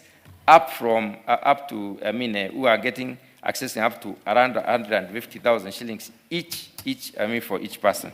This has a affordable housing program, and the student accommodation investments are aimed at improving the living conditions of the people. It is aimed at reducing the informal settlement, which are apparent all over the country. It has also supported the youth access to education, to decent housing as they pursue their education. The Nyota program, specifically, if I may single it out, Honorable Speaker, will uplift the lives of 820 Kenyans. 820,000 Kenyans will have a better life because they will have possibilities for engagement in business, which is something that we need to laud the President for.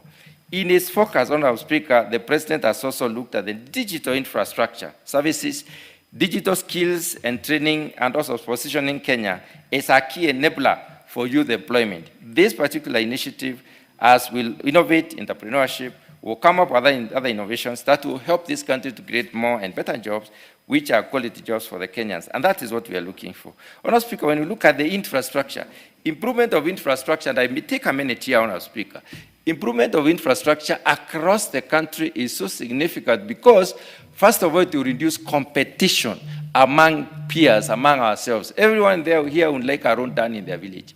But if we have a 28,000-kilometer road expansion, it means every village would be touched. It means all the essential areas will be reached. It means all the products that need to be moved will be moved. It means we will be doing very well. The infrastructure expansion, Honorable Speaker, is a foundation to boosting industrialization. It is a foundation to enabling the value addition, which we need to do a lot in this country in order to create jobs. It's a foundation to export, improving our export capacity, because we won't be able to move staff across the country. And that is really important. Honorable Speaker, the vision, in a numerical context, let me basically say one or two things. The vision, the institutional reform and national ambition that the President highlighted in his address, Honorable Speaker, shows us the journey, that it is not simple, the journey is not easy, but it is a journey of transformation. Honorable Speaker, I remember when we were campaigning in the last election, I remember one time we engaged the President and asked him, if you became the President of Kenya, what would you do? He simply said, I will sort out Kenya. And we are sure, Honorable Speaker, whatever is happening right now, he is clearly and systematically and in a focused manner sorting out Kenya. Honorable Speaker, several issues were promised in that particular speech. And one of them was the distribution of 12.5 million fertilizer bags. It's going to continue. It's a promise that the President gave for the next year. He also promised expansion of irrigated land, bypass the target of the Vision 2030 by 1.5 million. Vision 2030 was talking about 1 million acres, and the President promised 2.5 million acres, which will be done in the next about 7 years. This is the way to go. This is the way to make use of our land, which is very fertile, very useful, deep, rich soil that only lack water to be able to support the economy, as it were. Honorable Speaker, the issue of expansion of electricity is something that we need. Power outages is an issue in this country, and we need that in order to be able to move. That's a promise in this.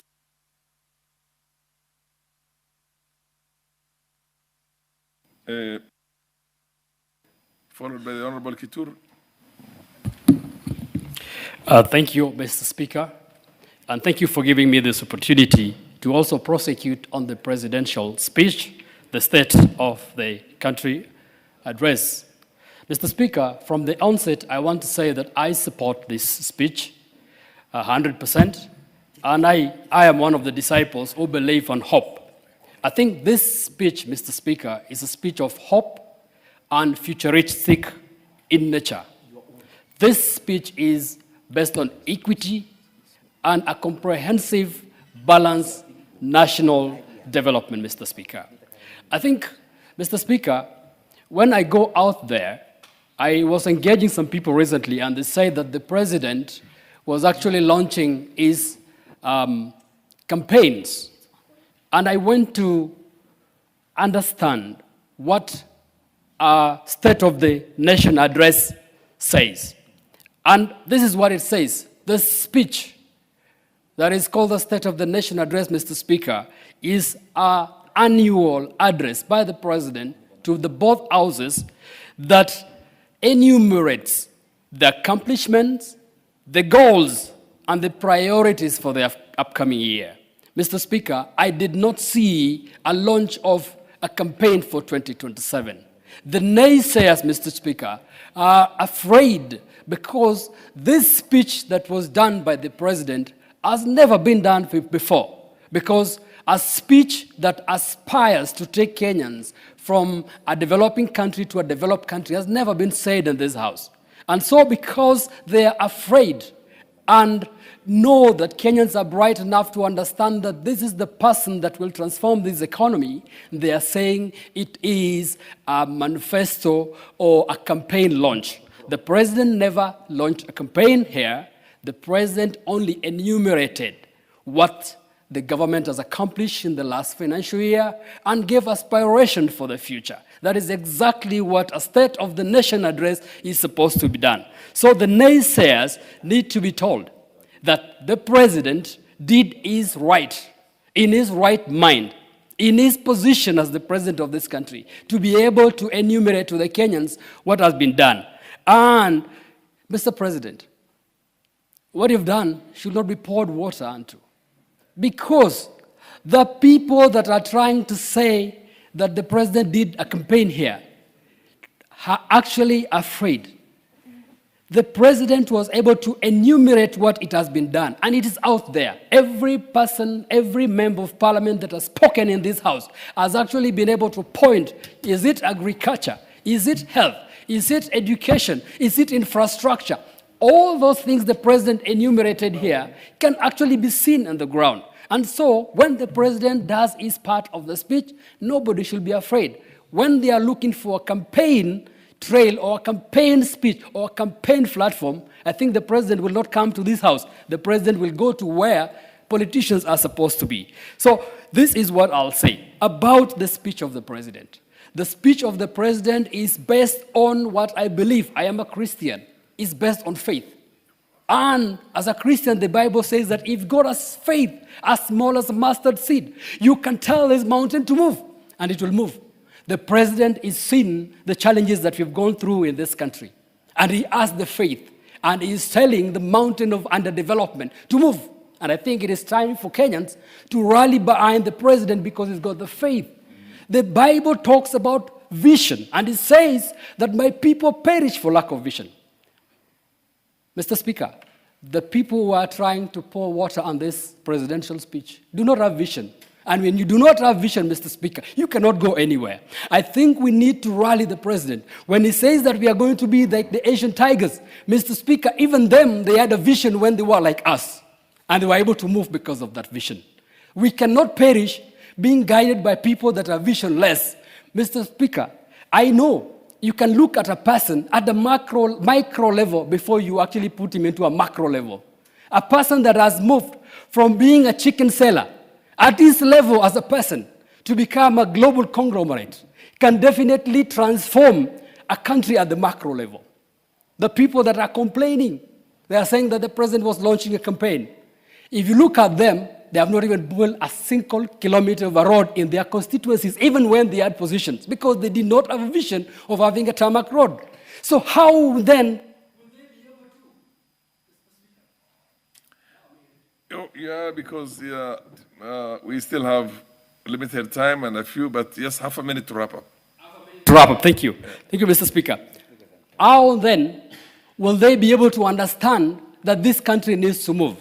What I'll say, Mr. Speaker, about this is, the living examples that we have is what everybody has said here, Mr. Speaker.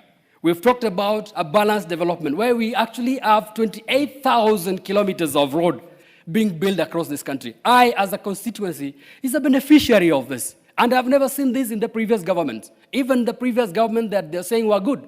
I have never seen a tarmac road, but I'm seeing tarmac road being constructed in the constituency of Kacheliba because of this type. Mr. Speaker, I want to say this is something that is important, but a word of caution.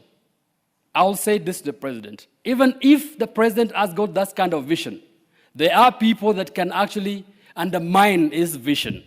The people that when they are given work cannot do it. I have examples, Mr. Speaker, from Kacheliba constituency.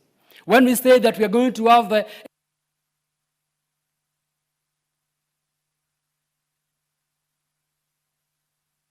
Please, a quarter of a minute. Just say that one, 2 sentences. Speaker, because it is important that the president also understand. Yes. When people are given job with this kind of big vision, they do not have vision. You find that instead of them building the markets, they go to court.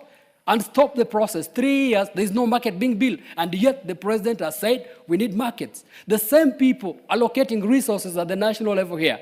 Some roads, like the ones in Kachaliba constituency, as much as they have been allocated, highlighted for construction, funding does not come. So those are the kind of people that the president needs to look at and be able to get them off so that his vision of building this country, transforming us to Malaysia and the likes, should be accomplished. Okay. Otherwise, I say let's all Kenyans rally behind President William Ruto, because this is the only president that will transform this country to the Asian tigers and the developed country. Kitur, Thank you. Honorable Kitur, take exactly 6 minutes. Thank you very much, Honorable Speaker, and I think you will have to be a bit generous for giving me, of course, the opportunity to make my contribution as well on the State of the Nation address. But I think, Mr. Speaker, on the onset, I think this week has been one of the exciting weeks here in Parliament, when we had two of our members, one of our very close colleague, Abraham Kirwa, Member of Parliament from Mosop, and Member of Parliament from Honorable Sloya from Sabatia, who have been away, but they joined us. I think it's been quite an exciting week, and I would like to really celebrate them. I didn't have the opportunity to do that when they were here. And secondly, as well, to still condole the family of Odinga family on the loss of one of their family members. Honorable Speaker, I think this was one of the amazing magnanimous speeches that was done by the President, as he, first of all, showed or took into the country, in fulfillment of Article 132 of the Constitution, 1C, where he was required to report on all measures taken and progress achieved in realization of the national values, as well reporting on the progress made in fulfilling the international obligations. And lastly, of course, to give also an address to the nation on the state of the national security. Equally, how the president started it all is that in 2022, he said that at that time he had a vision to sell. And when he came here, he had a story to tell, in which all of us are regurgitating on that story that he made. It is also quite noting the various quotes that he made as he encouraged Kenyans to also rise up in terms of our thinking. There was a portion that he says that we must cast off the prevailing mindset of being content with average, or saying a vision not just to grow, but to transform. A roadmap not merely to move forward, but to rise. And he also mentioned that for far too long, our ambition has been held hostage by small thinking and ordinary expectations. I think the President of Kenya has really stood on this to rise our nation to the next level. Mr. Speaker, I would like to maybe touch a bit on the aspects of the economy, which are so evident. Recently, I had some of our colleagues who they would say they were the high priest of negativity in our nation. And one of them did mention that, they were trying to discount what was happening. For instance, when we say that the exchange rate has stabilized in 129 for about 2 years, and they were trying to water that down by saying a few years ago, 2 years ago, probably the interest rate were low. What they could not be able to do is to go back a little bit further to 2019, where there was artificial balancing of the exchange rate. When you look at it, it was very erratic. But when it came from 2023 rather, we've had a very stable exchange rate in our country. Equally, I heard someone say, by using relative figures and percentiles to discount the great work that has been done in the economy of our country. And somebody was trying to picture what happened in the year 2000 during the Kibaki regime, the regime of Uhuru Kenyatta and William Ruto. And I went further, and I would like to mention to those particular individuals who are giving some statistics here, to note that in the year 2002 to 2005, those are about 3 years in the first regime of Kibaki. The GDP of the country in 2002 was 5.75 billion. In 2005, it was 18.74 billion. There was a growth of about $13 billion in our GDP. When you look at Uhuru's first term, or in 2013 to 2015, it was $56.4 billion. And after 3 years, it was at 70.12, which you also note, Mr. Speaker, is about $13.6 billion. In William Ruto's regime, you would note in 2022, our GDP stood at $114.4 billion, and as we speak right now, it's projected to be 136.01, which means there is a growth of up to $22 billion. And those are figures that are available for anybody to be able to confirm. This buttresses the very statements that the president made when he was giving the various figures and the things that have happened from the time he took office. For instance, he said that the inflation has dropped from 9.6 to 4.6. That can be confirmed because I talked about double figures, double digits in every bit of the same. When you look at the reserves, the dollar reserves has now a resurgence of up to about 1.5 trillion shillings. This is magnanimous. When you look at the foreign direct investments that are coming into our country, has nearly doubled as well, Mr. Speaker. So, and when you look at from the international circles, Mr. Speaker, all the international organizations, whether you're talking about Standard, Gold Sachs, and their projections are very positive. Standard & Poor have, since 2020, indicated in 2020 that we had a B minor. That has been sustained all the way through. But now they have changed it to B, our credit rating as a country, because we have been able give him 2 minutes to wrap up. We have been able to meet our international obligations. Mr. Speaker, when it comes to, I'll try to really fast track, Mr. Speaker, when it comes now to agriculture, which I think is quite important, and it's one of the things that holds our country, that most of us are into this. Mr. Speaker, when we came into leadership, I remember people used to wear sufurias in their head, Mr. Speaker, because they were hungry. And when Mr. President came here, and at that time we used to harvest about 44 million bags. Right now, we are projecting at 70. Literally everything is doubling. That, of course, has reduced the cost of maize in our country to those levels that are manageable. When you look at tea, for instance, Mr. Speaker, I come from a constituency that 60% of my constituency is actually tea farm. And there has been a great increase generally across the country from 138 billion to 215 billion. When you look at sugar, look at edible oils, and all the other things, you'd find that we have doubling in every part of the sector of agriculture. In fact, it's quite exciting. When I looked at the focus now of the president saying our import stands for food in our country stands about 500 billion shillings. And he has mentioned very well that now we need to put a focus into make sure we reduce the importation costs of the things that we import. And that is why we want to focus now in having irrigated agriculture. That's why we need to put a focus on how do we harvest water, the dams, the ponds, and all those things that will be able to improve or expand the irrigation from the 15% arable land to the remaining 85%. I think that is quite telling. The future is too bright for this nation, Mr. Speaker. Mr. Speaker, I would like to also touch a bit on the health sector. Mr. Speaker, the SHA, when it was introduced, when we were, killing out NHIF, which had no future, so many Kenyans were negative about this.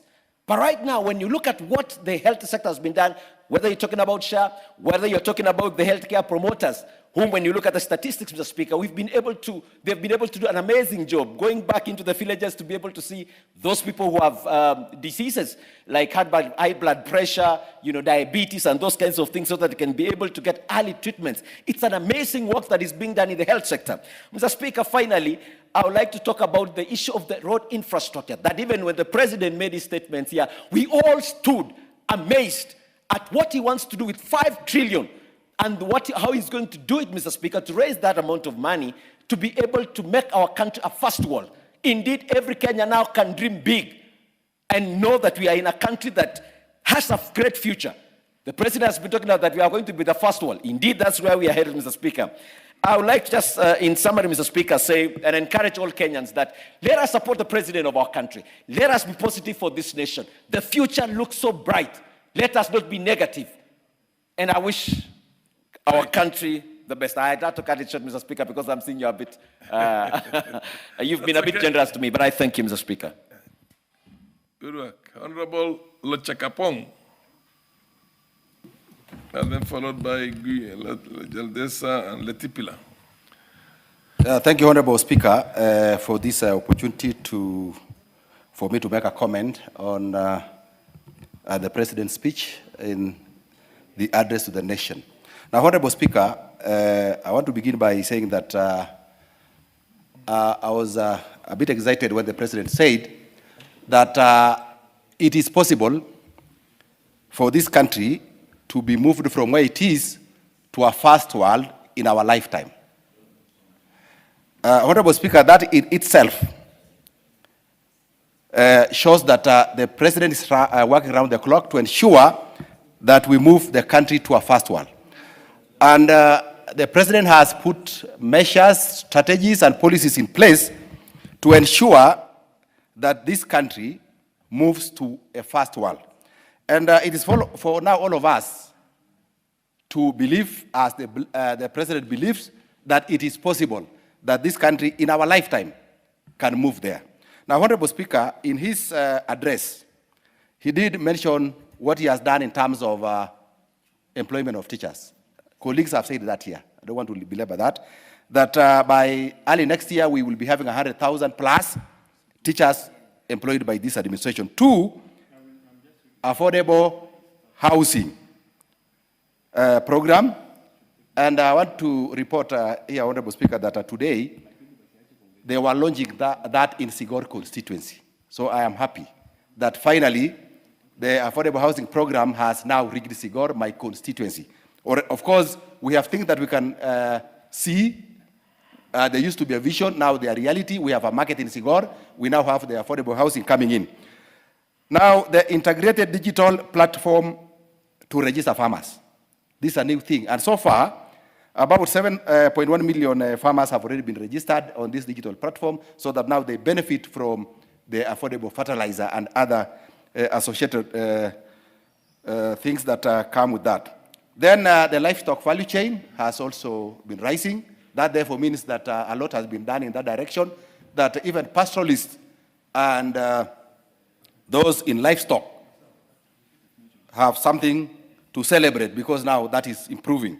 Then the healthcare, in the statement, 27 million people are already registered in SHA, more than triple what was there in NHIF. Then, Honorable Speaker, we have the NYOTA program, the National Youth Opportunities Transformation Agenda, where now 820,000 youth are set to benefit, spread across the 1,450 wards. That therefore means this is spread across Kenya, and youth from every ward are going to benefit from this program. Now, Honorable Speaker, in the interest of time, there is something that I want to talk about that I think is very, very good, and I want to commend the President for this. Now the President quoted the Constitution of Kenya 2010, now the Constitution of Kenya 2010, Article 201C, that stipulates that burdens and benefits of use of resources and public borrowing shall be shared equitably between present and future generations. Now, Honorable Speaker, I want to say that in West Pokot, for example, we have a lot of natural resources. And if we are not very careful, and I've been telling people this, that the President is proposing that we will be establishing the Sovereign Wealth Fund to give effect to the constitutional principle of intergenerational equity. And here, Honorable Speaker, he gave us that history has already warned us. Along our coast region, for example, titanium deposits have been depleted, and because we lack the sovereign wealth framework, future generations will inherit nothing from this. So I want to say, Honorable Speaker, as you may be aware, there is a big rush to West Pokot this time because of minerals mining. So I want the Department for Mining to ensure that whatever happens in West Pokot, measures should be put in place to ensure that generations coming after us will have something to show for the resources that are in that county now. So that now, they don't just get depleted and later we have nothing to show that we had resources in this county. Otherwise, Honorable Speaker. Yes, okay. Fair enough. You have concluded, Honorable Jaldesa Guyo. If you want your friends to have time, you must take no more than 3 minutes. I will try to be as brief as possible. Thank you, Mr. Yes. Speaker. Thank you, Mr. Speaker, for giving me the chance to contribute to the State of the Nation address that I support. Mr. Speaker, if you look at the speech, it was a compendium of the developmental activities or achievements by the President over the last 3 years. Mr. Speaker, in 1963, when Kenya attained independence, there were 3 things that we said we should want to eliminate: disease, poverty, and ignorance. Mr. Speaker, the President started by talking about health. And in the health sector, where they made a key achievement, the President introduced the concept of community health promoters. The role of community health promoters, which are 107 and all over, they are distributed across the country in all the villages, was to screen for diseases before it gets complicated. This is a very good thing, and many diseases have been identified, diagnosed, and people sent to the care the place where they can get their care. Mr. Speaker, in the same way, the universal health coverage and the universal health coverage staff, where people are employed to give health care services where the county government could not reach. Mr. Speaker, the insurance, the health insurance, the SHA, where 27 million people have been registered, it has helped a lot of people, and many people in this country are benefiting from the services of the SHA. In the same way, the cancer treatment centers, which are distributed in various parts of the country, and from Garissa, Meru, Kisii, and major hospitals, so that patients who have problems can be seen and treated carefully, nicely. Mr. Speaker, on terms of roads, the road infrastructure actually is very good. When the road is dual, it saves lives, it saves time, and it actually increases the efficiency for transport, both for human and for goods. The issue of water is very crucial, especially on the harnessing of the floods.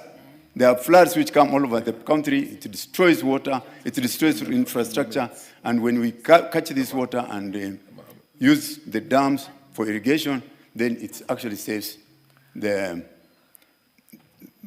people's lives and property, and it also increases our product. Conclude. Give him a minute, half a minute to conclude. Conclude, Honorable Professor.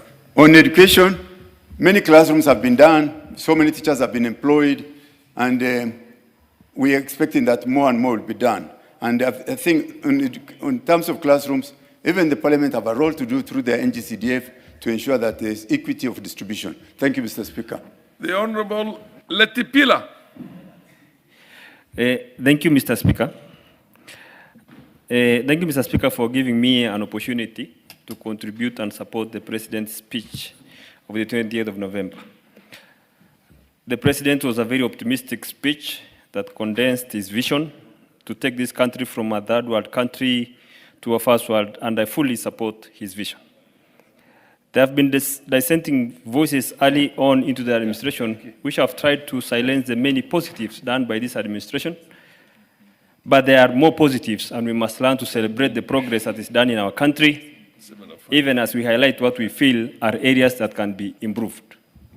Mr. Speaker, the people of Samburu North, who I represent, are optimistic about getting the first tarmac ever in our constituency. And the President was there to launch it early this month.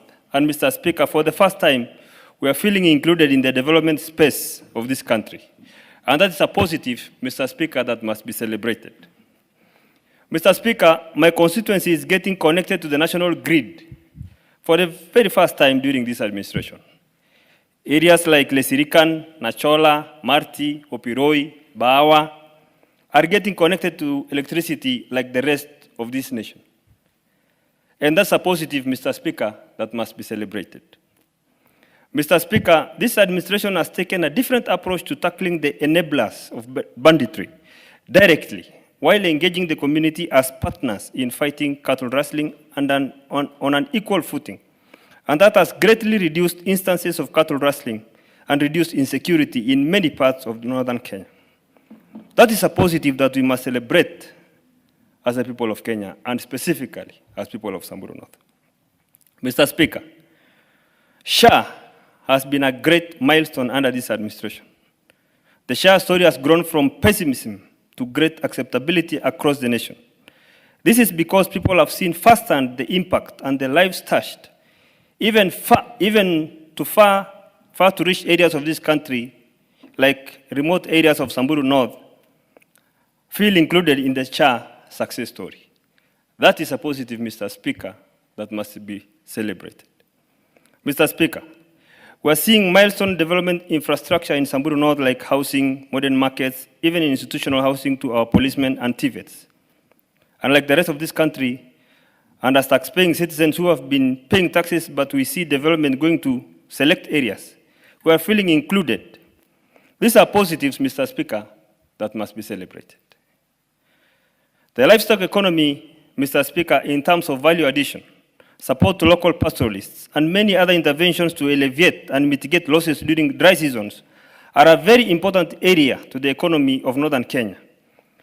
This is an area perhaps that the President should have mentioned a little bit more in his speech.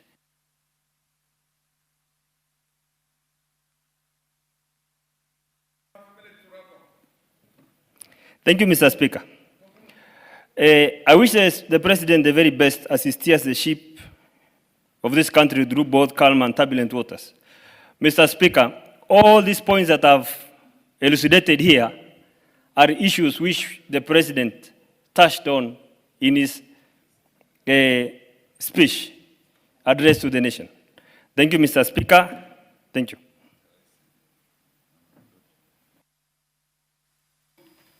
Kimayo.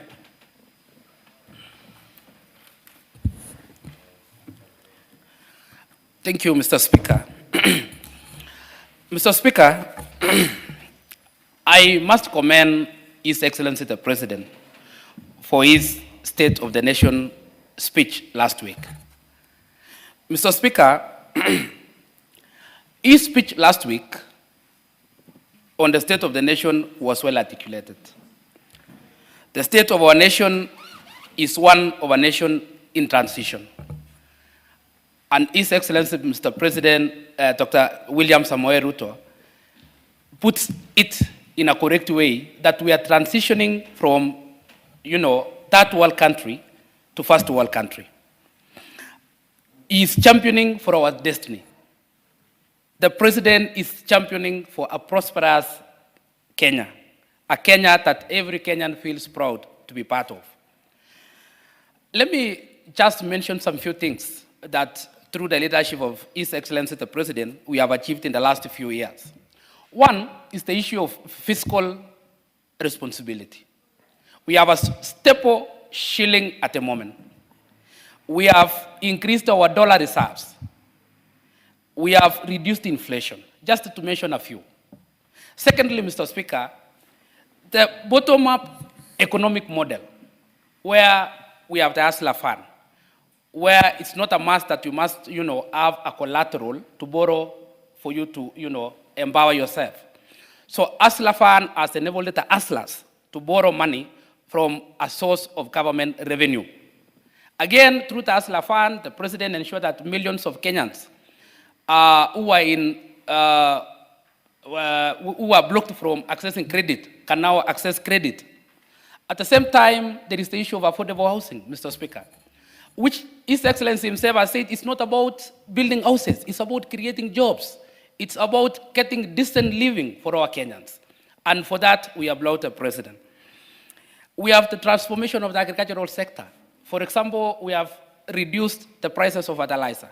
Before His Excellency came to power, the price of fertilizer per bag was 7,000 shillings. Now it's 2,500 shillings, and it is taken all the way to the last mile, to where the farmer is. We've seen the reforms in the education sector. We've seen CBC, which the previous regime had challenges in implementing. His Excellency formed a task force, presidential task force, and we are now implementing CBC. We just saw the first cohort doing the exams before the transition to secondary school, to senior school next year. We've seen teachers employed, 76,000 of them. No regime has done this, apart from the regime of His Excellency President William Samoei Ruto. We come from agricultural areas, and we've seen the price of milk taken all the way from 20-something shillings. It's administration. It's administration. When you say regime, the presumption is that there are other forces in place, like military coups. The administration of His Excellency, yes. President William Samoei Ruto. Thank you. We have had democracy that essentially was there from Thank you, Mr. Speaker. We've seen the reforms in our healthcare system. SHA, which is now enabling Kenyans who cannot afford insurance so that they can take SHA for their medical care. We've seen this. There is a way you can pay for lipa pole pole, even those who cannot afford. They can pay, through their mobile phones slowly, so that nobody is left behind. That is the ideal Kenya that His Excellency President William Samoei Ruto wants to see for all Kenyans. Last but not least, Mr. Speaker, His Excellency President William Samoei Ruto has now envisioned, first of all, where we will have modern highways, where we will have a digital superhighway, where we will build mega dams, where we will have our infrastructure upgraded. Just to mention a few, the road from Nairobi to Rironi, all the way to Nakuru, all the way to Eldoret, all the way to Malaba, to our border. And it doesn't mean only the big highways. Even in our constituencies, we've had our colleagues saying, like my colleague from Samburu, he has mentioned the first time in his constituency they will have a tarmac road. It doesn't mean only in Samburu, even in my constituents. There is a road the president is building there. And just to mention one of the roads, there is a road in my sub-county headquarters, a place called Chepkorio. The road has been advertised. And my constituents are very happy with what is being done on the road sector. Half a minute, just wrap it up, half a minute. So I was saying, not only some parts of Kenya, but the president envisions that every part of Kenya will have something to smile about. And we thank His Excellency the President. So for us in this House, we need to support the president so that any laws that are brought here that will allow the president, that will allow this country to transition from third world country to first world country, we will support. Your Excellency the President, you have our support. We will support you. Those who have empty rhetoric, this is not a Kenya we want. We want a Kenya that all of us will have something to smile about. Thank you, Mr. Speaker. Honorable members. The time being 7:05 p.m., this House stands adjourned until Thursday, the 27th of November, the year 2025 at 2:30 p.m.